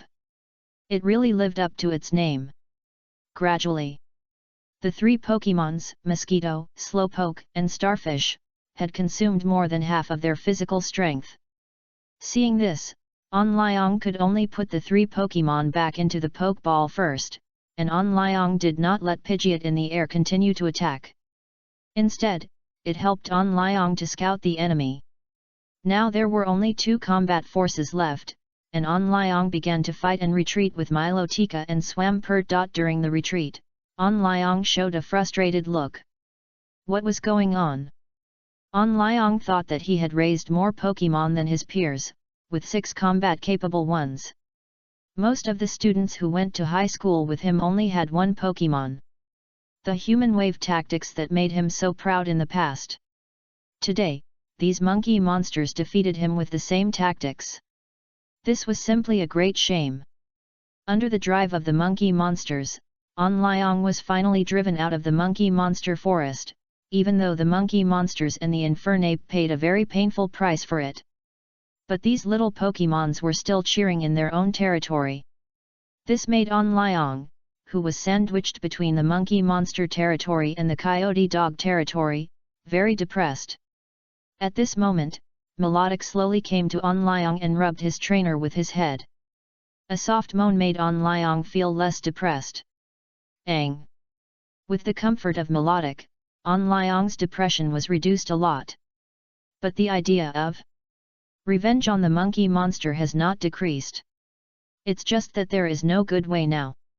The problem now is that the hard power is not enough, otherwise he must slaughter this monkey monster tribe.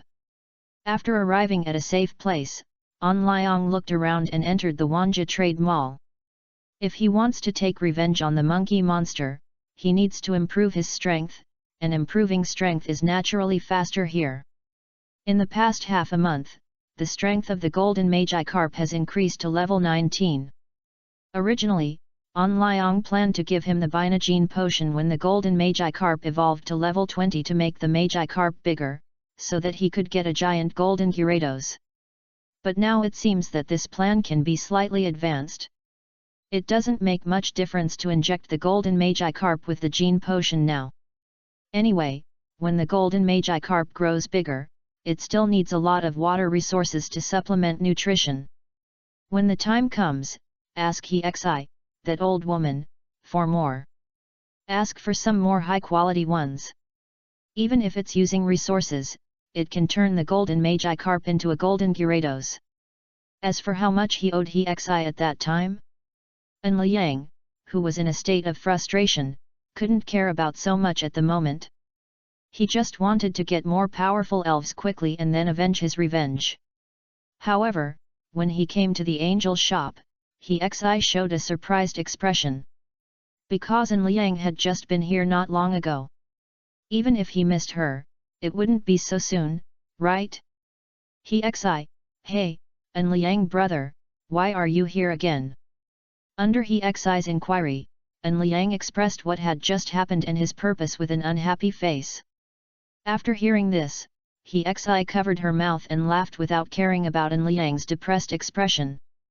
She had never seen her brother An Liang so depressed as he was today, but it seemed that her brother An Liang had grown up too smoothly. It is not a bad thing for him to encounter some disasters appropriately. It is just that An Liang came to ask for help after all. As a sister, she naturally has to support him with all her strength. Hexi, come with me. As for the materials for the evolution of the Golden Magikarp, Hexi had actually prepared them a long time ago, but she did not take them out because An Liang did not ask. As for the Binagene potion, it is actually a modified version by Hexi.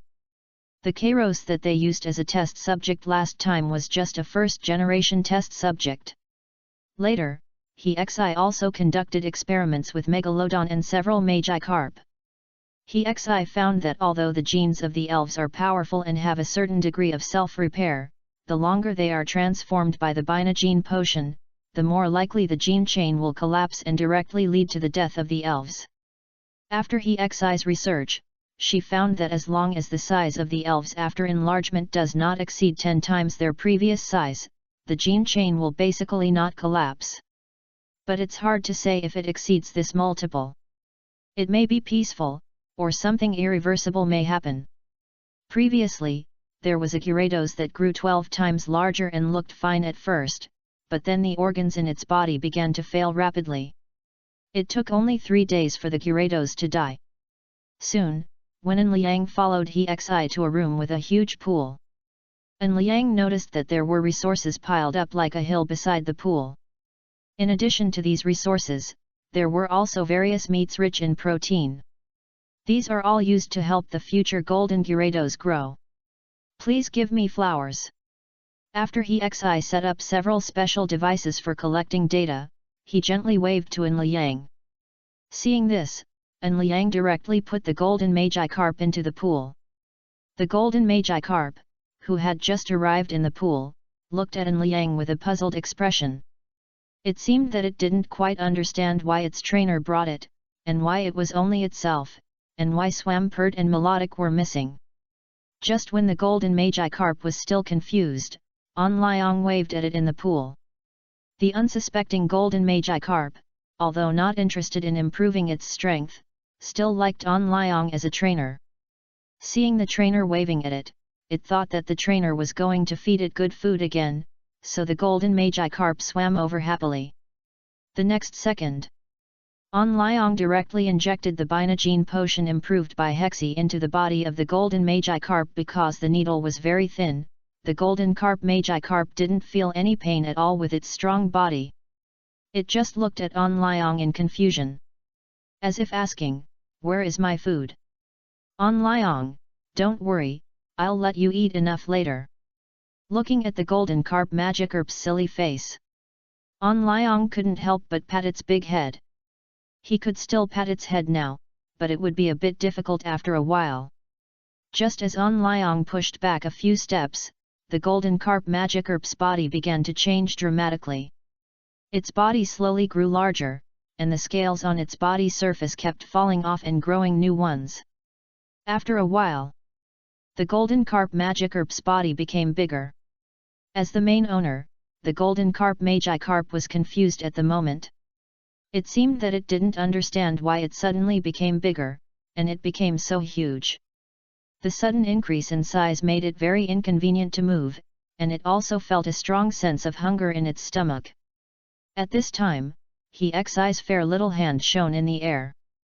A large amount of resources piled up by the pool were all pushed down by her, and then she took out a blue liquid that An Liang felt familiar with and dripped it into the pool where the golden Magikarp was. All He Xi did was to help the golden Magikarp replenish nutrition, especially the bottle of blue liquid, after pouring it into the pool. Even if the golden Magikarp didn't wash his hands specifically, it would slowly gather in its body. As time passed, the size of the golden Magikarp became larger and larger. A large amount of resources and meat were also swallowed into its stomach. But it still seemed to be hungry and continued to eat in the pool. That eating speed, I guess even Swampert would be ashamed of himself when he saw it. If the golden Magikarp really evolved into a golden Gyarados, I guess the title of the first foodie in his team would fall to the golden Gyarados. Finally, after the energy in the golden Magikarp accumulated to a limit, the light of evolution representing hope bloomed on the golden Magikarp. Amid the expectant expressions of An Liang and Hexi, a golden Gyarados with a body length of 40 to 50 meters appeared with a passionate roar. Seeing the golden Gyarados shining with gold, An Liang almost wrote the word "like" on his face. And Hexi, with her mouth slightly opened, looked at the golden Gyarados in surprise. This was the first time she saw a different colored Gyarados. I don't know what the difference is between it and a normal Gyarados. However, at this moment, something strange happened. For some reason, the golden Gyarados suddenly roared in the water with red eyes. If it were just this, it would be fine. After all, other Pokémons who had been injected with the Binogene agent had experienced the same symptoms. But this one. Under An Liang's unbelievable expression, the golden Gyarados slowly turned into a red Gyarados. Although this one was also a heterochromatic one, no matter how An Liang looked at it, the red Gyarados was not as domineering as the golden Gyarados. An Liang, fuck. Guang. Chapter 84 Chameleon. Flowers and Subscriptions. Just after the golden Gyarados turned red, it turned golden again in An Liang's stunned expression. This made An Liang's little face full of confusion. After looking at He Xi, who was also a little confused, An Liang wanted to know very much, could this improved Bina gene agent also add the gene of chameleon? Otherwise, why would his Gyarados change color? What on earth did you do, old woman? When An Liang looked at Hexi with eyes full of doubt and doubt about life, Hexi also shook his head and said in the same very confused tone. Don't look at me like that, I don't know why. Hearing Hexi's reply, An Liang suddenly felt that his blood pressure seemed a little high. And it was still rising. His golden Gyarados was gone. At this moment, the color of his Gyarados kept switching between gold and red. Every switch made An Liang very nervous. And Hexi watched with interest. Anyway, no matter what color this Gyarados would be in the end, she would get a new research topic, which would be of great help to her understanding of Pokémon. But at this moment, a memory that had been sealed for a long time suddenly emerged in An Liang's mind, and he suddenly remembered a rumor about the red Gyarados. As we all know, Gyarados is a belligerent, irritable, and IQ-challenged Pokémon. And the red Gyarados is the worst of them all. It is said that Magikarp will have a chance to evolve into red Gyarados as long as it feels abnormal anger during evolution. And this one of his. It seems to meet the requirements very well. Just when An Liang was confused, the color of the red Gyarados had gradually stabilized. No longer switching back and forth between red and gold like before. Normally, this is the trend of red Gyarados returning to normal. But An Liang was not happy at all. Because in comparison, An Liang still felt that his golden Gyarados was more handsome. Just when the red Gyarados' body expanded to a huge size of 70 meters, He Xi threw the antidote of the gene potion directly into the red Gyarados' mouth. As the antidote slowly took effect, the red Gyarados' body stopped growing. The eyes that were full of bloodshot and anger gradually regained clarity. After a while, red Gyarados returned to normal. After it looked at its body, its big eyes were full of doubts. According to the memory in its blood, it shouldn't look like this even if it evolved. Why is it red? And why has it become so big? Just as the red Gyarados was confused, An Liang opened its attribute panel. Race, Gyarados. Other color, red. Gender, female. Attributes, water, flying. Level, LV30, Elite. Qualification, A+. Features, Overconfidence. Other color feature, increase strength by 20% and attack speed by 20% after falling into the angry state. Status, lack of nutrition. Inherited skills, none. Basic skills, bite, jump, tornado, stare, impact, frozen teeth. Taught skills, destructive ray. Looking at the evolved red Gyarados, An Liang seemed very satisfied. Especially the color feature, which greatly improved the strength of the red Gyarados. I just don't know if it has a chance to turn back to gold. In fact, the gold color is still pretty good. Just when An Liang was full of emotion, the red Gyarados, who had come to his senses, was still eating in the pool. After just evolving and growing rapidly, it is still very weak at this moment. The evolved red Gyarados has a stomach with strong digestive ability. Its strong digestive ability can quickly absorb the energy in various resources and then convert it into substances that are beneficial to itself. For example, those dragon-type Pokémon, although they all have good talents and grow up to be powerful, they are all big eaters. And they have high requirements for food. It must be high-protein meat, or some high-energy things, such as energy blocks made by breeders, so as to ensure the normal growth of dragon-type Pokémon. If it is Pokémon like Dragonite and Tyrannosaurus, Let's not talk about other things for now. Just talking about the cost of each meal, it costs hundreds of thousands of dollars. Ordinary people are lucky to encounter dragon-type Pokemon, but they can't afford it at all. Even if On Liang is now, he can't afford to raise a dragon-type Pokemon. Not to mention those quasi-gods. A quasi-god who is not fed with sufficient nutrition can grow to the final state, but this time may take more than 10 years or even more than 20 years. Besides, there is a big gap between such a quasi-god and those quasi-gods cultivated by trainers. One has a dead end and the other has a bright future. Let's get back to the point.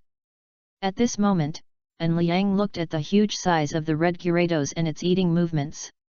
For some reason, he suddenly felt his heart sank. Before this, he had already achieved the achievement of a millionaire. But after he saw the red Gyarados' appetite, An Liang suddenly felt that the achievement of a multimillionaire seemed to be getting further and further away from him. However, after she saw that the red Gyarados was about to finish eating the resources and meat in the pool, still had that indifferent expression, and even asked the little angel behind her to bring a lot of resources. Looking at the resources piled up as high as a hill, An Liang immediately gave up the idea of injecting the giant Swampert with the Binogene potion. It's not that he doesn't want stronger Pokemon, but he can't afford such a price. After looking at the red Gyarados eagerly, An Liang was thinking about whether there is any quick way to make himself rich quickly. Of course, it is definitely impossible to break the law. An Liang is a good citizen who abides by the law. It is impossible to break the law. It's impossible in this life. But in this way, if An Liang wants to make a fortune, he can only go to those sparsely populated mountains and wildernesses to find undeveloped resource areas. Generally speaking, whoever discovers this unowned place belongs to him. As long as An Liang can occupy it, there will be a steady stream of resources to use in the future. But the problem is, those Pokemon in the mountains and wilderness are generally stronger. Because the pure law of the forest applies there. The winner is the king, and the loser is the enemy.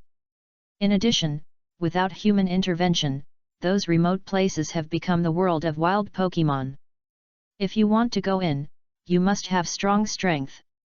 Although An Liang's current strength is good, there is still a big gap between the word strong.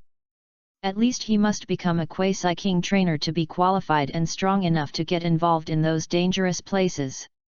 Otherwise, if he dies there, no one will collect his body. After shaking his head, An Liang still dispelled this unrealistic idea. Let's wait until we have revenged those monkey monsters before thinking about future development. Soon, after he recorded the various physical conditions of the red Gyarados, she stretched her body lazily without caring that An Liang was beside her. After seeing someone's fiery eyes, he couldn't help but curl up the corners of her mouth slightly. However, there are still a few little angels behind her who are assisting her in the experiment. She has to be more reserved now, otherwise her face as the king of Tianji will be lost. Half an hour later, An Liang walked out of the angel shop in a trance. In the past half hour, the first 25 minutes were actually quite normal. But in the next 5 minutes, he was actually pushed against the wall by that old woman The most important thing is that after pushing him against the wall, that old woman just looked at him provocatively, then gestured the height difference between the two, and then left with a special smile, left. This directly dealt a fatal blow to An Liang's fragile heart. Isn't it just that he is only 1.7 meters tall? He is not yet an adult. Wait until I become an adult, and then I must push him against the wall and come back.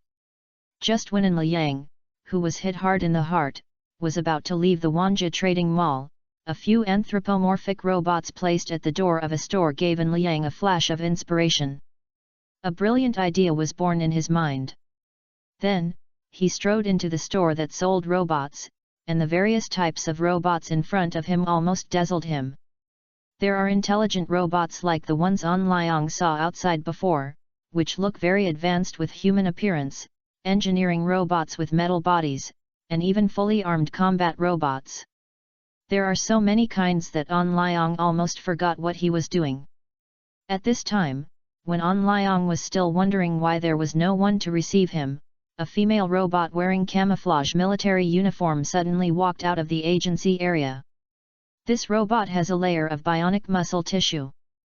From the appearance, at least An Liang couldn't tell whether it was a real human or a robot. However, An Liang could see a kind of indifference to life in its eyes, as if there was no emotion at all. He even felt a little numb after watching it for a long time. Robot, hello, dear customer, is there anything you need? The weak voice of the robot made An Liang even more suspicious. What kind of world is this product? It looks so advanced. An Liang, are you really a robot? In the end, An Liang couldn't help his curiosity and asked this question directly. The robot was not angry at An Liang's slightly rude question, but looked at An Liang with a smile, and directly used the laser shot from the fingertips of his right hand to cut off the bionic muscles on his left arm, revealing the metal bones and various sophisticated electronic devices underneath. This scene also made An Liang's scalp numb. It's not because the robot is too realistic. It's mainly because this robot with a human face, smiling as it cut its own arm, made An Liang feel a little terrified. Fortunately, the artificial intelligence that controls the robot also found that the scene just now was still a little uncomfortable for humans, so it replaced a new body and came to continue communicating with An Liang. Robot, dear customer. Do you have any other questions?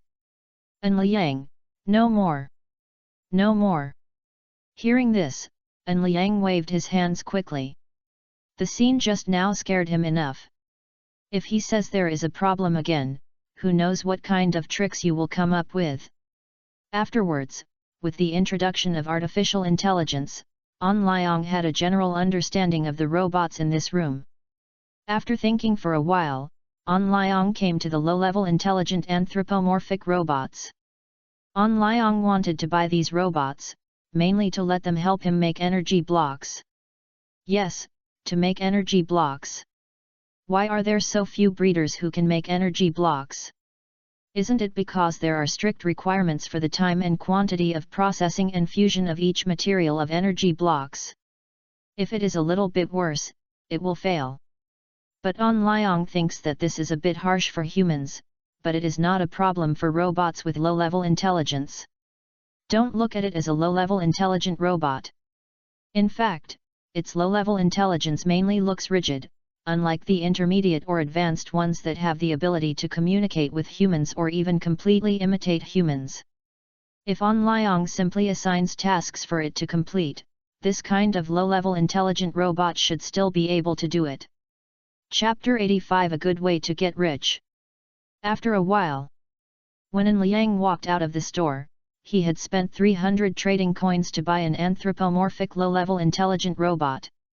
The reason why he only bought one was that he needed to go back and experiment. If this robot could really help him mechanically manufacture energy cubes, An Liang would buy hundreds of them even if he had to go bankrupt. At that time, he could not only use them himself, but also let these intelligent robots continuously manufacture energy cubes and then sell them to the outside world. In this way, it won't take long for An Liang to become a billionaire at least. Don't think that wealth in the real world is useless. In fact, the world where An Liang lives also has many resources that can cultivate elves. In the past, it was just because An Liang had no money, so he had been thinking of ways in the Wanjie Trading Mall. But if he could mass-produce energy cubes, even if they were only low-level energy cubes, he could quickly become rich. When he has money, An Liang can buy resources in large quantities. Even if he uses resources to pile up, he can pile up some powerful elves. And even if An Liang becomes powerful in the future, ordinary resources will not be of much use to him. An Liang can also recruit or train some subordinates. Some subordinates who are only loyal to him. Then circle quickly in the world a new family will appear. At that time, An Liang can not only use the power of the family to collect resources for himself, but also let his subordinates help him collect those hard-to-find Pokémon. As for whether his behavior will be targeted, there is no need to worry about this. Since the beginning of the Pokémon era, the power of the family has gradually revived. For example, there is a Long family in the imperial capital base city. The direct disciples of the Long family can adopt a mini dragon from the 12 families after awakening the trainer talent, and the Pokémon summoned is still dragon type. And there is a Tai family in the Magic City. The unique Pokémon of the Tai family is Iron Dumbbell. And the final evolution of Iron Dumbbell is Metagross. With these two great gods in charge, new families are born every year like mushrooms after rain. Although not many survived in the end. But the strength and power of the family are actually growing with time. Will it become a noble family in the end, or even a clan that only existed in ancient times? And Liang doesn't know. He only knows that whether it is Metagross or Dragonite, they are quasi-god Pokémon. Basically, no one can shake the status of this family. Although there is no concept of quasi-god in this world. But the meaning is the same. The qualifications of quasi-god Pokémon are generally B-level, and A-level qualifications are not as rare as other Pokémon. There are very few Dratini, but most of them can evolve into Dragonite, and even the newly evolved Dragonite has the strength of a quasi-king level. It can be said that if you have a Dratini, if you can afford it, you are destined to become a powerful trainer of the quasi-king level in the future. And the combat power of the quasi-god is also stronger than other Pokémon. Once you become a trainer of the quasi-king level, you will definitely be the best among them. At that time, use Dragonite or Metagross to earn resources to cultivate new Pokémon. After repeating the cycle, maybe a king will be born. Of course. The probability is very small. In the past, if An Liang wanted to get a Dratini, it would be extremely difficult. It's not just difficult to get a quasi-god here. It's also not so easy for him to keep this quasi-god elf. First, he has no power, and second, he has no strength. But if he can really mass-produce energy cubes, it will be a bit difficult for An Liang to gather all the quasi-gods, but as long as he has a mini dragon or a baby dragon, it will not be difficult. At that time, he was also a well-known big shot. If the elf thieves pay attention to him, that's simply courting death. Let's get back to the point.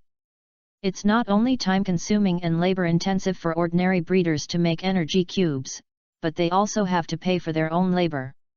But these intelligent robots are different. An Liang's purchase of them is like a permanent buyout, and the energy source responsible for supporting their actions is a nuclear battery. Even a battery that comes with the factory is enough for them to use for 50 years. If it runs out, you can also go to that store to buy a new battery. This is simply the best tool man. Soon, when An Liang's consciousness returned to his body, he opened his eyes and saw the big face of Swampert, which was less than 15 centimeters away from him. Under conditioned reflex, An Liang directly gave Swampert a crisp slap. Pa! After this slap, both An Liang and Swampert were a little confused. One person and one Pokémon, you look at me and I look at you. But Swampert, who was beaten, covered his face and looked at An Liang with resentment. He just wanted to see if the trainer was dead after sleeping for so long. Why did he beat it? Isn't he caring about An Liang? This conscienceless. Just when Swampert thought he was very wronged, An Liang didn't have time to care about these. After shaking his numb palm directly from the space bracelet, he took out the intelligent robot he had just bought. Fortunately, although this intelligent robot looks realistic, it is still a dead object after all, and can be installed in the space bracelet. Otherwise, it would be troublesome to carry such a thing in the wild. After releasing the robot, An Liang quickly completed the process of recognizing the master.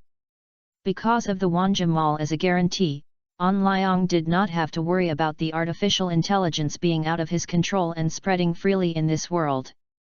After recognizing the master, the robot will unswervingly obey An Liang's orders. Even if An Liang asked it to self-destruct on the spot, the robot would not hesitate for half a second. Even if this self-destruction might kill its owner. However, An Liang had some doubts. This intelligent robot might not produce the original power when it self-destructed in this world, because the rules of this world have been rewritten, and all hot weapons are a pile of scrap copper and rotten iron. Including those big mushrooms. An Liang once suspected that this was the work of those high-ranking beasts to protect their own rights. In short, humans now do not have the ability to communicate with them on an equal footing. Then, in the excited expression of the giant Swampert, An Liang took out all the tools and materials for making energy blocks.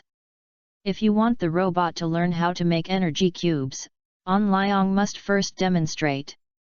The robot will remember An Liang's operation process and precautions for each step.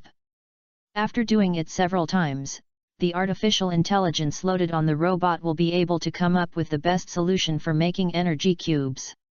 Of course, the more advanced the robot, the stronger its computing power and operation ability. The low-level intelligent robots he bought can only make low-level and medium-level energy blocks at most.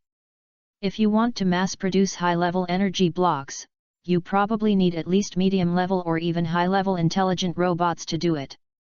An anthropomorphic medium-level intelligent robot costs 500 trading coins, and a high-level one costs 1000 trading coins.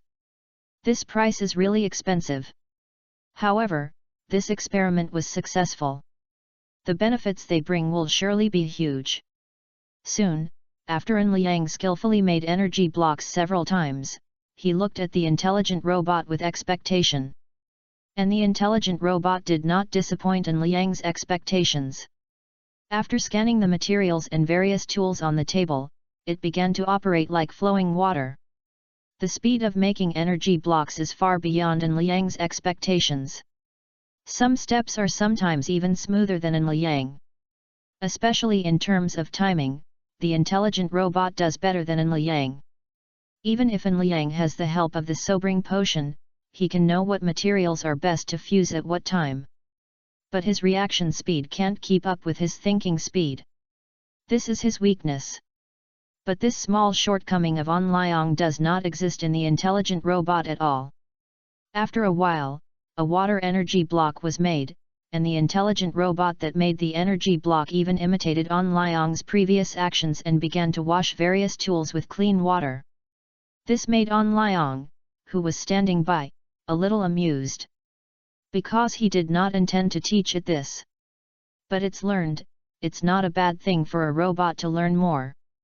After shaking his head, An Liang turned his attention to the energy block made by the intelligent robot. Although this energy block was not solidified, An Liang could see that this energy block was crystal clear and had very few impurities, and less impurities meant that the energy block was of good quality. This made An Liang very happy. Then, An Liang roughly calculated. Just now, it took the intelligent robot 10 minutes to make an energy block, and even if he counted the time for cleaning the tools, it was only 15 minutes. 15 minutes once, 4 times an hour. And 96 energy blocks can be made in one day. According to An Liang, a low-level breeder can only make 20 energy cubes a day at most. After all, they don't want the intelligent robots to feel tired. Those breeders are normal people, and they also need to rest to relieve fatigue. If you calculate it this way, the benefits brought by an intelligent robot are equal to the benefits brought by 5 low-level breeders.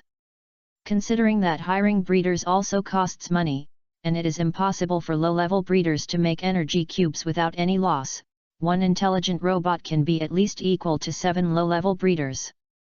Then, An Liang shook his head again. The low-level energy cubes made by intelligent robots are of good quality. Such technology is rare among breeders, so if you calculate it comprehensively, 597, one intelligent robot is enough to rival 10 low-level breeders. After this calculation, An Liang was almost overjoyed. In the outside world, a low-level breeder who can make energy cubes is the target of all forces. If he takes out dozens of intelligent robots at once, and starts to produce energy cubes on a large scale. I don't know if it will affect the balance of the energy cube market and the status of breeders. After thinking about it, Liang gave up thinking about this profound question. For a small person like him, the most important thing is to become stronger quickly. If he can be so strong that no one can point fingers at him. At that time, even if the existence of intelligent robots really affects the entire breeder group, who dares to gossip about him behind his back? Even if there are such people, they will probably be dealt with by Liang's men. In this way, when the intelligent robots produced 5 energy cubes with guaranteed quality and quantity again, Liang had decided to buy a large number of such robots. But the premise is that he has to find a place for these people to settle down and be hidden enough. Otherwise, once they are discovered by outsiders, the consequences will be disastrous. Just as Liang was in deep thought, Swampert tiptoed to the energy cubes that had just been made. Every time Liang made energy cubes, Swampert was very happy, because it could always get some extra food and drink at this time. You know, as Liang's technology for making energy cubes became more mature, he also bought a special mold, which is the kind of mold used to shape the energy cubes that are still liquid. Using this mold, although the size of the energy cubes can be made uniform, even if they are piled up in the space bracelet, they become very pleasing to the eye, but there is still a problem, that is, there will be some scraps left occasionally. Generally at this time, Liang will let Swampert deal with those scraps. This is why Swampert is looking forward to it. But this time, Swampert was dumbfounded. The quality control of energy cubes made by intelligent robots is much better than that of Liang. Except for the first time when some scraps were produced. The next few times were just enough to fill the mold. This made Swampert, who was about to steal some scraps, reveal a resentful look again. But this time it was not looking at Liang, but at the indifferent intelligent robot. Chapter 86, Red Gyarados' First Battle. Confirmed that the intelligent robot after the robot was able to help him make energy blocks, Liang was so excited that he couldn't calm down for a long time, but he didn't rush to return to the Wanjie Mall because he didn't have a stable base and raw material supplier. Now Liang has already made a preliminary choice in his mind where to build the base. That is the lake cave he had been to before. There is sufficient water element energy there, and it is large enough. In addition to allowing intelligent robots to build a base there, Liang can also use the abundant water element there to plant some resources. Although it may not be self-sufficient, but it can reduce some costs, and such materials are more reliable to use. And the elves there have good talents. In the future, pick some high-quality ones to breed. Whether it is used to reward subordinates or sold to others, it will be profitable. The most important thing is that Liang now has 7 main elves around him. He will definitely have more elves in the future. At that time, he will need a place to store elves. There are many breeding houses on the market that support the storage of elves. But those breeding houses, the regular ones are expensive, and the irregular ones directly drug your elves and let them breed, and then the breeding house can make money by selling the cubs. If it was normal breeding, Liang would not be so resistant as he is now. After all, this is normal. But you let an elf deal with dozens of them at the same time? This is not something they have never done before. In the past few years, Liang often saw such reports on the news, and even many elves died of exhaustion due to the strong pressure in the breeding house. So Liang took this into consideration when building the base. His elves are not other people's stallions. In addition to these factors, Liang is also very curious about what is under the deepest pool of the lake cave. If he is not too weak, Liang will dig down and take a look. He always has a hunch that there may be some big secrets hidden under the pool. After he has a king elf, Liang plans to go down and take a good look. Back to the topic. The location of the base has been pre-selected, but the supplier of raw materials is more troublesome. On Liang occasionally goes to those large Pokemon stores or the breeder guild to buy a few hundred materials, which will not attract other people's attention, because it is very normal, but it is very suspicious if he often goes there to buy. On Liang has made plans. Even if he buys raw materials in large quantities in the future, he will not go through normal channels. On Liang plans to buy them in black markets everywhere. Anyway, there are still people in the black markets of some large base cities who have the energy to provide raw materials on a large scale. But these On Liang will at least wait until Swampert and others become Pokemons, or after getting 2 Quasi-Kings, before he will communicate like this. Otherwise, with the character of those people in the black market, once On Liang exposes huge interests, whether he has enough strength to protect it, the end waiting for him may not be too good, such as an unknown corpse in a wilderness the next day.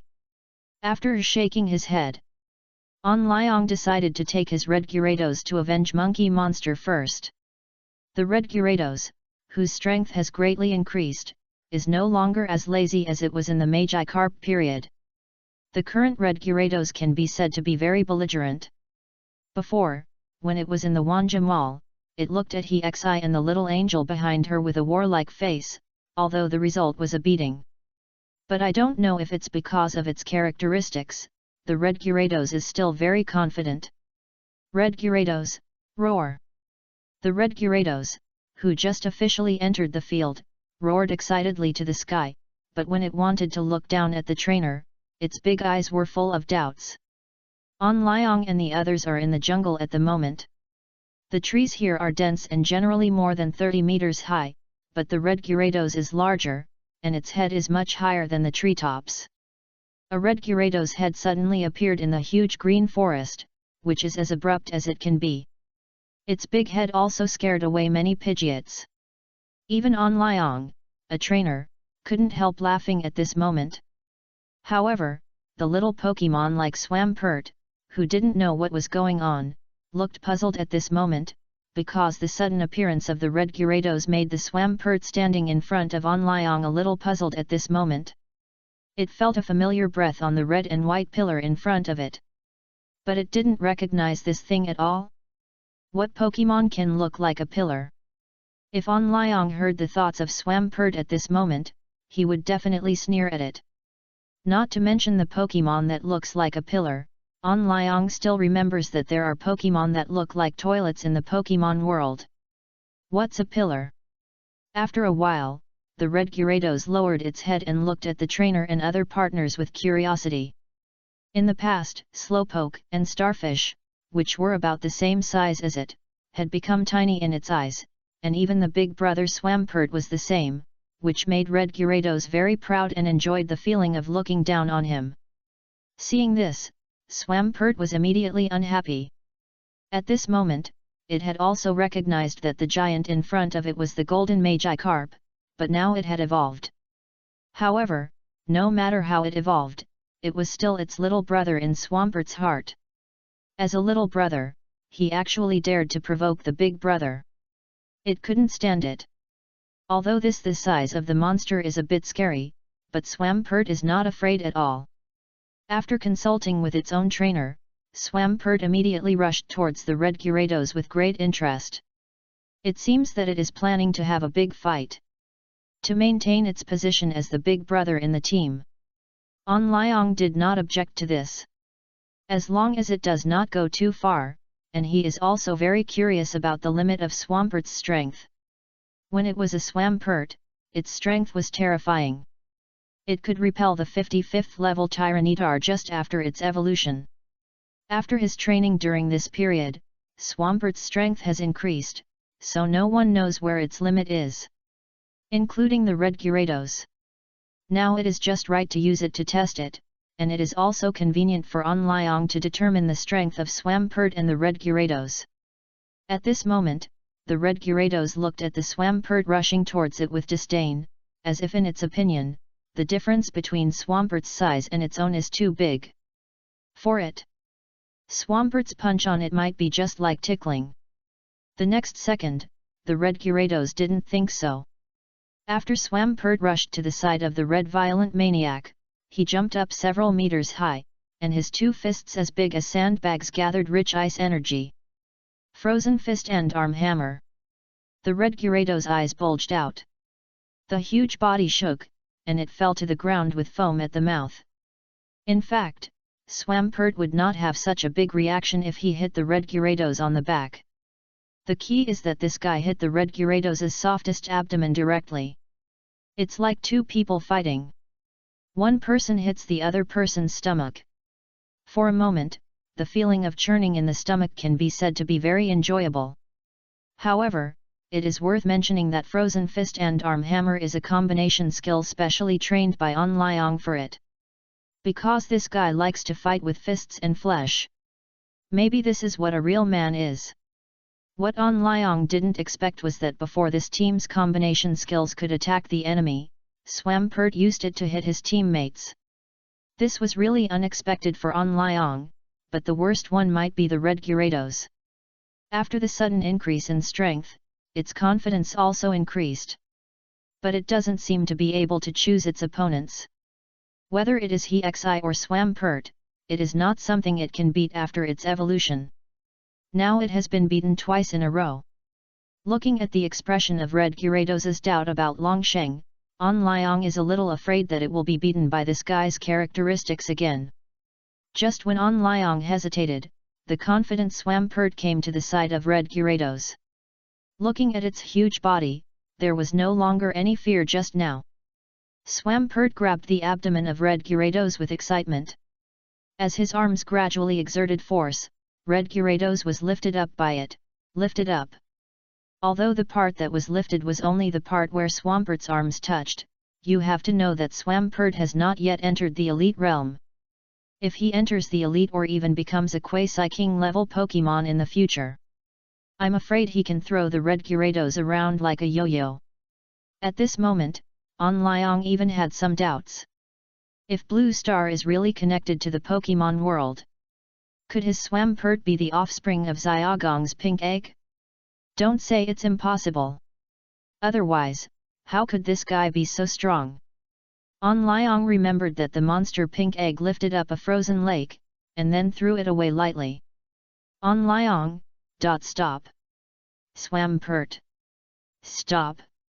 In order to ensure the stability of the team, even though On Liang wanted to know the limit of Swampert, he couldn't let the red Gyarados continue to be the test subject of Swampert. Otherwise, the dragon's life would be lost. Just like that, when Swampert stopped, he returned to On Liang with a proud look, and looked at Melodic with a provocative look. As if to say, see, this is my strength. Unfortunately, Melodic's heart was all on Liang. He turned a blind eye to Swampert's show-off. It was the stupid IQ of red Gyarados that really made On Liang feel a little worried. After a while, red Gyarados slowly climbed up, and it was not as arrogant as before. Sure enough, the big brother is the big brother. After roaring at Swampert in a flattering manner, red Gyarados looked towards the direction of the monkey monster, Lin Yozhao, territory with a fighting spirit. When in the angel shop, On Liang had already told it about the monkey monsters. At this moment, the red Gyarados was already impatient. On Liang. On Liang, okay, let's go. At the urging of the red Gyarados, On Liang walked towards the territory of the monkey monsters again. Only half a day later, the bodies of the monkey monsters that were killed by Swampert were still lying in the same place, and the air was filled with a disgusting smell. And On Liang, at this moment, was standing on the head of the red Gyarados and looking down with excitement. Because the red Gyarados was huge, On Liang standing on its head actually had a feeling of looking down on all the mountains, but he jumped on the top of the red Gyarados, which made the red Gyarados very unhappy. He shook his head casually, making On Liang on its head feel dizzy. The next second, On Liang stomped on the top of the red Gyarados. To knowing that On Liang's initial Pokemon is Swampert. He has signed a contract with Swampert, and some of Swampert's power can be fed back to him. Although Swampert's strength is not high, An Liang only gained the ability to breathe underwater for a short time, but An Liang's strength has been greatly improved. His heavy kick still made the red Gyarados feel a little. But before it got angry, An Liang's words instantly made the red Gyarados swallow the anger in his heart.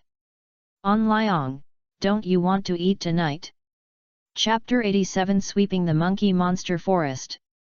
An Liang, don't you want to finish your meal? Red Gyarados. Thinking of having no food, the red Gyarados' huge body was a little stiff. It now seemed to understand the helplessness and sadness of the big brother Swampert. Have such a trainer. Alas! The sadness of dragon life. The red Gyarados, who chose to compromise, lowered his head helplessly and carried An Liang to move forward obediently. But its size is too big. As a result, An Liang was surrounded not long after entering the monkey monster's territory. Seeing this scene, An Liang patted the huge head of the red Gyarados under his feet with excitement.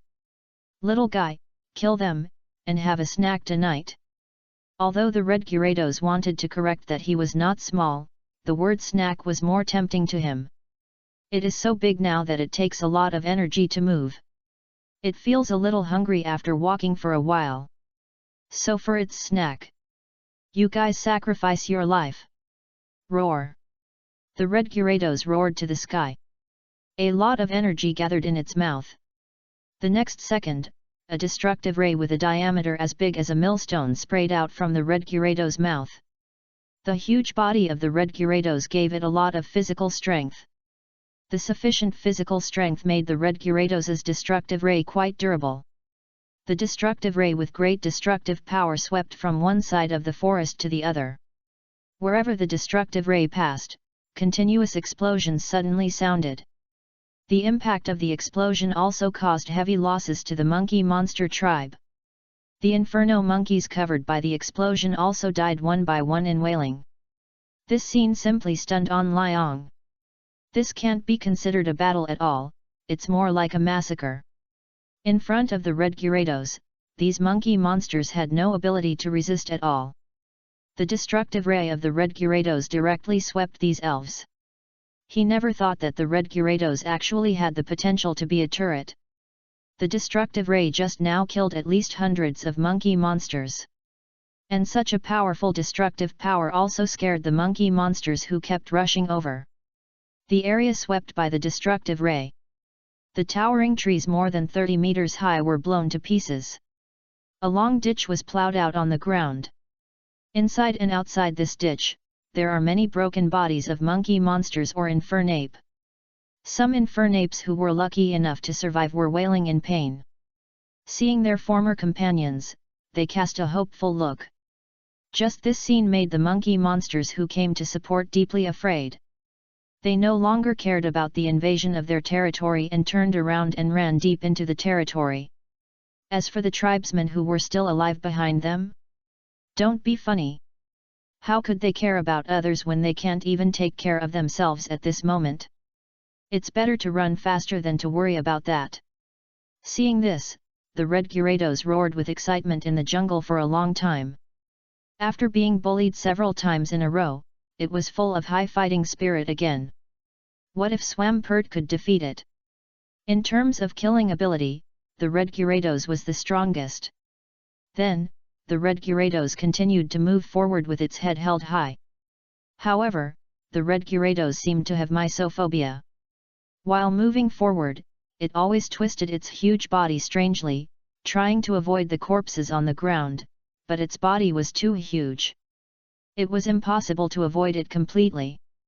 On the ground, Min Xiao, who was the best friend of the red Gyarados, looked at the red Gyarados with a confused look. Its best friend has changed too much. Now she seems a little irritable. But it's good to have it. With the red Gyarados, it seems that it doesn't need to fight. Min Xiao, who doesn't like fighting, just wants to stay with An Liang and watch him quietly. Even if it sits for a whole day, it won't get tired. Now it's a little distressed. How can it run to the top of the red Gyarados without flying? Soon, An Liang walked down from the head of the red Gyarados. At this moment, what was in front of him was not an ordinary tree but a special fruit tree. This kind of fruit on the tree is collectively called tree fruit. It is a very nutritious fruit. In the wild, this kind of fruit is what most Pokémon rely on for survival.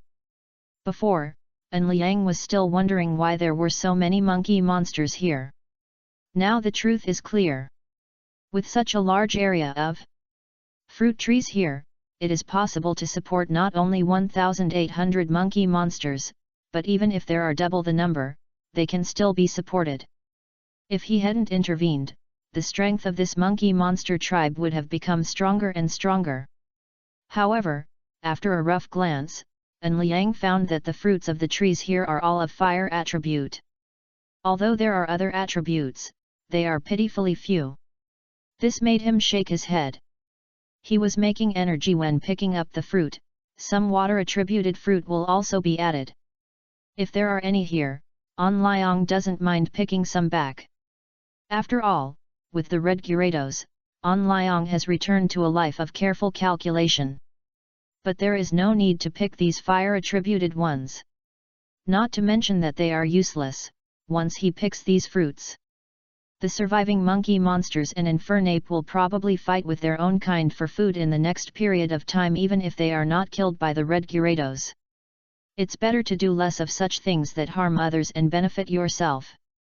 Just then, the salivating Swampert stared at a strange fruit tree. Unlike other fruit trees full of red fruit, the fruit on this fruit tree is purple, and there are small black dots on it. This makes An Liang feel very familiar. He seems to have seen this kind of fruit. But for a while, he just can't remember any information about this fruit. This made him feel quite depressed. Just when An Liang was thinking hard, Swampert could no longer hold back and directly picked several fruits and threw them into his mouth. It was at this time. An Liang, who was standing by, suddenly hammered his palm with his hand. An Liang, I remembered, Kfei. An Liang, this fruit is called Mama fruit. It will paralyze the whole body after eating it. Swampert, don't. An Liang, who just remembered what this fruit was about to remind Swampert when he saw that Swampert, a 3-meter giant, fell to the ground and twitched continuously as if he had polio. Normally speaking, a mama fruit can make a Pokémon of Swampert's size feel numb all over. If he had seen it right, this guy should have grabbed a handful directly. An Liang really didn't know what to say at this moment. Couldn't Swampert, this fool, change his habit of stealing food? An Liang. An Liang, I told you not to eat, but you just kept on eating. An Liang, you can't move now, so just lie here obediently. Starfish, you stay and take care of this fool so that he won't be attacked by monkey monster again. After saying that, An Liang rolled his eyes at Swampert and left with Melodic and other Pokémon. It is worth mentioning that before leaving, the red Gyarados deliberately lowered its head to look at its big brother Swampert. Its curious eyes almost made Swampert recover its mobility and beat it up. It's fine if the trainer bullies it normally. How dare you, a defeated general, bully it? Looking for a fight? Soon, when An Liang arrived at the center of Monkey Monster's territory and found nothing unusual, he turned around and returned to Swampert. At this moment, Swampert had stood up again, looking at its frightened expression. An Liang showed a satisfied smile. It's good to have this lesson, so that this guy won't eat randomly in the future. It is worth mentioning that An Liang deliberately returned to the mama fruit tree before leaving. At this moment, there were about 200 or 300 mama fruits on the mama fruit tree. In the eyes of Swampert, who was suspicious of the fish, An Liang put all the mama fruits into his pocket. This made Swampert look at An Liang's back with a suspicious look. Swampert, suspected that this mean trainer had bad intentions, otherwise why would he take such useless fruit? Thinking of this, Swampert shuddered involuntarily. It always felt like something bad was going to happen. Kamo. A few days later, An Liang came all the way to a new base city. Since he was a child, An Liang has always lived in S city and has never gone out. This is his first time traveling far away. He is very curious about everything when he comes here. After randomly picking a hotel, An Liang went into the bathroom and took a comfortable hot bath as soon as he entered the door. After taking a bath, An Liang lay on the bed to charge the communicator and began to reply to messages one by one, including those from An's father and mother, and Shui Qin Gro, and most of the content of concern was whether the food was good and when to come back. Although it was simple, it could make An Liang's heart rise a little warm. This world is too big. Forget about being alone. After replying one by one, An Liang closed his eyes and lay on the soft big bed. His goal this time is a large base city located on the coast, where many water trainers gather, where he should be able to grow faster. And since the beginning of the Pokémon era, the blue planet has become several times larger. The blue ocean has become more endless. Countless water Pokémon live in the blue ocean. If he is lucky, he may be able to catch some Pokémon with strong qualifications and sell them for some money. As for why he doesn't raise them himself? Don't be ridiculous. His current Swampert and Red Gyarados are already giving him a headache. Raise some more? At least before the base of the lake cave is built and has a certain output, An Liang does not plan to expand the number of his Pokémon. Of course, if he encounters a quasi-god Pokémon that An Liang cannot refuse, then An Liang will have no choice but to say it's really good. Night falls. An Liang walks on the street. Looking at the ordinary people around him who are busy running around for a living, he suddenly thinks about something.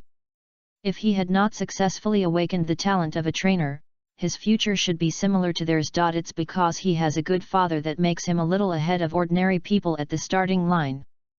Besides that, he doesn't seem to have any other outstanding features. After shaking his head, An Liang suddenly laughed. Then he didn't think about it anymore. Continue to walk forward with his head held high. Chapter 88 The Legendary Elves. The next day, early morning. After a good sleep, An Liang set out again. Now he lives in the wild like a fish in water.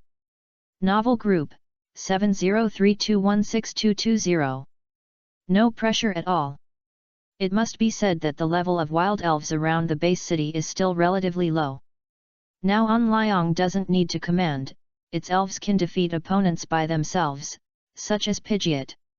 When it soars in the air, it will go up to compete with opponents with similar strength. Especially after discovering Spearow, it will not stop until it beats the opponent. It fully demonstrates the cruelty and relentless fight of wild Pokémons when they encounter their natural enemies. After defeating several Spearows again, Pidgeot hovered around An Liang. It can be seen that Pidgeot was obviously very happy after bullying its natural enemies. In fact, An Liang was also very happy. Because Pidgeot is already level 37. If he raises one more level, An Liang will get a flying mount that he can ride. When he wants to go somewhere, he won't have to walk on two legs like he does now. This makes An Liang look forward to the day when Pidgeot evolves into Pidgeot. However, Pidgeot's qualifications are only B and even after such a long time of training. This means that Pidgeot is almost impossible to become a king. And after entering the elite realm, its strength will slow down, and after entering the quasi-king realm, it will be very difficult for it to improve its strength. It may be difficult for it to reach level 60 until it dies. And level 60 is the last level of Pokémons in the quasi-king realm. It is also the last test for them to be promoted to the king. Throughout the ages, I don't know how many Pokémons are stuck at this threshold, and it is not certain that they can be promoted to the king if they have A-level qualifications. When Pokémons are young, their cultivation talents are the best, but as they grow older, Pokémons have not received professional training. Even A-level qualifications may become B-level. Or Pokémons may suffer irreparable hidden injuries, which will also stop their strength from moving forward. For normal trainers, if they have an elite Pidgeot, it is a very happy thing, even if their strength is difficult to improve again in the future, it does not seem to be a big deal for them. Because even elite trainers have a high status in Yangguo. If you are lucky enough to become a quasi-king trainer, there will be a lot of forces to win over. Think about the Jinyiwei, a quasi-king trainer can sit in a base city and become a centurion official. But it's different for An Liang. Maybe there are too many high-quality Pokemon under his command, and elite trainer is only his next goal, not his ultimate goal. An Liang's ultimate goal is to become a king or even a champion above the king. But to become a king, Pidgeot's current qualifications are too poor. He must upgrade Pidgeot's qualifications to A level. Even if it's just A. In this way, all of An Liang's Pokemon qualifications are at A level. If nothing unexpected happens in the future, they can all become king-level powerhouses. People like Melodic and Swampert with S-level qualifications are more likely to become champions. It's just that resources to improve strength are rare. Not to mention improving qualifications. Soon, An Liang found that he didn't have to consider improving Pidgeot's qualifications for the time being. It's not that he found resources to improve Pidgeot's qualifications. But he was actually lost. This is a bit too incredible. Although An Liang is not a master of wilderness survival, how could he get lost if he followed the navigation? But when he looked around, even though he felt very unwilling, he had to admit that he had taken the wrong road under the guidance of the navigation. Will he be laughed to death if he tells others about this? Definitely will he be laughed to death? And Liang had no choice but to summon the Red Gyarados to carry him to a higher place to have a look. Although the Red Gyarados was very upset that An Liang summoned him for such a small matter, under the caring eyes of the big brother Swampert, the trembling Red Gyarados still carried An Liang out of the jungle and looked at the surrounding mountains very obediently. You don't know until you see it, you will be shocked. An Liang remembered that he was walking along a dirt road outside the base city before. The reason why he chose this road was because there were many Pokemon on this road. But now, the surrounding terrain is completely inconsistent. He didn't remember that there were mountains outside the base city. After putting down the map in his hand, An Liang took out the compass from his backpack. There is no doubt that the compass has also failed. This gradually made An Liang realize that something was wrong. Could he have accidentally walked into a secret place? Just when An Liang was still feeling strange, the Pibby bird in the sky suddenly chirped. Its cry was filled with a hint of urgency and joy. It kept flying over An Liang's head as if to guide him to a certain place. Although An Liang felt a little strange, he still took back the red violent dragon and followed the figure of Pidgeot. Not long after walking, a buzzing sound that was very familiar to An Liang suddenly came out from the surrounding jungle. An Liang looked carefully and found that it was a circle bear with 3 bear cubs avoiding the attack of the giant bee. It is worth mentioning that in the arms of the circle bear, there was a huge honeycomb. Before, An Liang was still wondering why the giant bee was chasing the circle bear. Good guy, it's confirmed. Can't you not eat honey? The next second. An Liang, no. This damn circle bear. Just now, the circle bear discovered An Liang and the giant Swampert and Pidgeot beside him. So the circle bear turned around with the 3 bear cubs and rushed towards An Liang, as if to ask him to help share some giant bees. If someone says that the bear is stupid next time, An Liang will let the giant Swampert kill him directly. This scooter really pissed off An Liang. It's fine if he got lost, but now he's been tricked by a scooter. An Liang, come out, Red Gyarados, use the destruction bead on the Beedrill swarm. Red Gyarados, roar! As Red Gyarados made a brilliant appearance, an orange-yellow light spurted out of its big mouth. Since discovering that Red Gyarados has the qualifications to be a turret, An Liang has been training Red Gyarados to use the speed of the destruction bead. After Red Gyarados' hard training, it has achieved some success. Boom! Boom! Boom! With the deafening sound of the explosion, the Beedrill swarm was blown to pieces.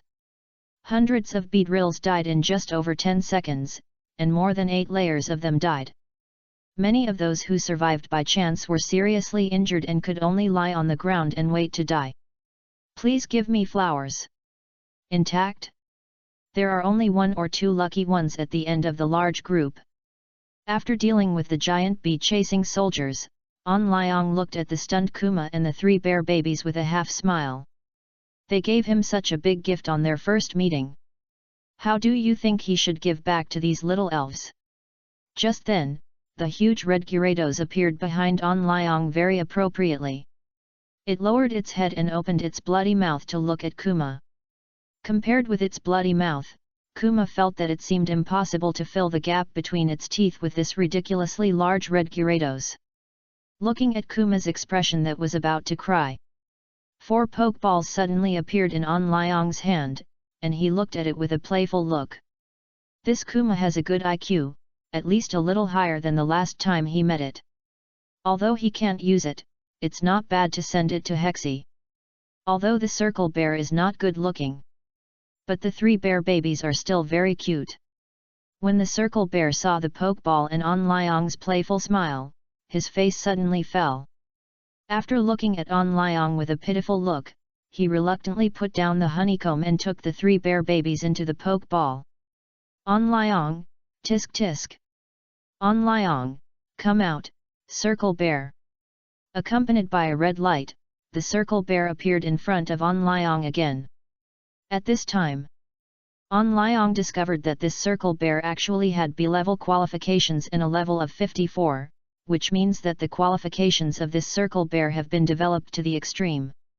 But this is a very incredible thing. Normally, the way for Pokémon to improve their strength is to continuously absorb energy to strengthen themselves, or to make themselves stronger through fighting. The first way is difficult, because there are not many resources in the wild. If you want to get a resource, you may have to fight with many Pokémon to grab it. And the most important thing is that once a wild Pokémon is injured after a battle, unlike Swampert, An Liang can use healing spray to bandage it. They can only rely on time to rest. Once they are seriously injured, they may be left with hidden injuries like Shuiqin Gro's crocodile, which will cause them to be stuck at a certain threshold and unable to move forward. Generally speaking, it is difficult to encounter Pokémon with extreme qualifications in the wild. Unless the resources here are very rich, or the Pokémon have powerful parents, otherwise, An Liang would not be so surprised after seeing the level of Kumamoto. In this way, after adding an indigenous guide, An Liang continued to lead Swampert and Pidgeot forward. Because of Kumamoto as a guide and Pidgeot's aerial reconnaissance, An Liang's journey forward this time was very smooth, although he encountered some beedrills who went out to collect honey or patrol on the way. But due to Kumamoto's powerful strength and the threat from Pidgeot, those beedrills just watched An Liang leave their territory in the dark and then slowly dispersed. After leaving the territory of the giant bee, An Liang was approaching the end. He looked at the increasingly sparse trees and a glimmer of light at the end of his sight, and An Liang realized that he might be out of the jungle soon.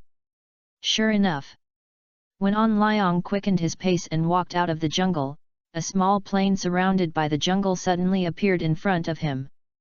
But when he looked at it, a tower-like building in the middle of the plain instantly made An Liang's eyes widen, and at the same time showed an unbelievable look. Fuck. Guang. Chapter 89 Bell Tower. An Liang, fuck. Gold, the 2 words came out of his mouth. Otherwise, he really couldn't express the shock in his heart. Standing in the middle of the plain was a tower that was obviously built by humans. If it was just this, An Liang wouldn't be so surprised. After all, since the beginning of the Elf era, there have been countless mysterious buildings on Blue Star. What does a tower that suddenly appeared count for? But this tower. If he was not mistaken, it should be the Bell Tower, right? It was the tower in the Kanto area, where the legendary Phoenix King lived. This is where the mythical beast lives. And it's not an ordinary mythical beast, it's a first-level god with a priesthood. This is not something that the common goods like the three stupid birds can compare to. How could it suddenly appear here? Have the mythical beasts started to move now? This discovery made An Liang's face reveal an uncontrollable shock. Before this, he had never seen any records about mythical beasts in this world. Even if he had tried to test An's father indirectly, An's father himself knew nothing. Before he met this bell tower, An Liang even thought that there were no mythical beasts in this world. But when this bell tower that existed to worship the Phoenix King appeared, An Liang couldn't help but doubt his previous judgment. Maybe there are really mythical beasts in this world. It's just that they have never discovered it before. After standing there blankly for a while, An Liang 597 decided to go to the bell tower first. See if there are any traces left by the Phoenix King. If you can really find some clues, maybe you can find out why the mythical beast has never appeared before. Soon, when An Liang gradually went deeper into the plain, he was surprised to find that there were other Pokémon here, such as Pokémon like Smelly Flower or Nidorino. These Pokémon showed sincerity on their faces and walked towards the bell tower step by step. Even if natural enemies like Spearow and Pidgeot met here, they didn't fight, but flew towards the bell tower on their own. This scene surprised An Liang. Pidgeot and Spearow can actually live in peace. This world is really crazy. When An Liang and the others came to the bell tower, the elves unexpectedly knelt outside the bell tower. Seeing their pious expressions, An Liang thought of a very appropriate word in his mind. Pilgrimage. If nothing unexpected happened, these elves were probably here to see the Phoenix King. In other words, they are all believers of the Phoenix King. At this moment, even the symbols standing next to An Liang began to kneel down to the bell tower, and only An Liang and Swampert stood there helplessly. As the pilgrimage ceremony of the symbols was completed, a light red light shot out from the bell tower. Before An Liang came to his senses, the light had already entered the symbol's body. The next second, the injuries left by the giant bee attack on the symbols disappeared at a speed visible to the naked eye, and a comfortable expression appeared on the honest face of the symbols. An Liang knew that this guy was not doing this for the first time by looking at its skilled movements and its expression without any surprise. An Liang, this. The bell tower has this function? How come he didn't know? Although An Liang didn't dare to say that he knew all the elves, he at least knew a rough idea of some of the history of elves. But the fact that worshipping the bell tower can be healed is a bit, that. However, after seeing this scene, An Liang also knew why Kumamoto could develop his qualifications to the extreme. This bell tower might be the most important factor. At this time, Swampert, who was standing next to An Liang, also worshipped the bell tower like Kumamoto, but in the end it didn't get any reward. This made Swampert very puzzled. The action it just did was exactly the same as Kumamoto and the others. After Swampert, Pidgeot, who was in the air, suddenly fell to the ground and worshipped the bell tower. In Pidgeot, An Liang saw a temperament that he didn't see in Swampert. That is piety. Pippibird is very respectful to the Phoenix King, just like 100 birds worshipping the Phoenix. And the previous Circly or other wild Pokémon were all very pious when they worshipped the bell tower. Instead of being like the fool Swampert, who clearly came for the red light. After Pippibird finished worshipping, a light golden flame suddenly emerged from Pippibird. Bye. Bye. But what is amazing is that this light golden flame did not cause any harm to Pippibird, but made Pippibird chirp very comfortably. Then, the light of evolution bloomed on Pippibird. At this moment, Pippibird evolved without An Liang being prepared. Pippibird in the light of evolution spread its huge wings. Under the cover of the light of evolution, Pippibird's body changed a lot, but at this time, it might be better to call it Pidgeot. The appearance of Pidgeot and Pidgeot is very similar. The only difference is that the feathers on the top of Pidgeot's head are yellow and white, and its tail is still red. After evolving into Pidgeot, the yellow feathers on An Liang's Pidgeot now look more like gold, and there are mysterious golden lines on its wings, and the color of its tail is also brighter. From a distance, it looks like a ball of fire, undoubtedly. The appearance of this Pidgeot has completely conquered An Liang. If he takes it out to play in the future, he will definitely get a lot of attention. And when he stands with other trainers who have Pidgeots, the difference is immediately apparent. His Pidgeot is obviously more handsome. In addition, Pidgeot's sharp eyes and wide wings give people a kingly demeanor. Pidgeot, bye. Bye. Bye. The evolved Pidgeot also looks very happy at this moment.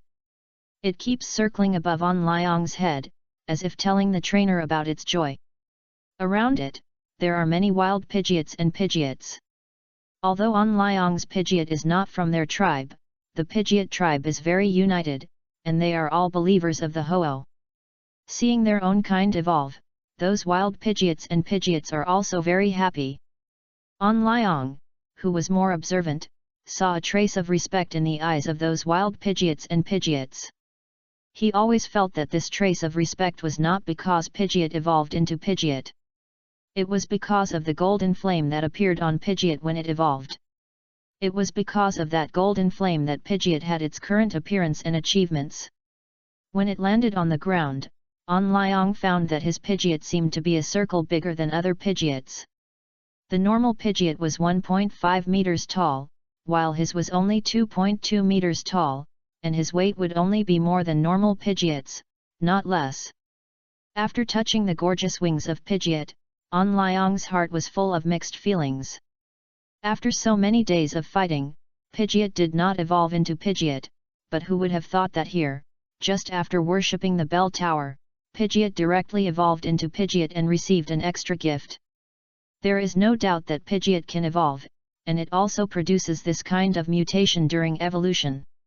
An Liang felt that this had a lot to do with the bell tower. Or, it had a lot to do with the first level god, the Phoenix King, who was worshipped in the bell tower. As for whether the Phoenix King had such ability? Just kidding.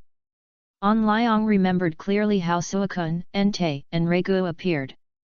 The only thing that puzzled him was why the Phoenix King, a high-ranking first-level god, would help a Pidgeot whose strength had not yet reached the elite level.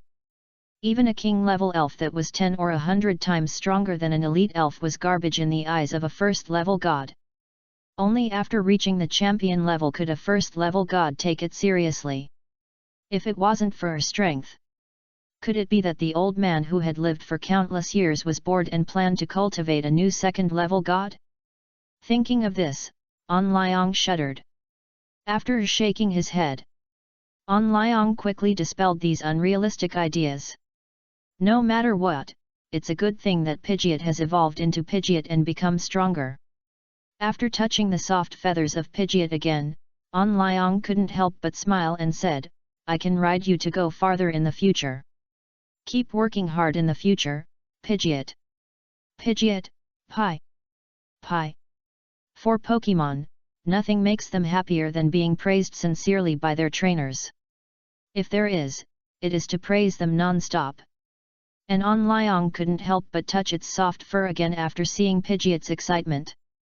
Pidgeot is a proud Pokemon.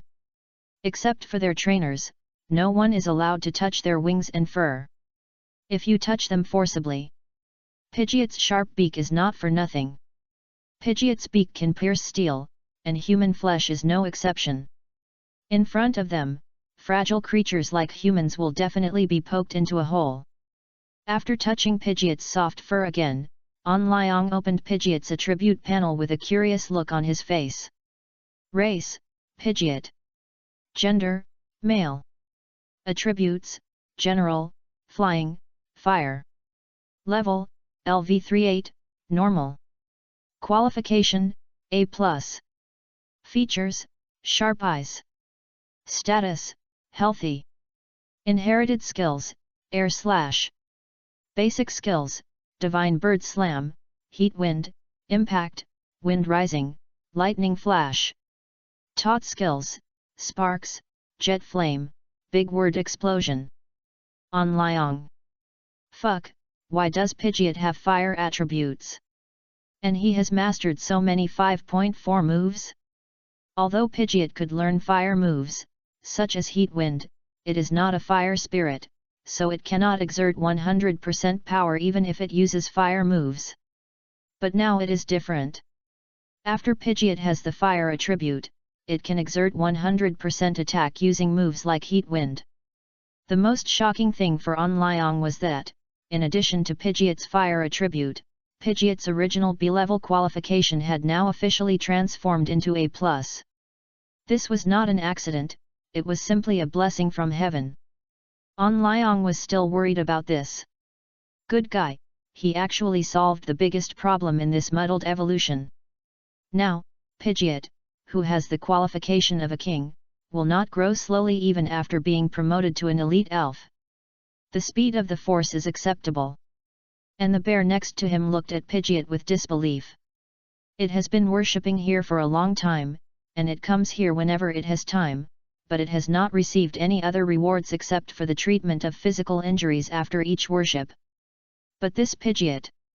When it came, it was still Pidgeot, but it evolved into Pidgeot after worshipping.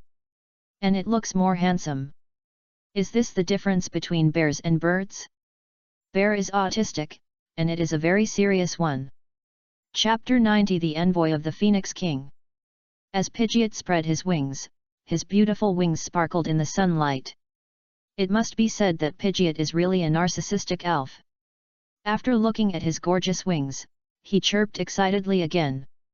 Narcissism is narcissism. At least he has the capital to be narcissistic.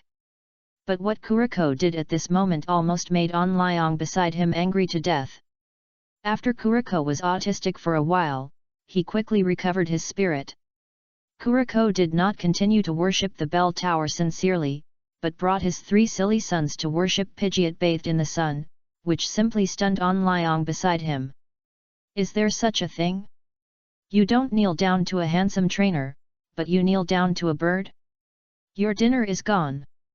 But this also reminded Onlyong that if Popo respects Pidgeot, there is also it may be because Pidgeot is the leader and guardian of the Popo tribe, but what is the reason for the Circle Bear at this moment? He didn't remember that the Circle Bear tribe had the habit of worshipping Pidgeot. After taking a deep look at the enthusiastic Circle Bear and the 3 bear cubs, Onlyong's sight also shifted to Pidgeot bathed in the sun. It's true that Pidgeot really has a sacred aura at this moment.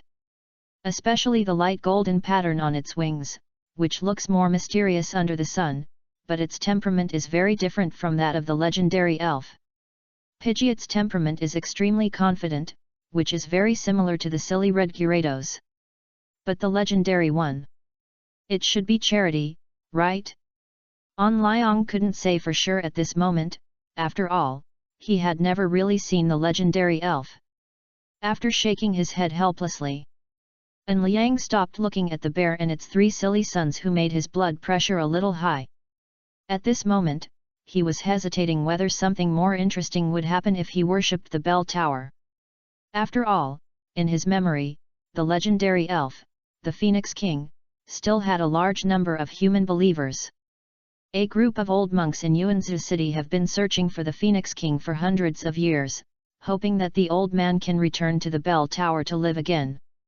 Of course, it would be even better if Lugia, who originally lived in the bell tower, could be brought back. But now, just when Liang was hesitant, Pidgeot flew to Liang's side. It looked at the golden lines on the bell tower that was tens of meters high in front of it, and it also shone with it. And then Liang also found that the golden lines on the Pidgeot were very similar to some carvings on the bell tower. Just as he was comparing, the door of the bell tower that had been sealed for who knows how long suddenly opened. Seeing this scene, all the elves who came to worship, such as Qmon, stayed where they were and did not move. The pious expression was like praying. After Onlyong exchanged glances with Pidgeot, he decided to go into the bell tower. After entering the bell tower, the decoration here was unexpectedly simple. There was only a statue of the Ho-Oh and a huge nest dedicated to it.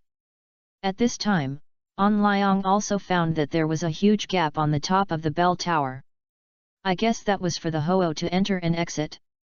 Just then, An Liang suddenly noticed that there were 3 long feathers in the Hoa's nest. An Liang was fine when he saw these 3 feathers, but Pidgeot could not take his eyes away. It kept flapping its wings and rubbed its head against An Liang. The purpose was naturally self-evident. An Liang, you guy. There is no doubt that Pidgeot must have taken a fancy to the 3 feathers in his hand. If nothing unexpected happens, these 3 feathers should be the feathers of the Phoenix King. I just don't know when the Phoenix King stayed here. Creatures like elves are actually a powerful resource as their strength increases. Because they contain rich energy. For example, the dragon scales of dragon-type Pokémon are a kind of evolution material, which can make Seathorn Dragon evolve. The more powerful the Pokémon's dragon scales are, the more powerful the effect will be. In addition to allowing Seathorn Dragon to complete its evolution, it may also improve the dragon bloodline and comprehend new moves. At this moment, Pidgeot is eager to get the 3 phoenix feathers in An Liang's hand, probably because of the energy of the flight and fire in these 3 feathers. If it can be absorbed, even if it is only a little bit, it will probably make Pidgeot a huge improvement. After all, the name of the mythical beast is not a joke, especially for a Phoenix King who has lived for countless years. The power of the priesthood may have been engraved in its blood. After handing the phoenix feathers to Pidgeot, An Liang looked at the statue of the Phoenix King and fell into deep thought. If there are really mythical beasts in this world, with their ability to destroy the world, how could they leave no trace at all? After the start of the Elf Age, although the thermal weapons of this world are no longer useful, technologies such as satellites can still be used.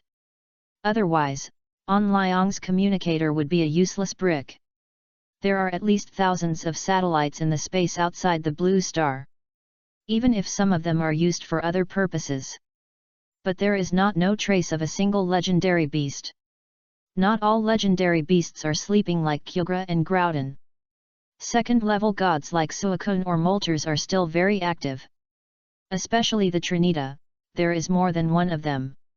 Or, will these legendary beasts appear in this world little by little like the relics of the elves in this world and eventually become part of this world? The reason why they haven't appeared now is just that the time has not come yet. All kinds of speculations made An Liang's head bigger and bigger. After looking at the jubilant and even a little bit arrogant Pidgeot beside him, An Liang simply didn't think too much. Anyway, even if legendary beasts appeared in this world, with their ability to destroy the world, it would not be him who would have a headache. The leaders are the ones who really have a headache. Especially in a small country like the island nation, Kyogre might just wake up and create a wave and it will be gone. Or maybe Groudon. Everywhere Groudon passes will turn into magma. And if he remembers correctly, the island nation seems to have only one champion, right? In front of the first level god, the champion only makes it look at some slightly larger ants. To compete with the legendary Pokémon, An Liang estimates that only the leader above the champion can compete, but this realm is only a literal realm for each country at present. No one has stepped into this realm. No one knows how strong the leader is. Even this name is only found by trainers in the Pokémon ruins. Back to the topic. An Liang now has only one goal. That is to keep getting stronger. An Liang, okay, Pidgeot, let's go. After leaving the bell tower, the next problem An Liang has to face is how to get back to the main road. You know, An Liang didn't know why he was here, so it might be a bit difficult for him to find the original way. But at this moment, Pidgeot standing next to An Liang flapped his wings twice as if he wanted An Liang to sit on it. An Liang. Yes, An Liang finally realized it. Walking in the jungle, no matter which direction you go, there are dense jungles and tall tree trunks. But it's different in the air. An Liang can easily find the right way between the base cities. Looking at the silly Swampert and Kuzoku. After saying the word waste, An Liang put them into the Pokeball with a confused look on their faces. Until dozens of seconds later, Swampert, who was put into the Pokeball by An Liang, gradually came to his senses and began to jump up and down in the pokeball. If Swampert could speak human language, it would probably ask, "Are you polite?" And so On Liang set off again on Pidgeot's back. At first, On Liang looked down and felt a little scalp tingling. After all, it was hundreds of meters high at this time. If he fell down, he would definitely die without a complete body. But after sitting for a long time, he might get used to it. On Liang even began to adapt. It was just that Pidgeot's speed was a little too fast. Even though On Liang's body was much stronger than ordinary people, he still felt a little embarrassed. Thinking of this, On Liang immediately wanted to evolve Slowpoke or Starfish to the next stage. In this way, they can form a telekinetic shield with superpowers, and then On Liang will not have to worry about biting his tongue when opening his mouth in the air. After a while, On Liang saw the main road again, but he didn't want to go down at this moment. He decided to walk to the beach before, mainly because Pidgeot had not evolved. But now it's different. Pidgeot has evolved into Pidgeot, and he doesn't need to train anymore. Now he just needs to rush to the beach as soon as possible, and then train the likes of Starfish and Slowpoke. At the same time, Yi Chongqing, who was far away in the Imperial Base City, suddenly looked up at the sky with a puzzled look. Just now, he suddenly felt that this world seemed different. The various energies in the world seemed to have found their masters and became docile in an instant. Although Yi Chongqing is not a Pokemon, but after becoming a champion, he can actually be said to be a humanoid Pokemon. Why is it so? I mean, it's mainly because after the trainer's initial Pokemon has increased its strength to normal, elite, quasi-king, king and champion, they can contract another Pokemon. The first contract must be the initial Pokemon. But for the later ones, you can choose some Pokemon with strong talents and sufficient intimacy. These contracted Pokemon will not only be 100% loyal to the trainer, but also feed back part of their own power to the trainer. So the champion-level trainer is actually a humanoid Pokemon. That's why Yi Chongqing felt that there was a slight change in this world, but to say why, even if Yi Chongqing has lived for nearly 100 years in this life, he doesn't know why. After looking at the sky in confusion, Yi Chongqing suddenly had an idea to go out and take a look. And he also planned to contact other champions in the country to ask if they had the same feeling. If they all had, they probably had to prepare in advance. It was said that the various energies between heaven and earth were not easy to absorb like a wild horse that had run away from its reins. But now that it is so much milder, it will definitely be easier for Pokemon to absorb it. If the situation continues to develop like this, a prosperous era may be coming. The prosperous era of trainers is definitely a good thing for the trainers themselves.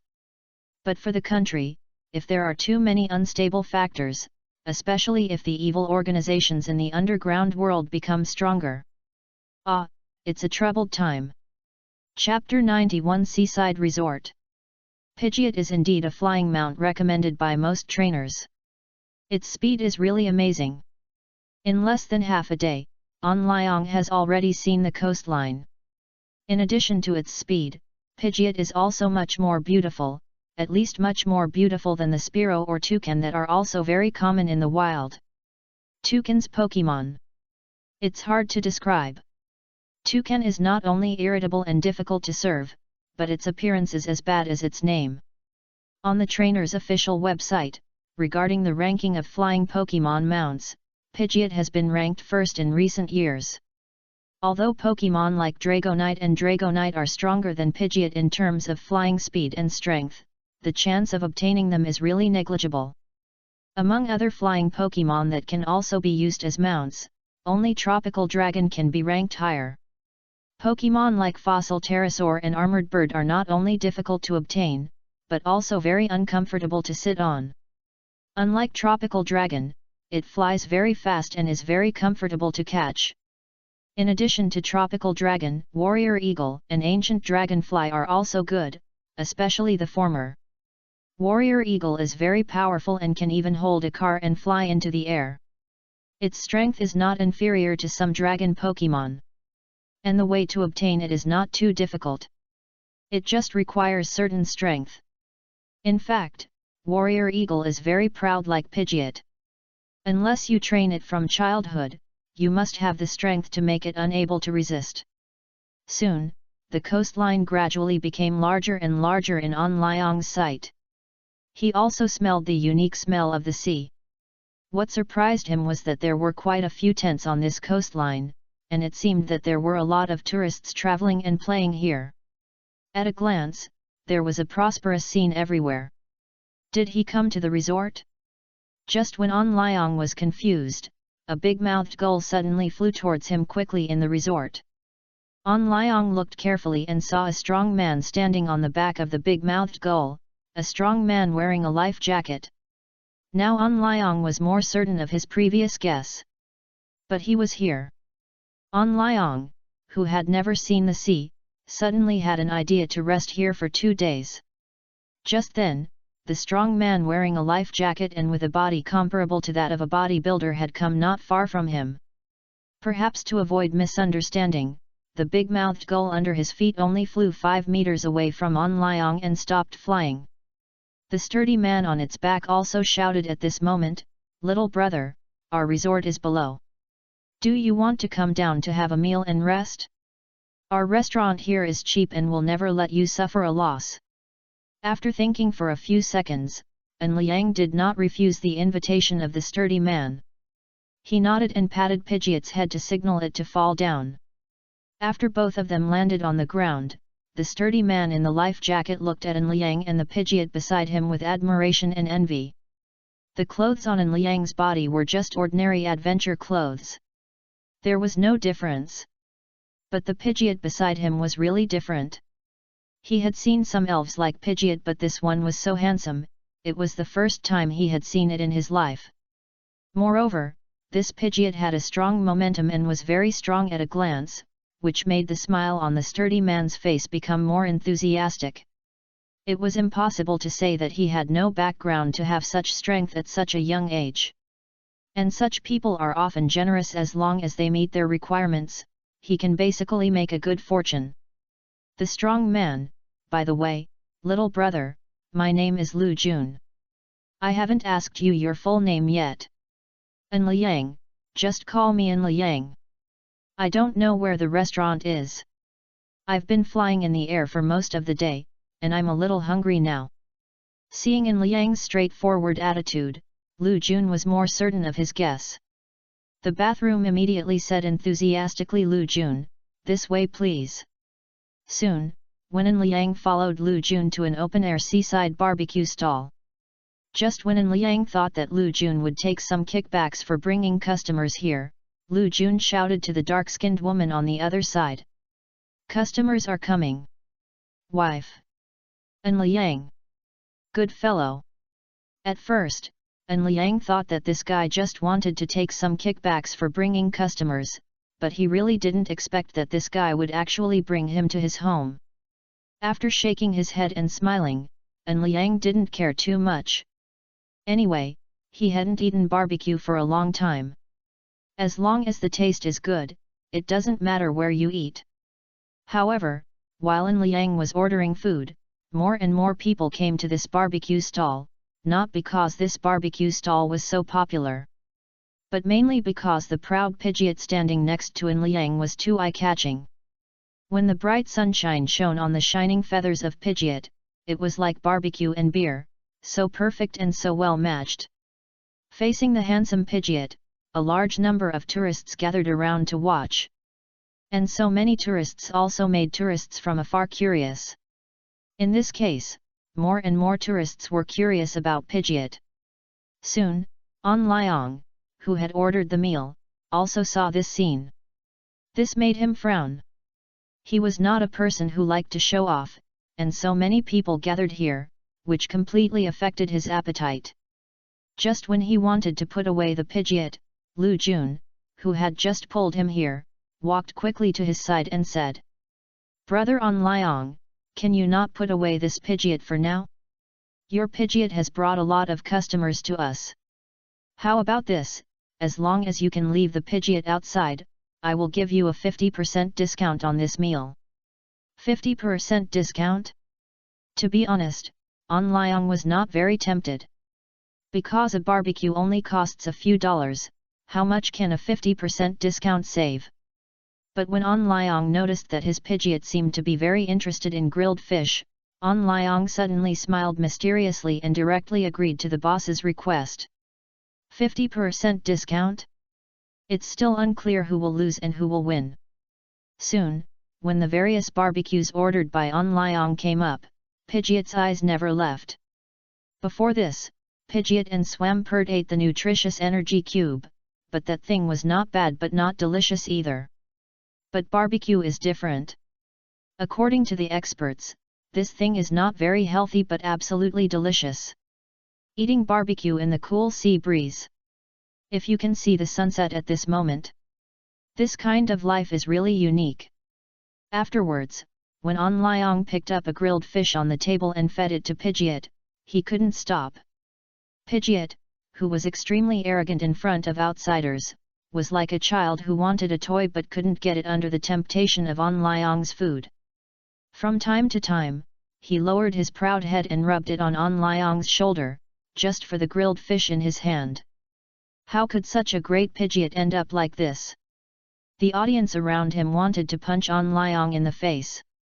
Just then, one of An Liang's pokeballs suddenly opened by itself, and a Swampert more than 3 meters tall appeared in front of everyone in an instant. Swampert, Kamo. Swampert looked more ferocious in both momentum and appearance. As soon as he appeared, he made the crowd around him step back a few steps. However, Swampert's appearance was not to scare these ordinary people, but because it felt the fragrance from the outside world in the pokeball. You know, the pokeballs that An Liang has used to hold Swampert are only the most ordinary red and white balls. And this kind of pokeball is relatively fragile. Once the Pokémon's strength approaches the elite level, it can open the pokeball by itself, and even forcibly destroy the pokeball from the inside. If you want to trap elite Pokémon, you need at least a high-level ball, and the king-level Pokémon usually live in a luxury ball. Luxury ball.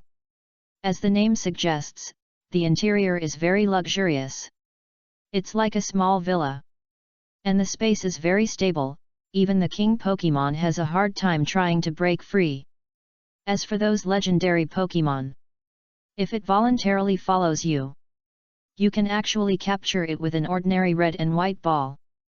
But if it doesn't like you, even a master ball is enough.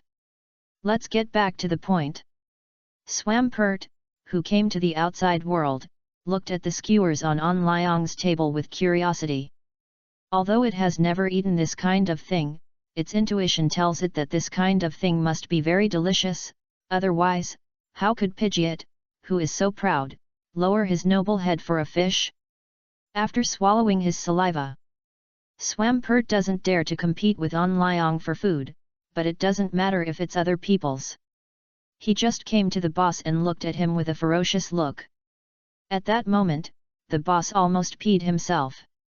Those who knew that Swampert wanted to eat barbecue thought that Swampert wanted to eat people. An Liang, cough cough cough. An Liang, boss, this is the food allowance for that guy. An Liang, grill whatever it wants. If it's not enough, I'll keep adding. And it's at the normal price, you don't have to worry about anything. As he said that, An Liang took out a lot of cash out of thin air and slapped it on his desk. He also glared at the arrogant Swampert. Seeing that Swampert had calmed down, the trembling boss finally dared to walk to An Liang, Lin Yozhao, to take the stacks of cash, and then directly return to the grill to serve Swampert. This scene made An Liang shake his head. At first, he did intend to use Pidgeot to give the boss a little bit. But now it's different. He and Pidgeot together have less than 1/5 of Swampert's appetite. If he still asks the boss to give him a 50% discount like just now, the boss will probably lose a lot of money. After ignoring Swampert, An Liang thought about it and released Melodic and other Pokémon one after another. Anyway, Pidgeot and Swampert are out, so they don't need them. Of course, the stupid red Gyarados must not be released, otherwise, let alone how much food it takes to feed it. Just talking about its huge size, it is easy for guests in the resort to think that the end of the world has come. However, Onlyong underestimated it a little bit. As the most handsome Pokémon in the Pokémon world, Mean Xiao's appearance is much higher than that of Pidgeot. With the appearance of Mean Xiao, the guests present instantly lost control, especially some female guests, who looked at Mean Xiao with fiery eyes, which made Mean Xiao feel very uncomfortable. After a slight hesitation, Mean Xiao still came to Onlyong's side to act coquettishly. Although it was only a day since they last met. But Mean Xiao still missed Onlyong very much. And Mean Xiao's soft and sticky cry, and the action of rubbing its head on him almost made Onlyong's heart melt. Chapter 92, Seaside Experience, Gyarados Army. Night falls. At this time, Onlyong left the barbecue stall with a group of satisfied Pokémon. Onlyong looked at Swampert, who looked very satisfied, and felt unhappy for some reason. He went up and kicked Swampert on the butt. Swampert, Kamo. Swampert's big eyes were full of confusion. It didn't know why this unscrupulous trainer kicked it when it was walking well. However, after thinking about it with its head tilted, Swampert decided to bypass Onlyong's rude behavior this time because of the good dinner tonight. Onlyong couldn't help but laugh when he saw Swampert's silly look. It was this guy who exhausted the owner of the barbecue stall just now. All kinds of ingredients in the refrigerator were eaten up by it. If it wasn't really gone, Swampert probably wouldn't come back at this time. It was thanks to not releasing the red Gyarados. Otherwise, not to mention whether the owner would be scared to tears when facing such a huge red Gyarados, all the barbecue stalls nearby combined might not be able to feed that stupid guy. But even so, Onlyong still spent more than 100,000 Pokémon coins on this barbecue.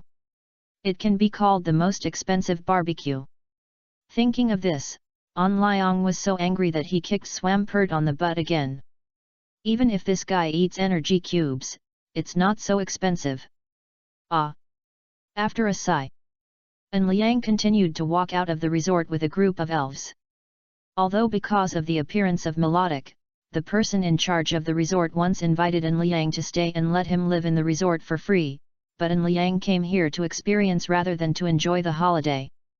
Let's not talk about whether those crazy fans of Melodic will affect his and the elves' rest.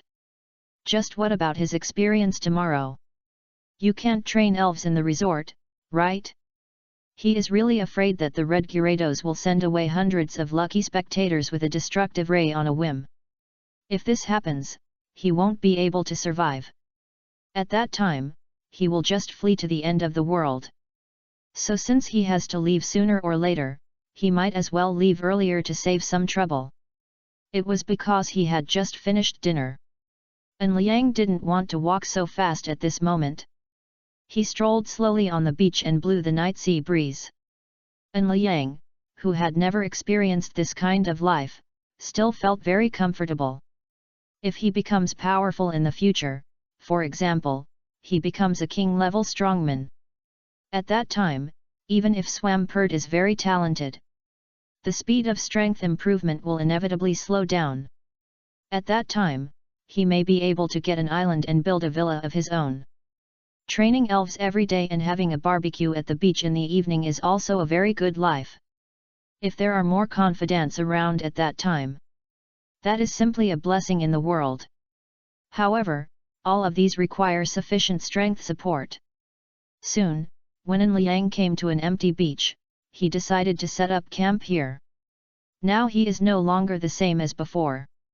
When he was training in S-City before, Liang bought only the simplest tent, but now, Liang has changed to a more advanced one, and even bought a few solar panels to power the communicator and some simple equipment.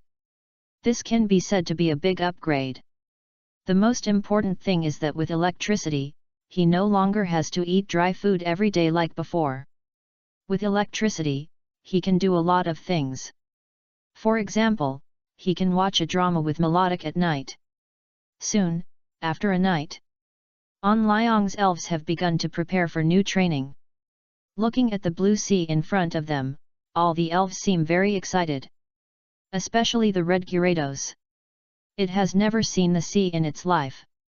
After its body grew bigger, the red Gyarados has not enjoyed the sea for a long time. The feeling of playing freely in the water.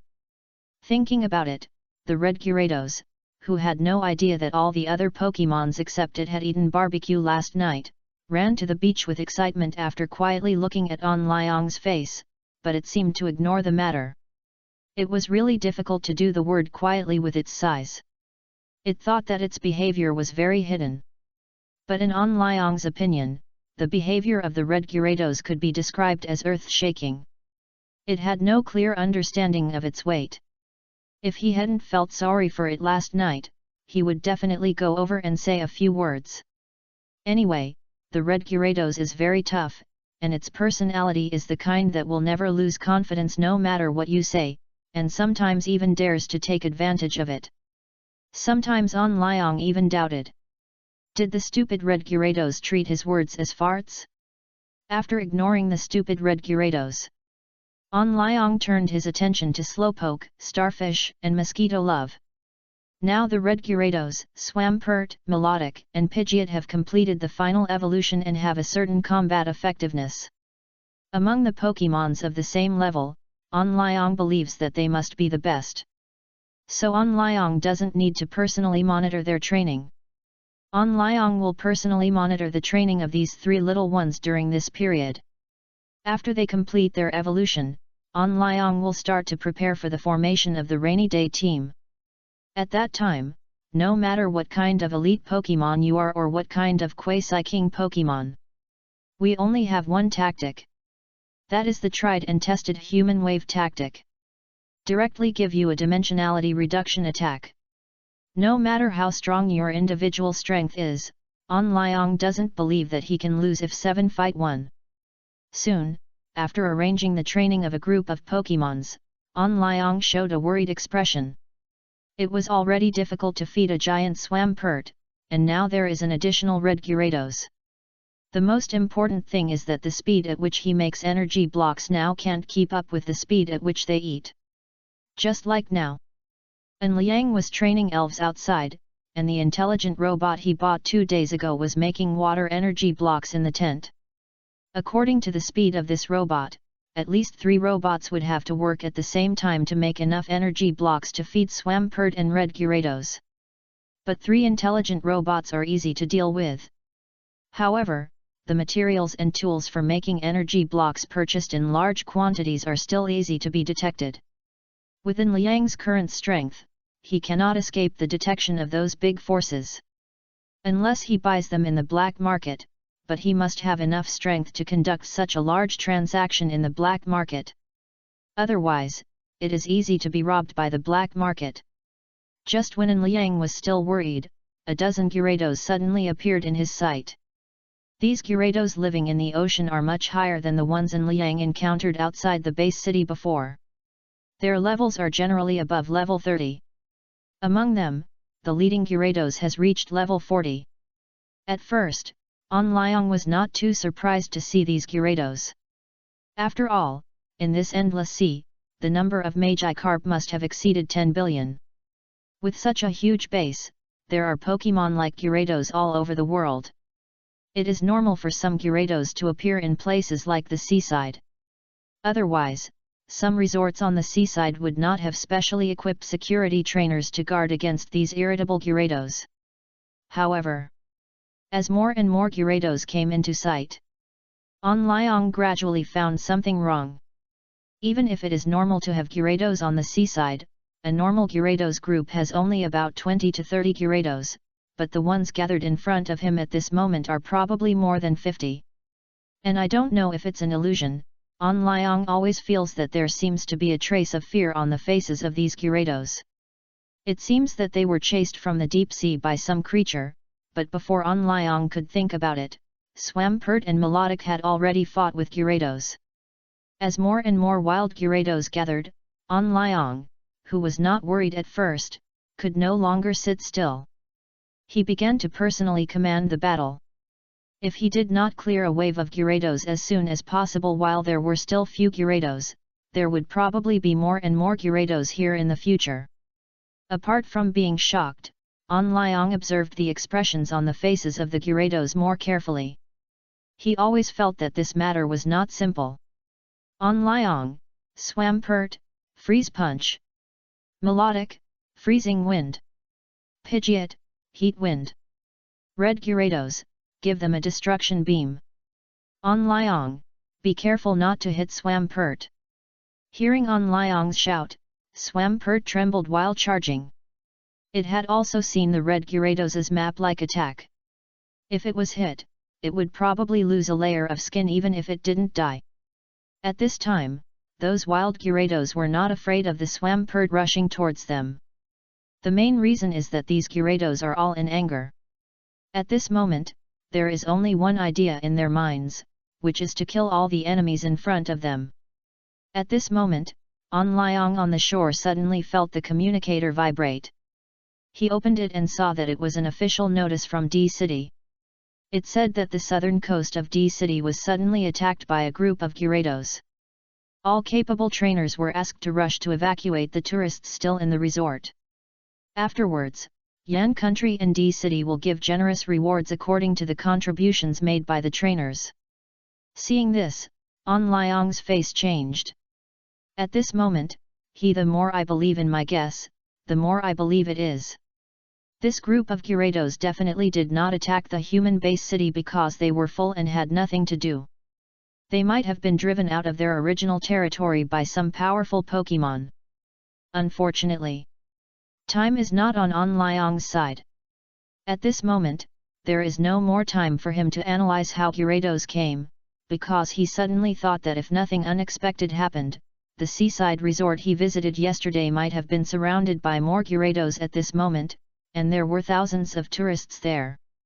Even if there were many trainers among those tourists, he also observed them when he went there yesterday. The trainers in the resort are all average. He didn't see any elite trainers anyway. If this didn't stop the wild Gyarados, the consequences would be disastrous. Realizing this, An Liang no longer had the idea of continuing to entangle here. He just wanted to rush to the resort with his elves. Chapter 93 Quasi King Level Gyarados Leader. At this moment, in the resort. At this moment, a group of errand trainers have come to the resort, but their number is too small, only 20 people. Even if there are still some trainers in the resort, it is still very difficult to resist the attack of Gyarados. One negligence may cost one's life. However, these 20 errand trainers, together with more than 40 trainers recruited from tourists, resist Gyarados together. They only need to hold on until the tourists evacuate, and they can leave here smoothly. This sentence is easier said than done. The problem now is that a large number of wild Gyarados control the waves to enter the resort. There are endless screams and explosions everywhere. The entire resort has turned into an ocean. And these errand trainers and trainers are not all water trainers. In this special situation, they can't even play 100% of their combat power. Because the resort area under the feet has been occupied by the sea water, even the enemies may appear at any time behind, and those angry Gyarados sometimes don't even care about their own lives. Just to attack you. At this time, the leading female public servant commanded her Blastoise to attack while encouraging her comrades and other trainers around her. Everyone hold on for a while, the reinforcements will arrive here soon, and then we can all go back, everyone must hold on. As long as the mission is completed, the people and country of RD City will not forget the efforts of all the warriors, and will definitely pay you a satisfactory reward. Hearing that the reinforcements are coming, the recruited trainers gritted their teeth and prepared to continue to hold on. To be honest, they are all ordinary civilian trainers.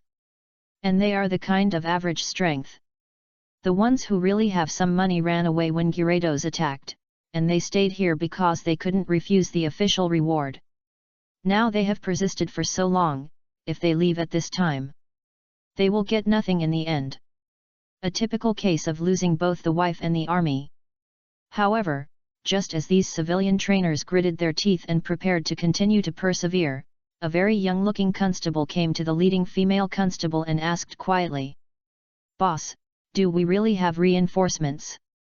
The young constable remembered that before setting off, the city had already mobilized most of the constables. Even some reserve forces were recruited. Now it is not only this resort that has been invaded by sea elves. The young constable vaguely remembered that there is another resort next to this resort, but it was invaded by a large group of stinging jellyfish. But no matter what invaded there, their manpower is already stretched to the limit. If there are really reinforcements, they should have come with them as early as when they set out, instead of delaying to come now. As for whether the invasion of elves in some places has been resolved, this is even more impossible. The city bureau divides the number of constables in each team according to the number and strength of the elves invading. I heard that the worst is at the dock. There are not only gyarados and stinging jellyfish, but also many megalodons. The cargo ships docked at the dock suffered heavy losses this time. Since the beginning of the elf era, Yan country's standing army has actually decreased a lot. After all, not everyone has the talent of a trainer. Those without the talent of a trainer will not be recognized by the elves at all, nor will they obey their orders. And those who have the talent of a trainer, because of various reasons such as family background, most of them have returned to the ranks of ordinary people. Among those who have the talent of a trainer, only 1 in 10 can finally persist in becoming a trainer, and these people are from major families or forces, and there are also people like in Liang who have no background. Under the constraints of various reasons, the official power of Yan country is sometimes stretched. For example, now, the female public servant in charge, after hearing the doubts of her subordinates, although she was unwilling to destroy his fantasy, she still shook her head with a sad face. There are no reinforcements. But even if there are no reinforcements, we must persist. As the sons of Yan country, we have long been prepared to contribute to the country and the people. Have you forgotten what you said when you swore? Hearing this, the young public servant shook his head hurriedly. He said he had not forgotten. Then he showed an expression of being ready to die. Love. After the young constable left, the leading female constable sighed deeply. As the youngest squadron leader in D City, she had long regarded protecting the people as her responsibility, but today's scene really made her feel exhausted. Because of insufficient strength, she failed to protect the people. This was a great shame in her eyes. Just then, a Gyarados leader that was a circle larger than the ordinary Gyarados suddenly appeared. Behind it, there were nearly 50 Gyarados with full physical strength. The appearance of these Gyarados directly hit the constables and trainers. Now, let alone rescuing those tourists, it was even a question whether they could leave here alive. At this moment, everyone's heart seemed to be pressed by a heavy stone, which made it difficult for them to breathe, and the more than 40 civilian trainers felt endless regret in their hearts. I should have left this damn place like everyone else just now. Now it's good. I guess I can't leave even if I want to. Because Gyarados has welcomed new reinforcements, but they still haven't seen their own reinforcements. At this moment, the civilian trainers also began to doubt the words of the female police captain. They were doubting whether they had reinforcements. Because when they asked those ordinary police just now, they inadvertently revealed a bitterness on their faces, and a kind of momentum of not fearing death made them a little scared. They stayed here just to make money, not to die. Seeing that the reinforcements have become a joke, some people are unwilling to continue to stick here. Even if everyone is a practical trainer, when life and death come, there are still few people who can completely maintain their rationality and not be overwhelmed by fear. Just now, after seeing dozens of Gyarados land again, 5 trainers were overwhelmed by fear and directly put away their Pokémon and ran towards the exit of the resort. Once they ran away, it meant abandoning their teammates and leaving their backs to the enemy. Seeing this, even the female police officer in charge immediately shouted, "Don't run, you will hurt yourself and your companions, everyone must stay rational. But she was still a step too late. Because 5 people ran away, the defense line of 3 teams was broken directly. In just a few minutes, 7 civilian trainers and 4 public trainers were sacrificed, not counting the 5 idiots who ran away. If someone turned their heads and looked in the direction of their escape, they would definitely find that at this moment, the 5 of them and the elves had fallen in a pool of blood. After all, they paid a heavy price for their stupidity. If they died in the battle, they would actually get the title of Honorary Warrior of D City. Even if he died, his family would get a large reward. But now? He was just a deserter. Besides, he also implicated many innocent people. This time, 12 civilian trainers and 4 public trainers were sacrificed. Please give me flowers. The remaining trainers could only be forced to shrink and defend. Even if this could only delay for a moment, it could not change the actual result. However, the remaining trainers were still unwilling to accept their fate of impending death and chose to continue to command the Pokémon to seize the last ray of life. Just when the leader of the Gyarados, whose size was a circle larger than that of the ordinary Gyarados, came to the defense line not far away and everyone was in despair, a voice that made the female captain of the public security feel both happy and surprised came from the air. Pidgeot, use the divine bird. Pidgeot. As soon as the voice fell, a huge Pidgeot swooped down from the sky. A face-to-face. Pidgeot defeated 2 Gyarados. Before arriving, Onlyong had already asked Pidgeot to start charging. The divine bird that had been prepared for so long was naturally extraordinary in power. After a round of attacks, Pidgeot also put Onlyong on the ground. After all, it was a bit too awkward to fight with a trainer on his back. It always has to be careful. Fearing that it will accidentally throw Onlyong out. Onlyong, come out, Swampert, melodic. Seeing Onlyong, many civilian trainers showed surprise. 0. They had heard about what Onlyong did in the resort yesterday, but they didn't expect that this trainer would come to save them. And he came alone. After Swampert and Melodic appeared, they started fighting on their own without Onlyong's command. Especially Swampert. It is familiar with Gyarados. Just after it evolved into Swampert, its first opponent was Gyarados, and in the following days, it spent its time eating, sleeping, and fighting Gyarados. This kind of Pokémon looks stupid. And there is also a Gyarados in their team. It's just that the color is slightly different, its silly sister is red. After a roar, Swampert's fists gradually gathered rich ice energy. Although the effect of ice-type moves on Gyarados is halved, Swampert relies on its own incomparable strength to attack the enemy. As for the ice-type power, it is only used to prevent Gyarados from escaping. As the saying goes, soldiers against soldiers, generals against generals. As soon as Melodic appeared, it set its sights on the leader of the Gyarados. This Gyarados, the leader of the Carp Dragon, is not an elite Pokémon at all. It is a quasi-king Pokémon, although its aura seems a little unstable. But this is also a powerful opponent. It is also the first time that Melodic has faced an opponent with the same strength as himself. Afterwards, Onlyong released Starfish and others from the Pokeball. Although Starfish and others have not evolved yet, their levels are basically level 35, which is considered a good combat power here.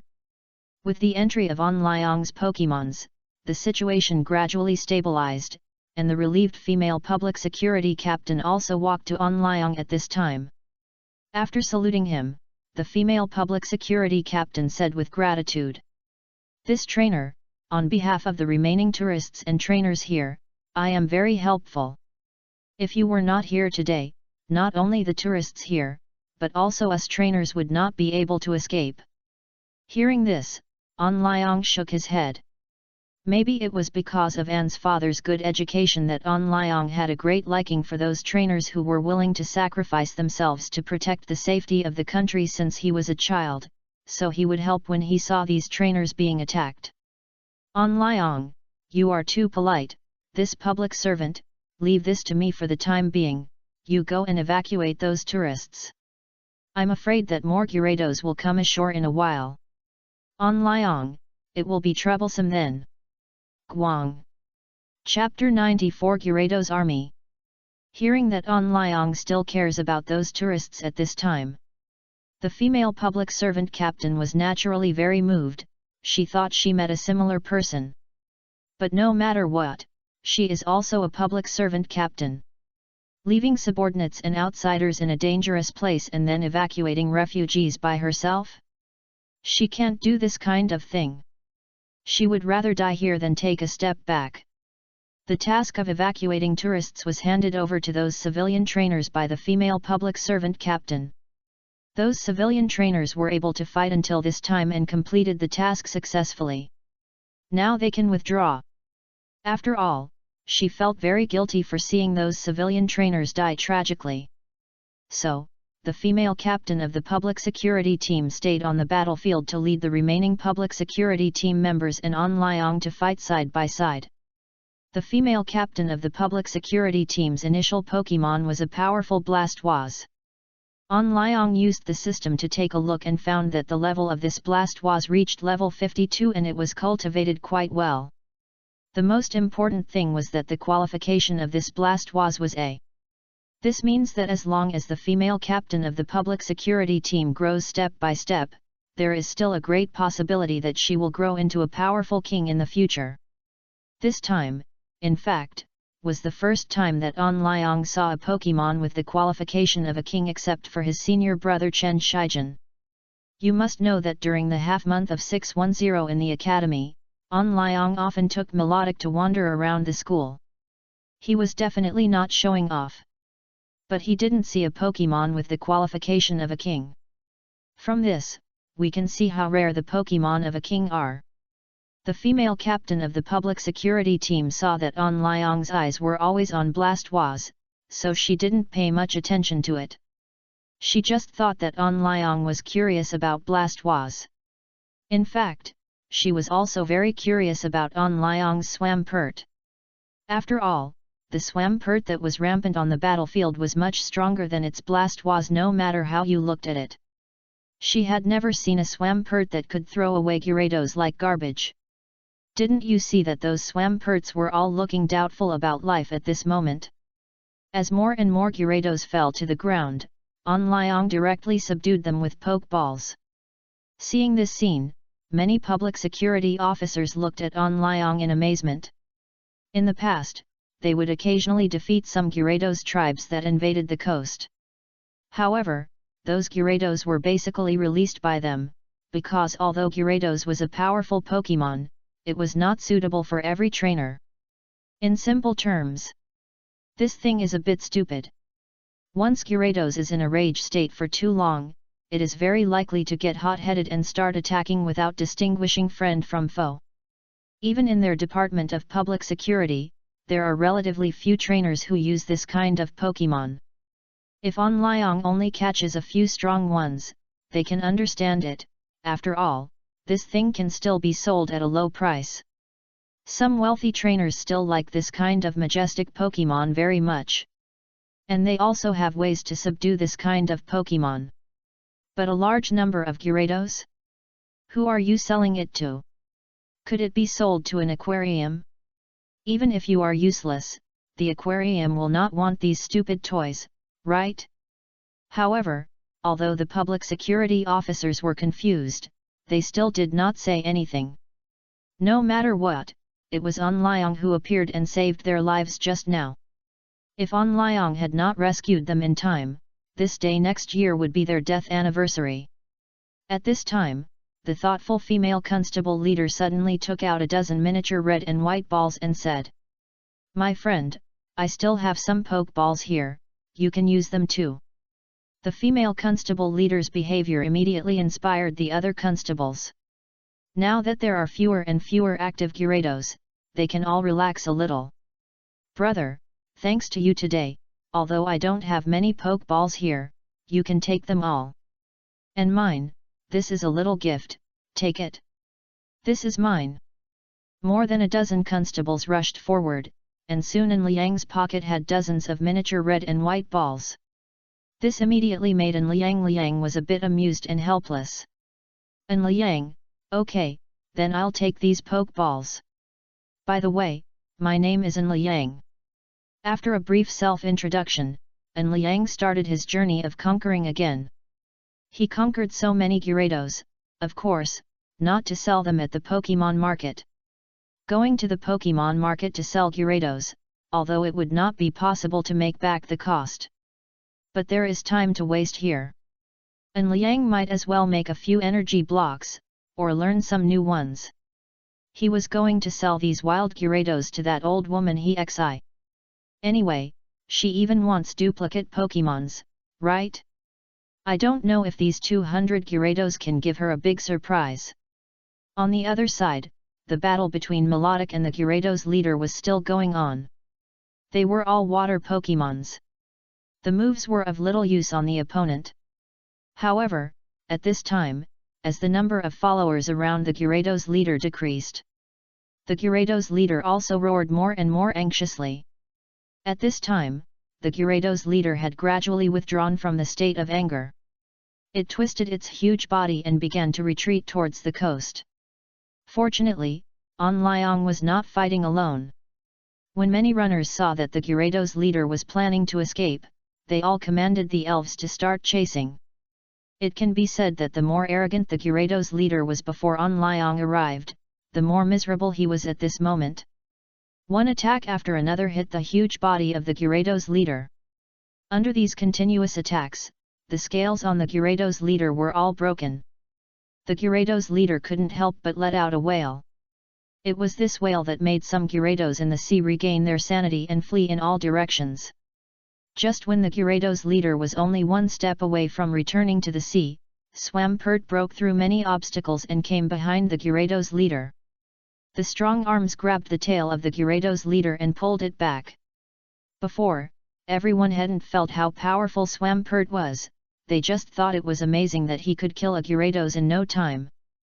But now, the runners were speechless. After a while, the Gyarados leader who was beaten unconscious by Swampert was also subdued by An Liang. This time he returned with a full load. With so many Gyarados, he must be able to exchange a lot of resources from the old woman Hexi. And the runners smiled at the shabby resort around them. They survived. Not to mention the successful completion of the mission, but they also saved most of the tourists. This made them very satisfied. However, when the officers were about to pack up and take An Liang back, An Liang directly rejected them. The coast, which was very dangerous for ordinary people, was nothing to him. Besides, when he came before, he left the red Gyarados, which was not easy to expose for the time being, in the camp. Now he should go back and see whether that guy is still alive. An Liang, Captain, I won't go back with you this time. My camp is nearby. I want to continue my training here. An Liang, as for my safety, you don't have to worry. Those Gyarados can't hurt me. Female officer. Although she knew that An Liang was telling the truth, the female officer actually wanted to take An Liang back. It would be best to let him join the city bureau directly. After all, they are really short of manpower now.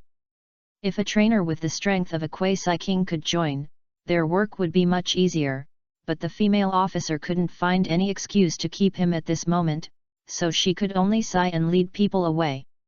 With the departure of the errand boys, the resort area, which had become a ruin, became completely quiet. An Liang looked behind and found no lost Pokeballs, so he took the Pokemon away. After today's battle, An Liang found that Starfish and Slowpoke had actually reached level 37, and Slowpoke had even raised his level to level 38. This was exactly the same as the previous Pidgeot, and they were indeed a group of Pokemon that An Liang had captured. This time when he went back, An Liang planned to let the Pokemon evolve. Slowpoke evolved into Slowking. Slowpoke evolved into Slowpoke Queen. Starfish evolved into Gem Starfish. When the three of them evolved, An Liang's strength would be further improved. Then his purpose of going out for training would be completely achieved. Although he had not been out for a few days this time, An Liang still missed home. In addition to missing An's parents, An Liang also missed Shui Qingguo in the base city. Soon, when An Liang returned to his temporary site, he found that it was still intact. Even the sea water in front of the camp was completely dyed red by blood, and on the sea surface, there were dozens of gyarados floating without knowing whether to live or die. But what made An Liang look a little anxious was that his red gyarados was nowhere to be seen. Just then, a huge monster suddenly jumped out from the water. An Liang looked back and saw that it was the red gyarados that surfaced at this moment. Although the scales on its body were torn and tattered, it looked extremely miserable. But it survived after all. As long as it survived, An Liang would have a way to pull it back from the dead end. After letting Pidgeot fly to the mouth of the red gyarados, An Liang asked the latter to open its bloody mouth, then he dropped a drop of holy water of life directly into it. Speaking of which, this was also the first time that An Liang used this holy water of life. No one knew how useful it was. However, just when the red gyarados was still savoring the taste of the holy water of life just now, the red gyarados suddenly felt extremely itchy, especially the upper part just now, which was more like being scratched by a cat at this moment. Because of the itchy feeling, the red gyarados couldn't help twisting its body. And it was this weird movement. An Liang noticed that some of the necrotic or damaged scales on the red gyarados had fallen off at this moment, replaced by new and more dazzling scales. This made An Liang look very surprised, because it was only a matter of a few minutes. I didn't expect the power of holy water of life to be so great.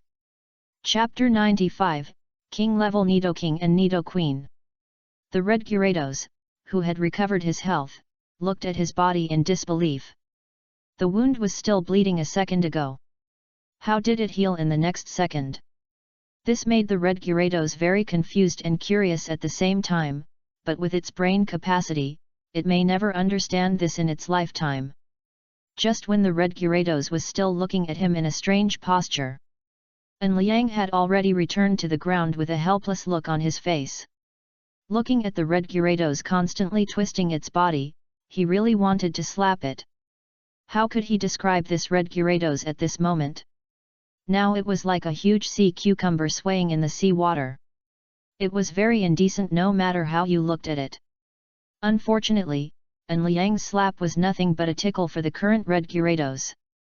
After shaking his head, An Liang felt that he should buy some anti-hypertensive drugs when he returned to the base city next time, otherwise he would be pissed off by these live treasures sooner or later. After dealing with the red gyarados, An Liang treated the injuries of other Pokémon one after another. Because the injuries were not serious, An Liang diluted a drop of holy water of life and applied it to them externally. Overall, the effect was still very good. After healing their wounds, all the Pokémon except the red gyarados lay down outside An Liang's tent to rest. They were exhausted after a big battle and didn't want to move.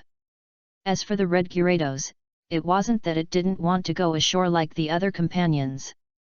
It was just that its size was too big. It could collapse An Liang's tiny tent with just a little roll. Although it couldn't go ashore, An Liang didn't treat the red gyarados badly in other aspects. Although he often said these guys, An Liang actually cared a lot about these Pokémon. If I were to describe it in one sentence, it would be a sharp tongue but a soft heart.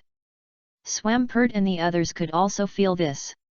It was precisely because they could feel this that they would stay with An Liang forever. After feeding all the Pokémons, An Liang wiped the sweat from his forehead and wiped it on Swampert. Swampert, who was still eating, was completely unaware of An Liang's operation. It thought An Liang was touching it like when it was a water jump fish, and Swampert rubbed it on An Liang's hand. Just like that, when An Liang returned to the tent, the hard-working robots were still making energy blocks for An Liang. This made An Liang very satisfied. He could never find such hard-working employees anywhere else. This time when he went to the Wanjie Trade Mall, in addition to buying the more than 200 gyarados, he also planned to buy some more robots. Because Swampert's appetite will become bigger and bigger as their strength becomes stronger.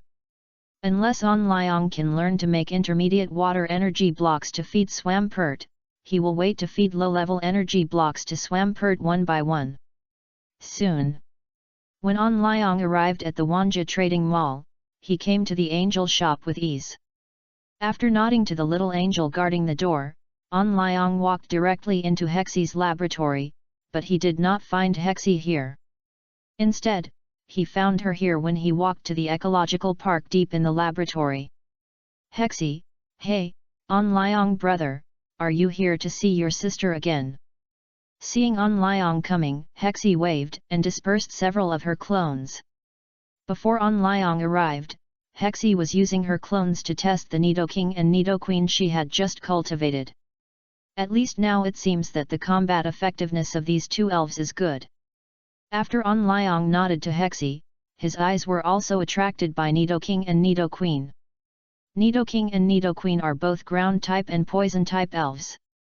This kind of elves are not uncommon in the wild. If they can evolve to the final form, they are actually very good combat effectiveness, but both Nidorino and Nidorina need Moonstone when they evolve. This is very difficult. Although Moonstone is also a kind of evolution stone, it is relatively rare. It is said that only meteorites falling from outer space will carry Moonstone, which is different from Waterstone. Waterstone can be continuously produced as long as it is in a place with a lot of water energy, and it can be regarded as a renewable resource.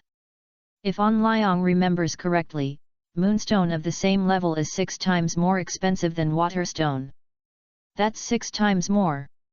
So even though they know that Pokémon like Nidoking are good, most of the trainers who use it are still wealthy. But here comes the question. Hexie should not have Moonstone in his hand. How did these two Pokémon evolve? Just when On Liang was confused, Hexie seemed to have guessed what he was thinking. So he touched Nidoking's horn and said, "Didn't you take a Pokémon encyclopedia last time? I saw that Nidolino needed a Moonstone to evolve, and the Moonstone should be the moon, so I took Nidolino and Nidolina to find a place on the moon with abundant energy. How about it? These two Pokémons can be said to be very well trained. In your world, they are also good strong ones, right?" On Liang was a little confused by Hexie's explanation. In his subconscious, he could only look for moonstones near meteorites. But Hexie, good guy, he took the Pokémon directly to outer space to look for meteorites or even directly to the moon. But he really couldn't find any faults. Anyway, his Nidoking and Nidoqueen evolved, and On Liang only discovered at this time that the levels of this Nidoking and Nidoqueen were both level 65, which was definitely a Super King Pokémon. And Liang was shocked when he saw this scene. Who am I? Where am I? What am I going to do? For a moment, 3 soul questions emerged in Liang's mind. And Liang remembered that he had captured some Nidoran and Nidoran, but the qualifications of those Pokémon were all C-level. To be honest, if Liang had captured a Pokémon with B-level qualifications, he would have sold them on the spot. After all, he was still very poor at that time. That is to say, the old woman Hexie made the C-level Nidoran into a king? Horrible. After shaking his head with a bitter smile, Liang really didn't know what to say.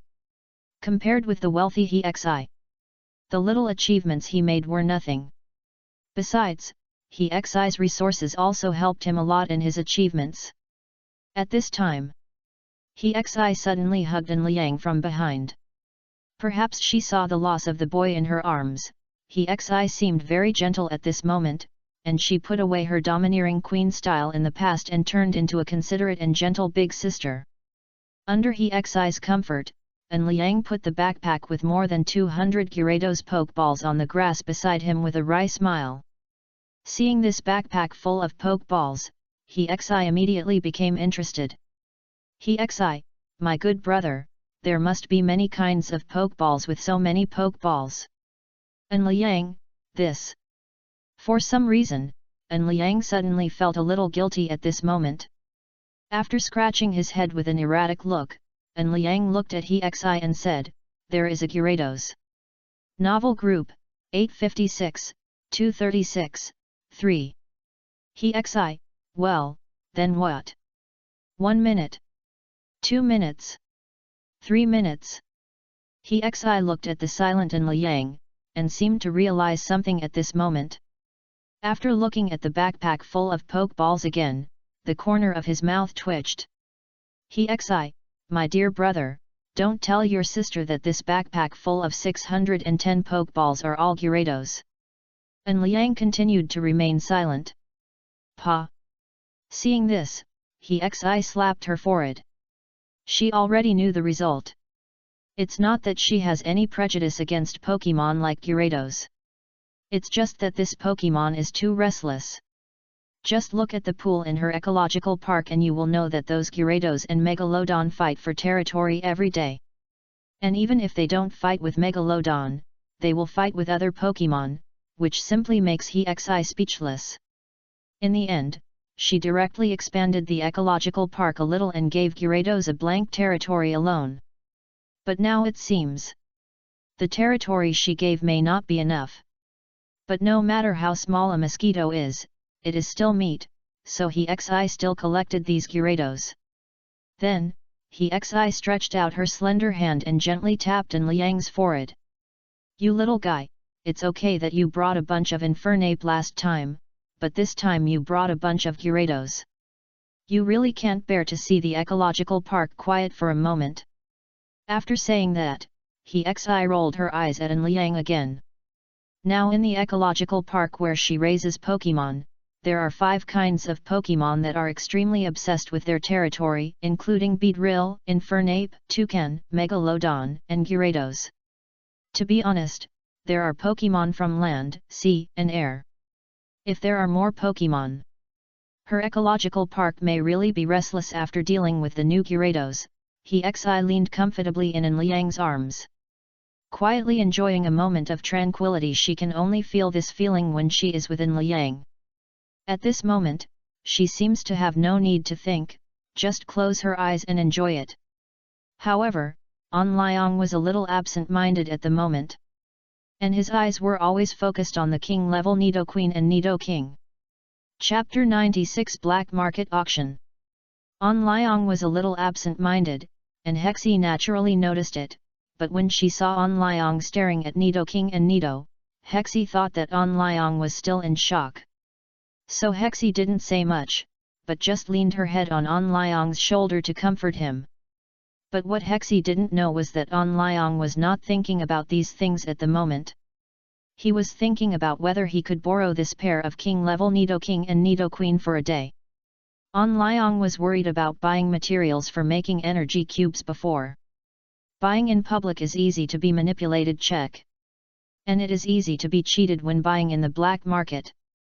But with these 2 heavenly kings, when Liang goes to the black market again, those guys will not dare to say anything to him.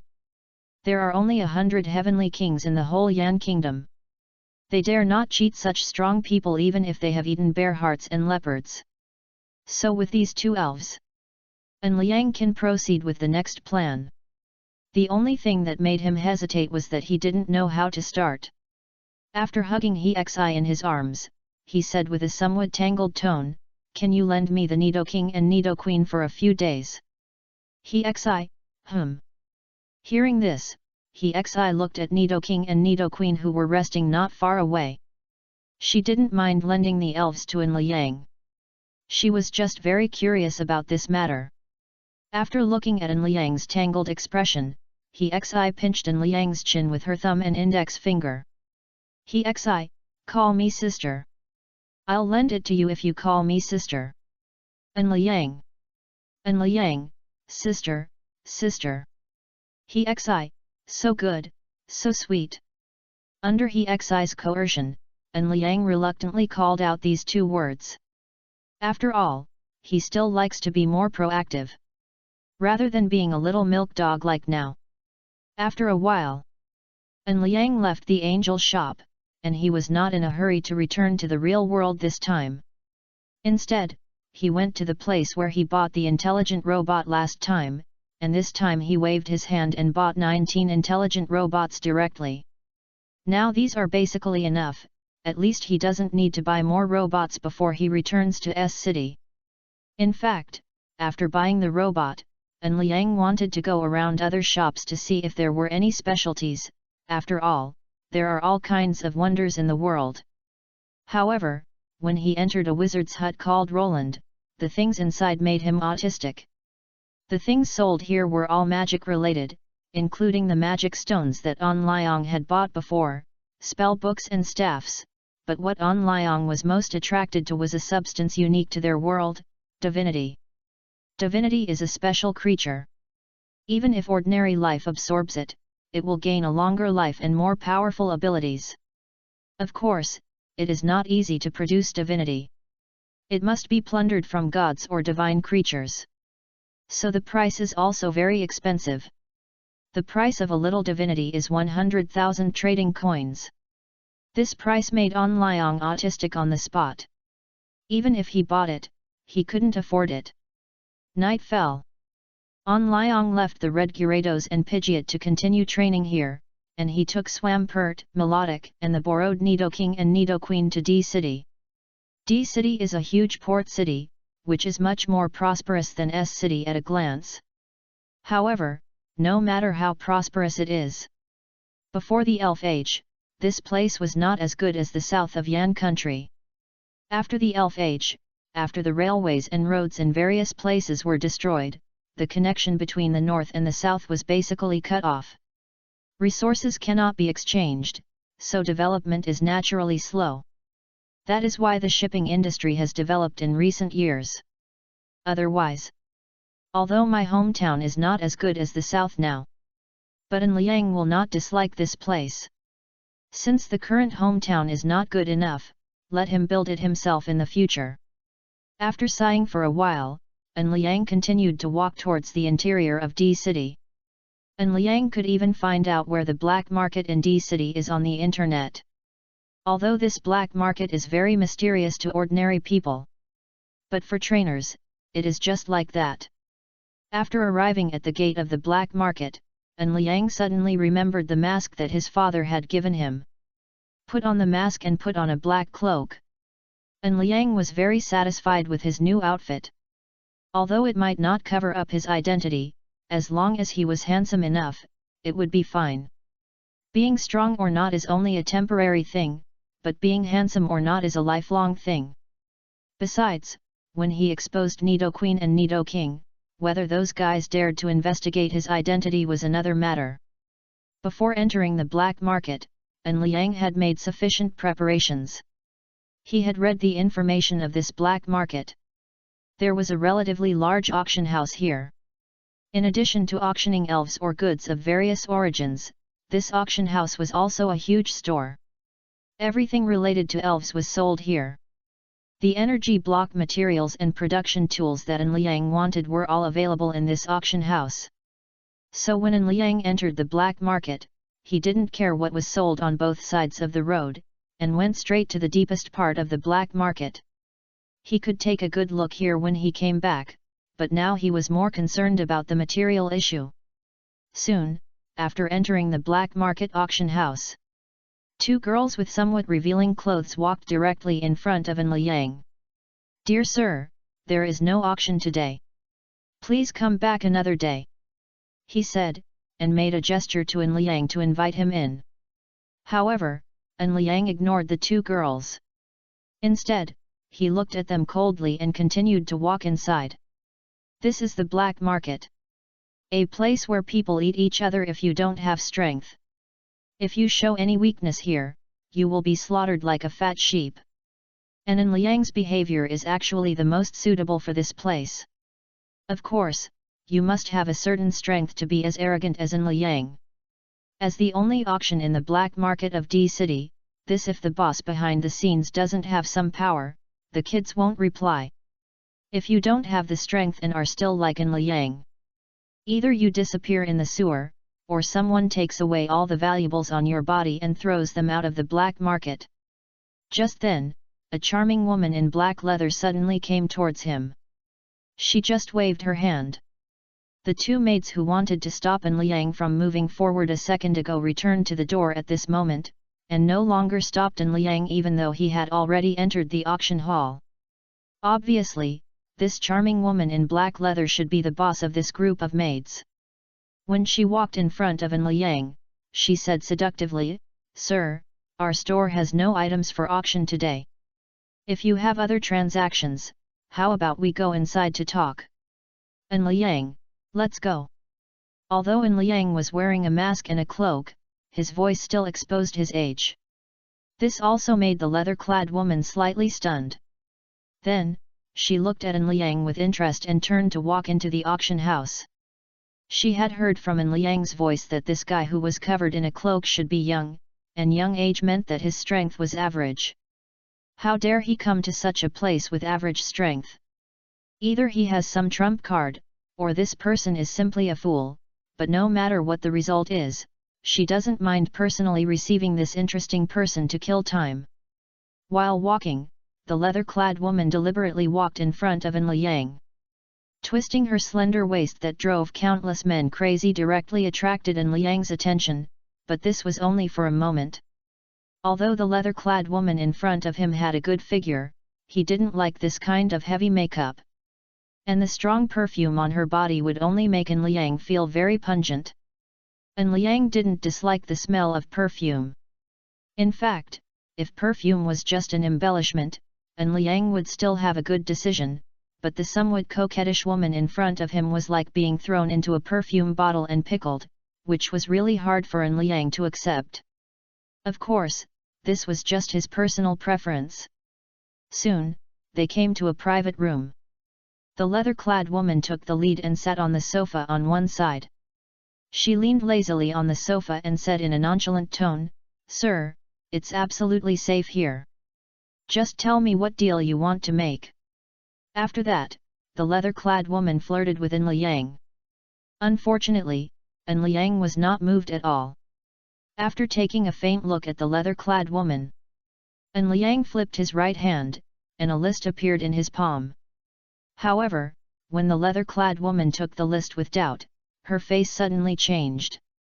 The transaction items on the list were very simple. There are only two kinds in total. One is 20 sets of energy block making tools. One is 20,000 sets of water energy block materials.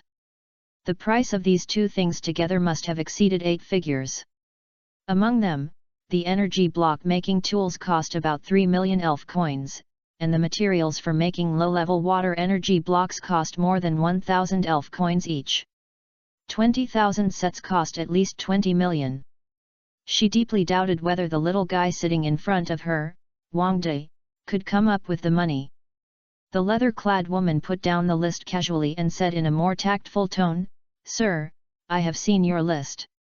We have all the items on it at the auction, but how can you prove that you can afford it? If you can prove this, we will hand these things over to you within 3 days." This is a big customer, and the leather-clad woman naturally doesn't want to miss it. The premise is that she needs to let An Liang prove that she is rich enough. Otherwise, if she takes great pains to transfer those things from thousands of miles away, and An Liang can't afford them, she will be cheated. At that time, she will have to bear the travel expenses of the sports items alone. Although they are an auction house, don't forget that this is an auction house in the black market.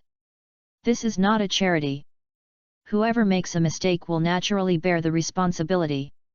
Just when the leather-clad woman was still waiting for the answer, An Liang suddenly had 2 more pokeballs in his hand. An Liang really has no money now.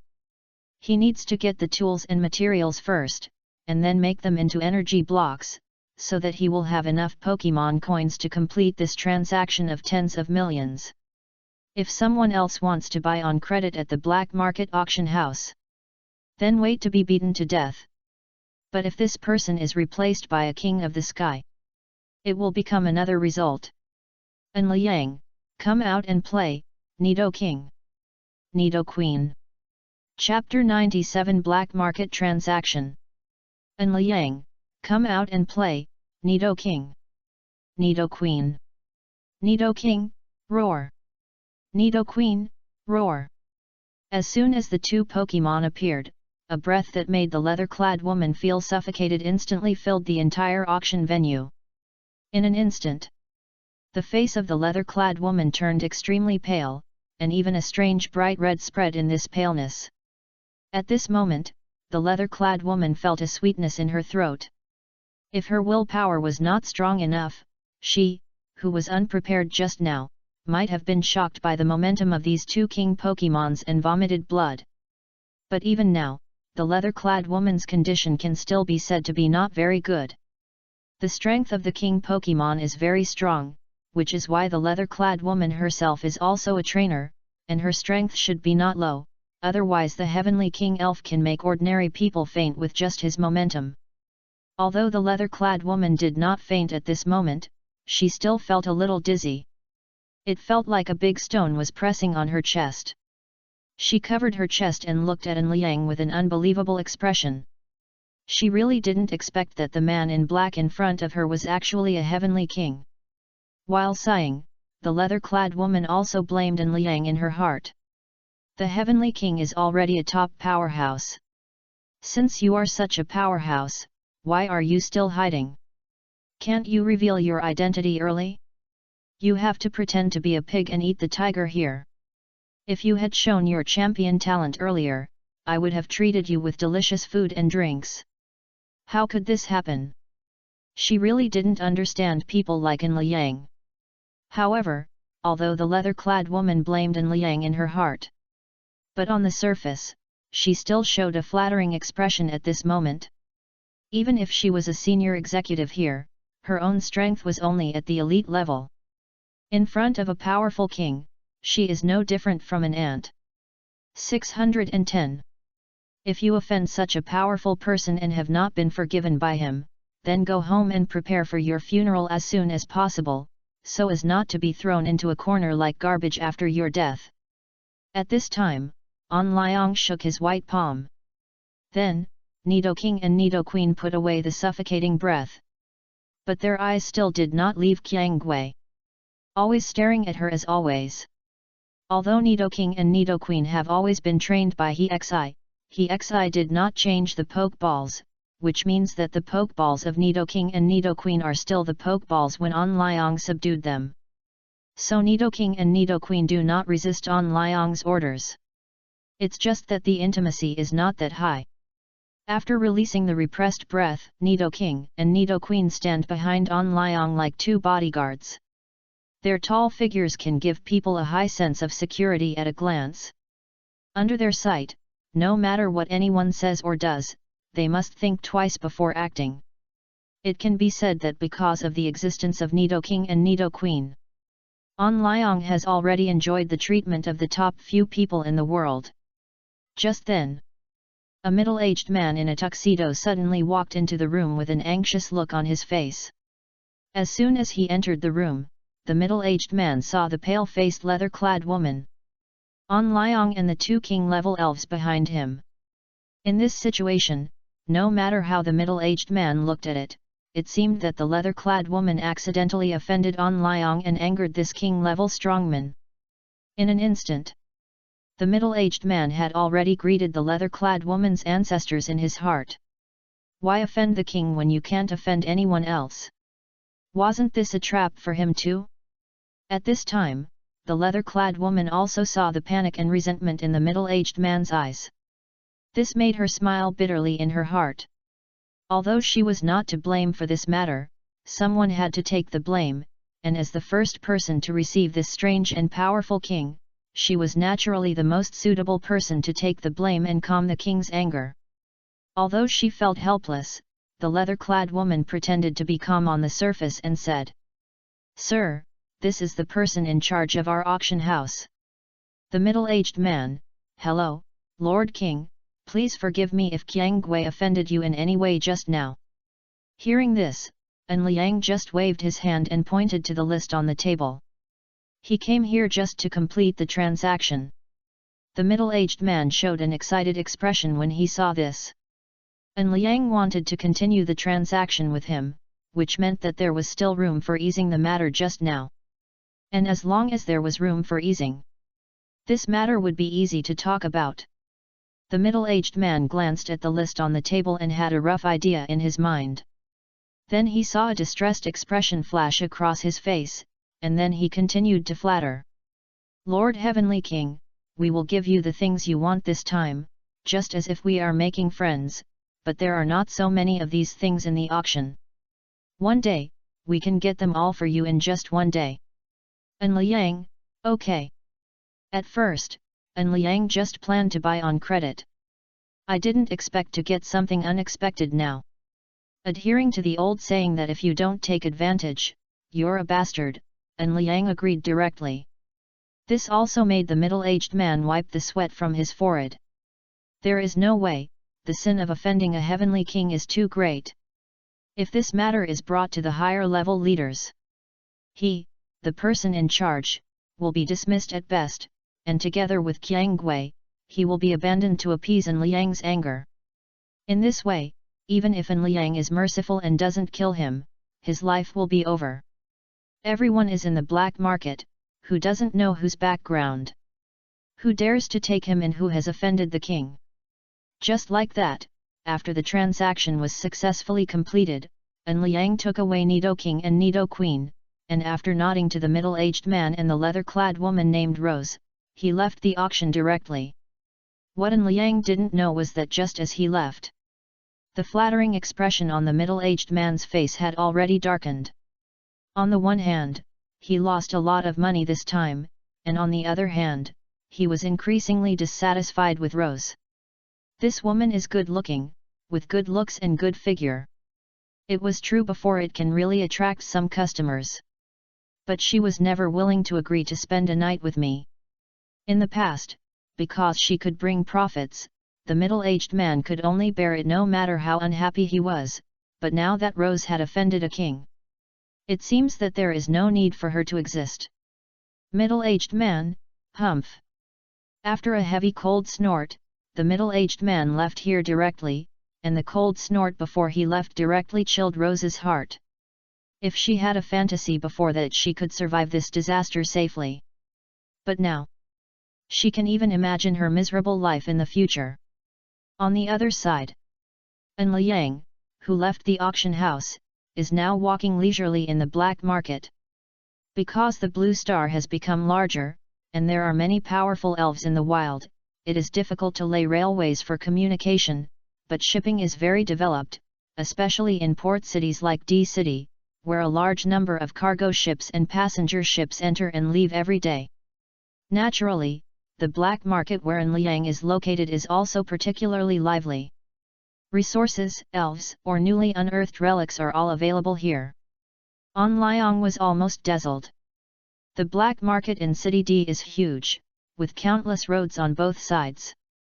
To Liang, this is not a black market at all but a fully equipped underground city. Along the way, Liang saw at least nearly 1,000 trainers here, and even saw some restaurants and hotels here. Of course, it is not certain whether you can get out of such a place alive even if you enter. In addition to these, what surprised Liang was that in this black market where most people wrapped themselves tightly, there were some people who walked in the middle of the road without any concealment. This made Liang very curious. Are these people not afraid that their identities will be exposed and affect their daily lives? At this moment, a black-clad uncle who was setting up a stall on the right side of Liang suddenly interrupted and said, "Don't look at them.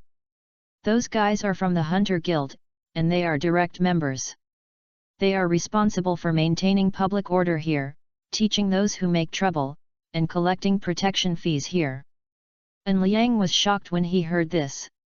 He didn't expect that there were people from the Hunter Guild here. This Hunter Guild is not a good organization. It can be said to be notorious. Hunter Guild. As the name suggests, it is composed of a group of hunters who specialize in catching elves. In Yan country, the official has actually turned a blind eye to the sale of elves. But the Hunter Guild, their methods are extremely cruel. Often in order to capture a few elves, they often choose to kill all the elves in a tribe. It is to make the elves go crazy after seeing the death of their tribesmen, which may improve their qualifications. Such an inhumane method is naturally resisted.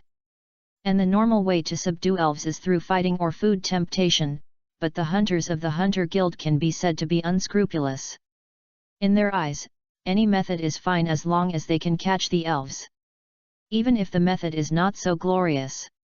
So the Hunter Guild has been severely cracked down in recent years. And Liang never thought that he would see the notorious Hunter Guild members here.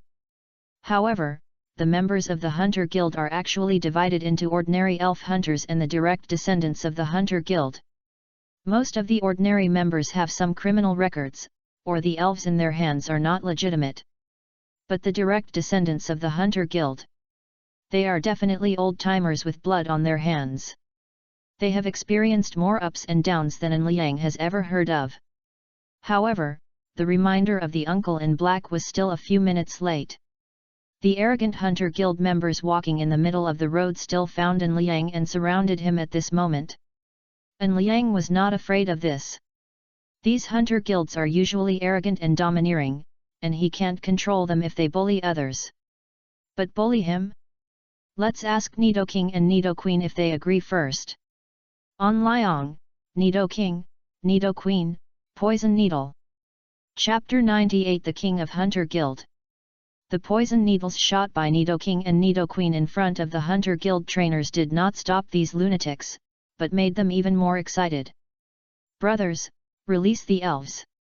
It's been a long time since I saw such a fool. Brothers, kill him with me. Seeing An Liang release the elves, the direct members of the Hunter Guild not only did not feel any fear, but showed crazy expressions. For them, fighting is commonplace, especially for those who dare to challenge their authority. They must punish them well. Besides, the Nidoking and Nidoqueen behind him seem to be well trained. After killing this kid, the Nidoking and Nidoqueen will be theirs. Even if there are too many people and it's hard to divide, they can sell the elves and divide the elf coins equally. But before they could make a move, Nidoking and Nidoqueen's roars made them retreat several steps. Seeing this, Nidoking showed a disdainful expression. And An Liang also knew that the little warning he had just given them had no effect. In this case, An Liang, Nidoking, Nidoqueen, send them home with a big explosion. Nidoking, roar! Nidoqueen, roar! Accompanied by the roars of Nidoking and Nidoqueen, terrifying energy that made everyone tremble condensed on their foreheads. When the big word explosion was formed, the members of the Hunter Guild realized that this guy covered in a black robe was not a little lamb at all. This is a big bad wolf that eats people without spitting out bones. Ah! Ah! As two huge roars sounded, the entire underground black market seemed to tremble. The impact and heat waves generated by the explosion of the two big words of explosion swept the surrounding stalls, but at this time, the stall owners had no intention of asking An Liang for compensation for the losses. They just wanted to leave this hellhole as soon as possible. At this moment, the surroundings were completely boiling. Fighting in the underground black market was originally not allowed. Now this black-robed man relied on his strength to kill more than a dozen direct trainers of the Hunter Guild. I'm afraid the Hunter Guild will not let it go. If An Liang's previous behavior might only have added one more corpse to the sewer, but after he just killed more than a dozen trainers of the Hunter Guild, it would be difficult for him to die now. The trainers who were watching the excitement just now all hid away at this moment. They were afraid that these troubles would implicate themselves. The only one who was unmoved might be the black-robed uncle behind An Liang. In fact, the black-robed uncle also looked at An Liang with a confused face at this moment. Maybe others didn't see that these two Pokémon were king-level Pokémon, but he, a king-level trainer, couldn't fail to see it. But here comes the problem. An Liang's voice and his hands just exposed outside proved that he was not old. But such a young king-level strongman had never appeared before. Even the big families in the imperial capital and the magic capital could not be so extravagant as to use resources to pile up a king-level strongman. Because this would empty their foundation. Just as the black-robed uncle was still hesitating, a powerful aura erupted from the depths of the black market. The faces of the trainers who had not yet evacuated became ugly, and they looked at An Liang with a hint of resentment. They were just eating melons at the beginning, but now they are about to get themselves into trouble. Why do you want to provoke the people of the Hunter Guild? You provoke them, and you still don't run after killing more than a dozen people. Now that lunatic is here. Now everyone will be implicated. What they don't know is that An Liang didn't want to leave this ghost place, but after Nidoking and Nidoqueen killed more than a dozen Hunter Guild trainers and dozens of Pokemon in one day, a feeling of nausea suddenly surged in his heart. An Liang's determination was firm that he didn't vomit now. So don't even talk about leaving here. Now if someone touches him, his body will probably soften immediately. Who killed my Hunter Guild people? Just then, 3 figures appeared at the end of the road.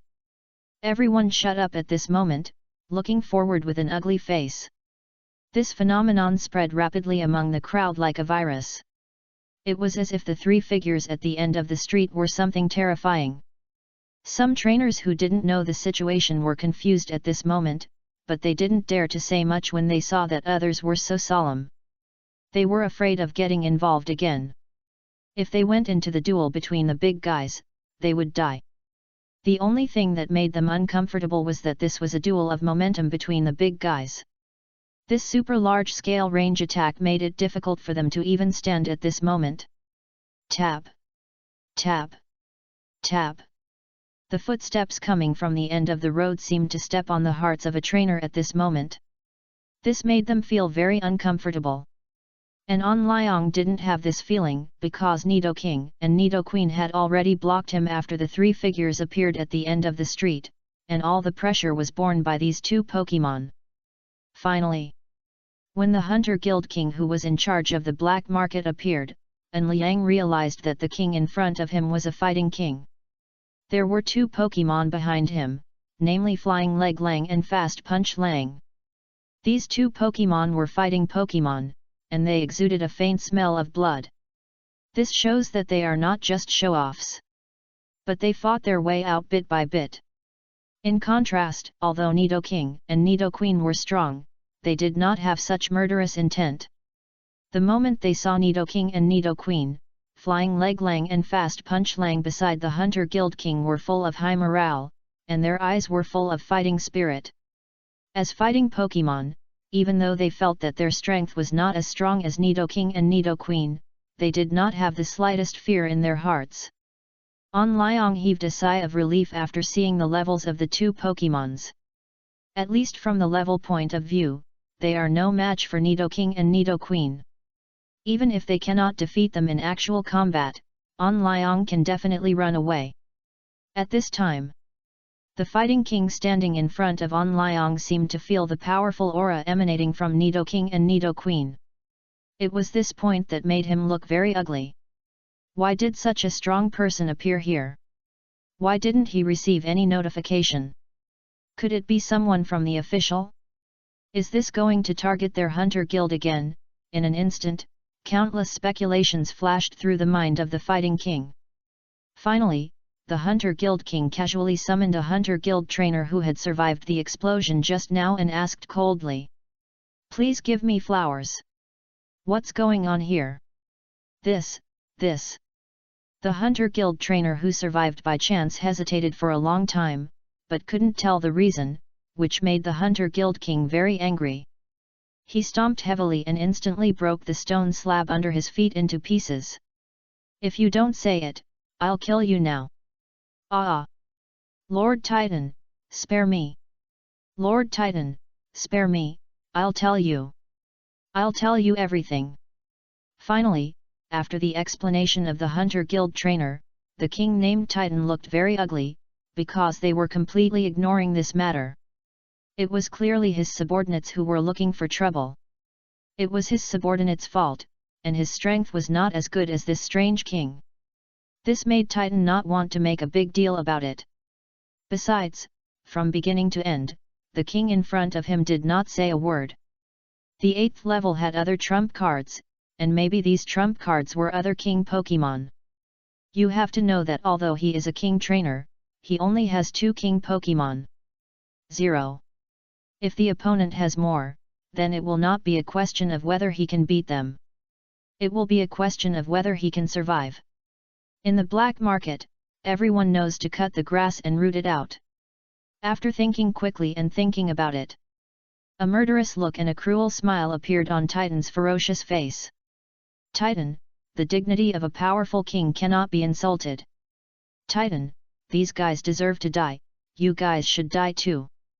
As soon as the voice fell, Titan rushed to them in the face of the incredible expressions of several Hunter Guild trainers, and broke their necks himself. After several unlucky Hunter Guild trainers completely lost their breath, Titan turned around again and said, "Brother, are you satisfied with this result?" And Liang, satisfied. Perhaps because Liang was forcibly suppressing the churning in his stomach, his voice was a little low, and it was precisely because of this that Titan did not doubt anything. After asking his younger brother behind him to clean up the scene, Titan left here directly. As for Liang, at this moment, he also took Nidoking and Nidoqueen to walk out of the black market. If someone looked closely at his steps, they would find that his steps were a little erratic. Unfortunately, after the trainers here knew that Liang was actually a top trainer, let alone looking up at him, they would have to think twice even if they were walking on the same road with him. Who is Titan? Is he the elder of the Hunter Guild? There is no trainer who can become an elder of the Hunter Guild who is merciful. But he let Liang go without saying a word. What does this mean? This means that the strength of the strange top trainer is even higher than his. Otherwise, with Titan's cruel and murderous character, how could he allow Liang to leave? Just kidding. Just like that, after this slightly big episode passed, everyone continued to stroll on the street. After all, their lives had to go on. Only the black-robed uncle who had just reminded Liang was in deep thought. After looking at the direction Liang left, he began to pack up the items on the stall. In a few minutes, the figure of the black-robed uncle had disappeared. Chapter 99 Liang's Wonderful Night. Ugh! Ugh! Liang, who ran out of the underground black market, was now hiding in a street corner and vomiting. This vomiting, let alone the dinner he had just eaten, Liang felt that he was about to vomit yesterday's dinner and bile. And Nidoking and Nidoqueen standing behind Liang looked worried. They were asked by Hexie to protect Liang's personal safety. But now the trainer is almost exhausted from vomiting. This should not be their fault, right? Normally, this is only the first time Liang has seen a trainer die in front of him. And he had the elves kill him. If you want to blame someone, you can only blame Liang for not being able to endure it, but women who are in love are unreasonable, especially those who are powerful. After another 10 minutes, Liang finally came back to life. After rinsing his mouth, he leaned on Nidoking to recover his strength. Just now, he almost vomited his stomach. That feeling was really too uncomfortable. Hoo-hoo! After taking a deep breath for a while, Liang slowly walked towards the street entrance. The breeze at night made the uncomfortable feeling in his heart less severe. But at this moment, Liang looked up and saw a person who was a little unexpected to him. This person was Qiang Gui, who had received him in the black market before. Why was she here? 610. Just when Liang looked at Qiang Gui in confusion, Qiang Gui also found Liang. There was no way the Nidoking and Nidoqueen behind him were too eye-catching, and their strong bodies could give people a great sense of security at a glance. Just then, Qiang Gui smiled bitterly and walked towards Liang. Although she was the reception executive of the black market auction house, but she was still an auction house employee after all. If she saw a big customer like Liang and pretended not to see him, she would probably become a toy for some people. She didn't want to see such a result. Now the only person who could change her fate might be the person in front of her. Rose, who had just left the black market, also learned about what happened just now from other people. It was hard for Rose to believe that An Liang scared away Titan, the elder of the Hunter Guild, with just his momentum. But no matter how she thought, the facts were right in front of her and there was no room for any rebuttal. After taking a deep breath, "Rose, greetings, Lord Tianwang."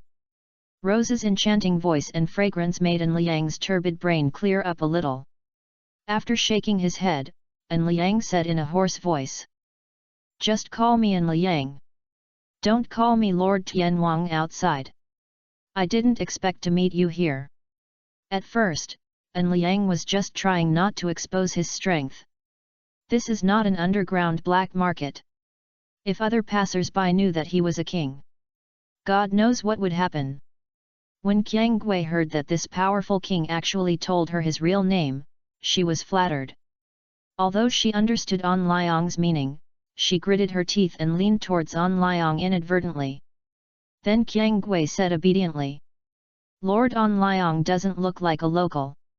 How about Qiang Gui treat you to dinner tonight as compensation?" After that, Qiang Gui looked at An Liang expectantly. In less than 2 hours tonight, Qiang Gui saw through the warmth and coldness of the world. "I also saw the cruel rules of the black market again. When I was still a high-ranking official at the auction house, the maids and waiters under me were all flattering and wanted to show her their hearts, but now that she is no longer a high-ranking official at the auction house, they reveal their true faces, which makes Rose feel sick. However, she has no way. All this makes Rose understand the disadvantages of not having a strong backer. But if you want to get a backer, unless she has extraordinary talent as a trainer, or her appearance and figure are far superior to ordinary people, Rose can only be considered barely qualified for the first point.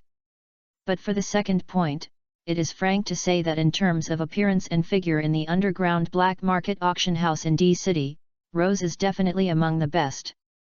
But she does not want to sell her body to get a backer. But today her thoughts have changed a little. She does not say that she will commit herself to this strange king, but as long as she asks for his forgiveness, or even pulls him into the auction house, wouldn't she have a powerful backer? You know, their auction house is a large underground black market throughout the entire Yan country. To some extent, they are also a huge organization that is not inferior to the Hunter Guild. But even they don't have many kings. If there is one more behind her, wouldn't it be a takeoff? In fact, Rose has thought about quitting the auction house completely and becoming an ordinary trainer, but this is simply impossible, not to mention that she used to be a senior executive here and knows a lot of secrets about the auction house. Just talking about her appearance and figure. There are many beautiful women in love among the trainers. If you want to win over such people, wouldn't it be a happy thing to give a Rose? Their auction house is not a charity organization. When Rose is useful, they will endure it. If she doesn't want to use her body as a channel for promotion, they can endure it, but when she is useless, a group of jackals and tigers will emerge. This place is like a huge quagmire. Unknowingly, Rose has fallen deeply into it. Now she alone can't struggle out of this quagmire at all. On the contrary, it will sink deeper and deeper as time goes by. It will eventually swallow her up completely.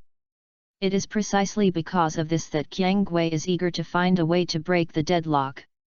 And An Liang is now the one who can break the deadlock. As for An Liang, after thinking about it, he did not reject Qiang Gui's proposal. Or he is still a little dizzy now. He accepted Qiang Gui's invitation in a daze. After he nodded, he directly put away Nido King and Nido Queen. Although these two elves are powerful, it is still too conspicuous to leave them outside. Just after the two left, a black-robed uncle suddenly walked out of the alley behind An Liang. The black-robed uncle looked at the backs of An Liang and Qiang Gui and shook his head helplessly. "Mysterious little guy, you are so lucky. Tisk tisk. Forget it, this guy won't leave here for a while, let's find him after everything is done, it would be great if we can win him over." After shaking his head, the figure of the uncle in black robe disappeared into the darkness again. It was as if he had never appeared. On the other side, An Liang and Chiang Wei also came to a high-end restaurant at this time. After coming to a private room, Chiang Wei ordered several special dishes of the restaurant. At this time, An Liang took off the hood of his cloak and the mask on his face. After all, he had to eat soon, and his mask was not the kind of half-covered one, so if he didn't take off the mask, he couldn't poke a hole in it, right? This mask was given to him by An's father. Let's not talk about whether An Liang was willing to give it up. If An's father finds out, he will skin him alive, right? However, this also caused Qiang Gui, who had just ordered the meal, to be shocked when she saw An Liang. At this moment, he looked at the young man with red lips and white teeth sitting opposite him. Qiang Gui was stunned, and a faint blush appeared on her face. At this moment, there were only two thoughts in her mind. The first was that he was such a young king. The second was that he was so handsome. Maybe because of the contracted water spirit, An Liang's skin was very fair, even making some women jealous. In addition, his handsome face could attract Hexi, who had been single for 30,000 years, and naturally he could also attract Qiang Gui. At this moment, An Liang clearly saw that a blush appeared on Qiang Gui's heavily made-up face. This made An Liang frown slightly. I always felt a bad premonition. The next second, Qiang Gui came to her senses and twisted her waist to sit next to An Liang. There was also a hint of something else in her eyes. It seemed like an invitation and also like expectation. If it were another man, seeing Qiang Gui's proactive behavior, he would have laughed and done something, but An Liang stepped aside as if by reflex. This made Qiang Gui's expression stiff. Even Qiang Gui, who was mixed in the black market, was a little confused when facing this situation. Looking at Qiang Gui, who was somewhat skeptical about life, An Liang frowned and said, "Miss Qiang Gui, the makeup on your face and the perfume on your body are too strong. Please stay away from me." Qiang Gui was really a little skeptical about life at this moment. She didn't expect that for the first time in her life, she took the initiative to throw herself into the arms of a man, but was rejected. Can you believe this? Anyway, it was a little hard for her to accept. But she breathed a sigh of relief after hearing An Liang's explanation. "I was so scared. I thought you didn't like women." An Liang doesn't like the strong perfume and heavy makeup on her body, but she can still do something. But if he doesn't like women, please forgive her for being powerless. Qiang Gui, Lord An Liang, please wait a moment. Since An Liang doesn't like her current appearance, just change it. On the second floor of this high-end restaurant is a high-end hotel. After booking a room, Qiang Gui went directly to the bathroom to remove the perfume and heavy makeup on her body. When she walked out again, her clothes were changed from black leather to a split black cheongsam. The exquisite figure is very attractive. It's completely different from the Qiang Gui just now.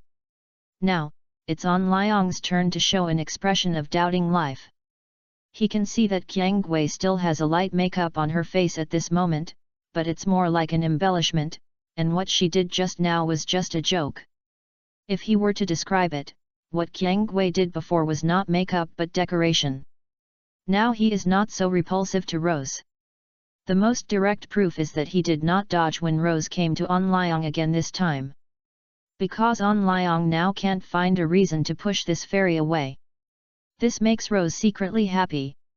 Looking at An Liang beside her, Rose is still full of disbelief, because he looks too young, and it feels like he is not even 20 years old. What is the concept of a king who is not even 20 years old?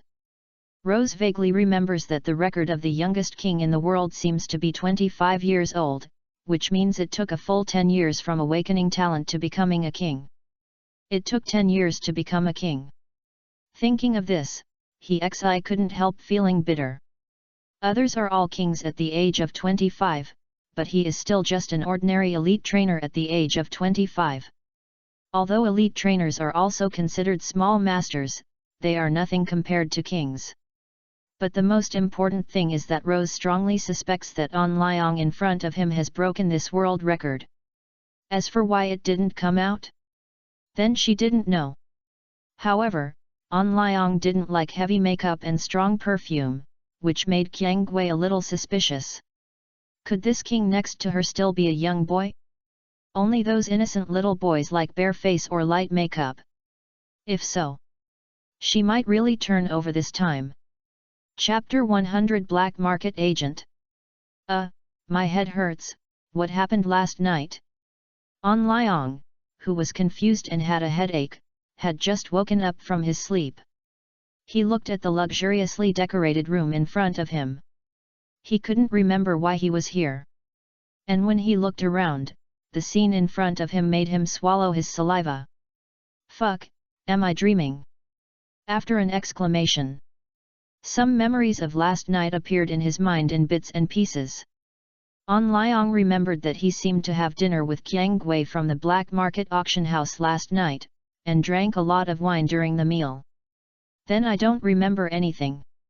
But when he looked at the red-faced Rose lying beside him, he understood something in his heart. It seems that he was pushed back? Or, when Rose invited him to dinner last night, she should have made such a plan, and the apology was just a cover. Realizing this, An Liang's expression suddenly became strange.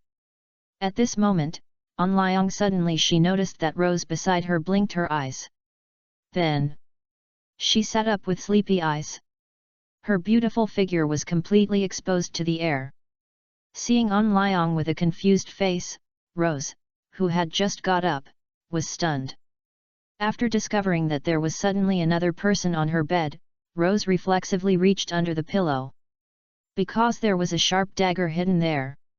However, when she reached under the pillow, Rose touched nothing as expected, which made her come to her senses instantly. She seemed to be not at home now. At this time, Rose also recalled what happened last night. At this moment, Rose was both uneasy and nervous. She didn't know whether her behavior last night would cause An Liang to feel bad. Even if she was very confident in her appearance and figure. But for the King of Heaven, whether it was power, wealth, or women, they could easily get them. And there were trainers like her who had certain strength and good figures and looks. But what made her very happy was that when she leaned towards An Liang tentatively, An Liang did not refuse at all. Instead, he took the initiative to put his hands around her slender waist, and Qiang Gui also leaned against An Liang's chest. With such an intimate posture, Qiang Gui could even hear An Liang's heartbeat. An Liang, tell me, what happened last night? Qiang Gui, don't worry, Lord An Liang, this is just Qiang Gui's configuration. If Lord An Liang doesn't like it, you can just pretend that what happened last night never happened.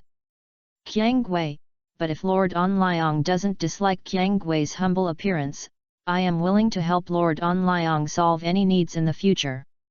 An Liang. After all, Qiang Gui was wandering in the black market, and she took the initiative with a move of advancing as retreat. Although she lost her first time last night. But as long as she can get this backer, Qiang Gui will naturally make a lot of money. Even if An Liang doesn't agree, Qiang Gui actually knows An Liang's character. If she retreats to advance, An Liang will not let her suffer. Even if there is really nothing in the end. It is better to give her first time to a super king than to those disgusting guys in the black market. At least that's how she comforted herself. But comfort is comfort. In fact, at this moment, Qiang Gui is still very nervous. After all, this is the time to change her life. Being able to get a super king.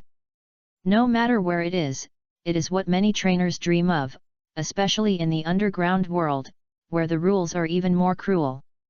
With a super king backing you up, at least you don't have to worry about someone stabbing you in the back. After a moment of silence, An Liang shook his head at Qiang Gui.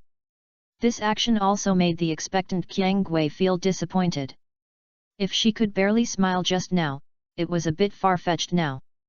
Even though she was good at disguising herself, a look of loss appeared on her pretty face. And she was so disappointed that she almost cried.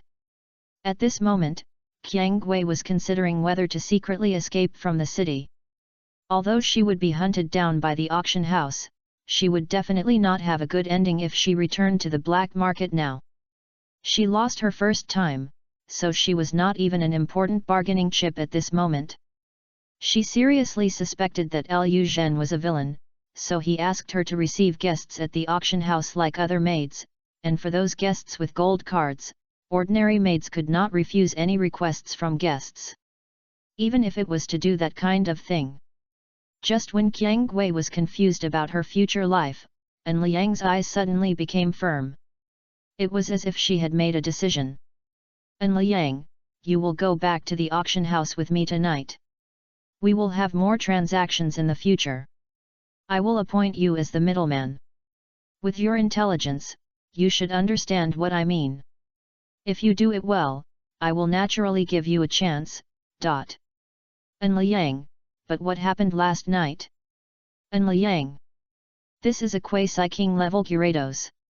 Just treat it as compensation for you." As he said that, and Liang took out a blood-stained pokeball from his clothes beside him. Then, Qiang Gui took the pokeball with a dull look on her face. Looking at An Liang with unbelievable eyes. She naturally understood what An Liang meant.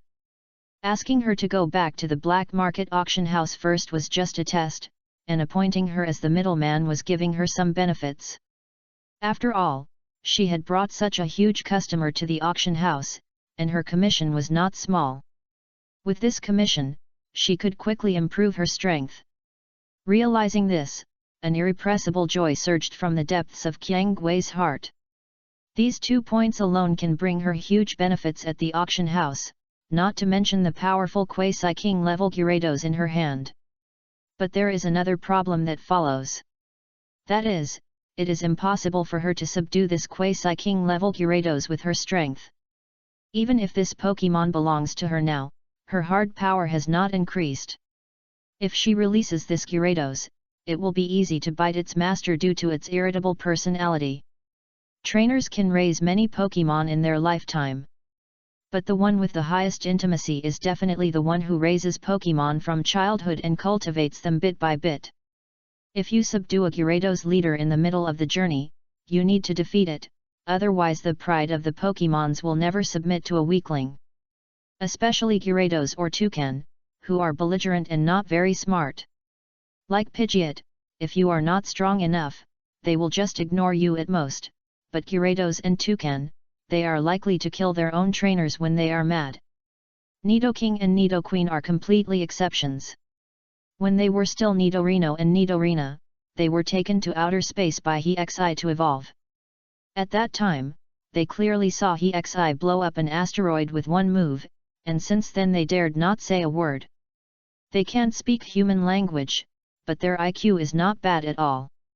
They don't think that their fragile little bodies can withstand Hexi's slap. If this slap hits them, the end at that time is estimated to be worse than the asteroid, and they will die without a complete body. At this time, An Liang also realized this problem. However, he was no longer worried after thinking about the strength of Nidoking and Nidoqueen. With Nidoking's strength that could completely treat Gyarados as a skipping rope, it would be no problem for him to help Qiang Gui conquer this Pokémon. In fact, An Liang still had a powerful Pokémon that he had not completely conquered, that is the level 54 turtle, which was the one caught when Pidgeot evolved last time. When borrowing Nidoking a few days ago, An Liang had already given 3 cute bear babies to Hexi. And this turtle, An Liang actually planned to give it to Shui Qingguo in the future. Shui Qingguo only had 5 Pokémon. Except for the Tyranitar who was already a Quasi-King, the remaining 4 Pokémon were only at the elite level. And the training was quite average. The chance of advancing to a Quasi-King in the future is very small, so giving her a turtle can protect her own safety. As for separating turtle and the baby bear, it won't have any impact. In the emotions of Pokémon, family affection is important but not everything. Normally, baby bears will go out and grow up alone after reaching a certain age. Now An Liang just moved the time forward. How did An Liang get 3 baby bears from Circle Bear? He only used 3 bottles of honey from Bead Rill. From this point, it can be seen that he doesn't really care about the relationship between baby bears and Circle Bear. Just then, An Liang, who was still in deep thought, suddenly felt the fairy in his arms fanning the flames.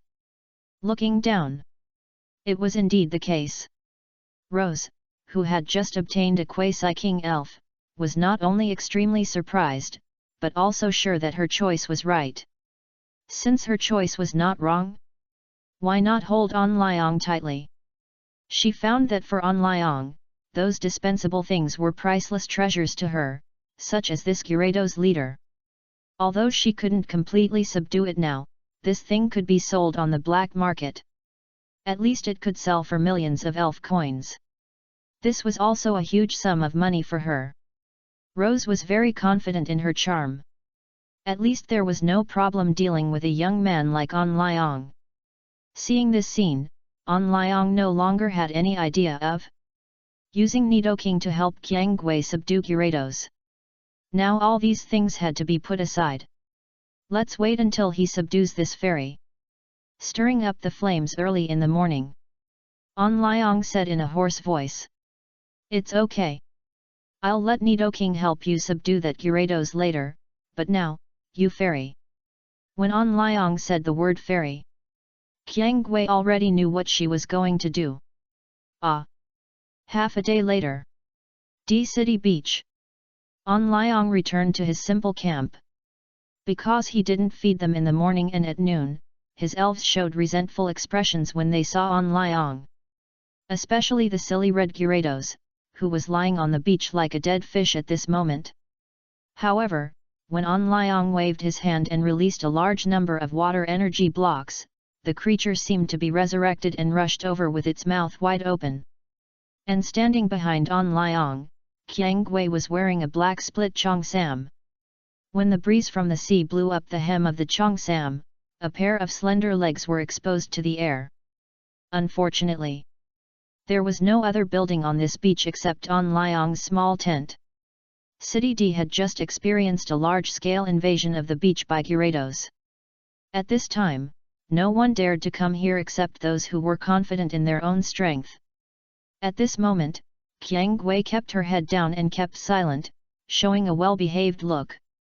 At first, she just thought that An Liang brought her to the beach to subdue Gyarados. After all, elves above the king level were not allowed to take action in the city. But when she came here, she suddenly felt something was wrong. An Liang took her to his camp. The only thing, King Day, that made Qiangwei a little confused was that the strength of the elves here did not seem to be high.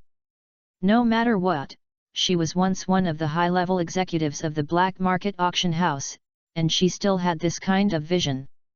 However, she was a little shocked that although the strength of these elves was not strong, their talents looked very good.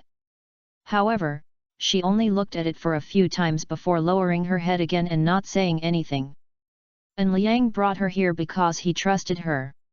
She was very aware of her identity, she was just one of An Liang's subordinates. Since she was a subordinate, it was better not to look around. After feeding the elves, An Liang brought Qiangwei to the right side of the camp, which was very open and suitable for let Nidoking defeat the Gyarados leader. An Liang, release Gyarados, I will help you completely subdue it. Rose, yes. With a hint of joy on her face, Rose directly released the Gyarados leader in the Pokeball. Roar! The Gyarados leader who had just appeared couldn't help but roar at the sky.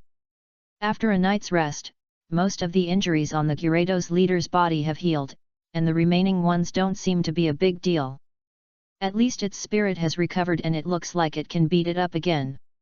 After a roar, the Gyarados leader looked around vigilantly.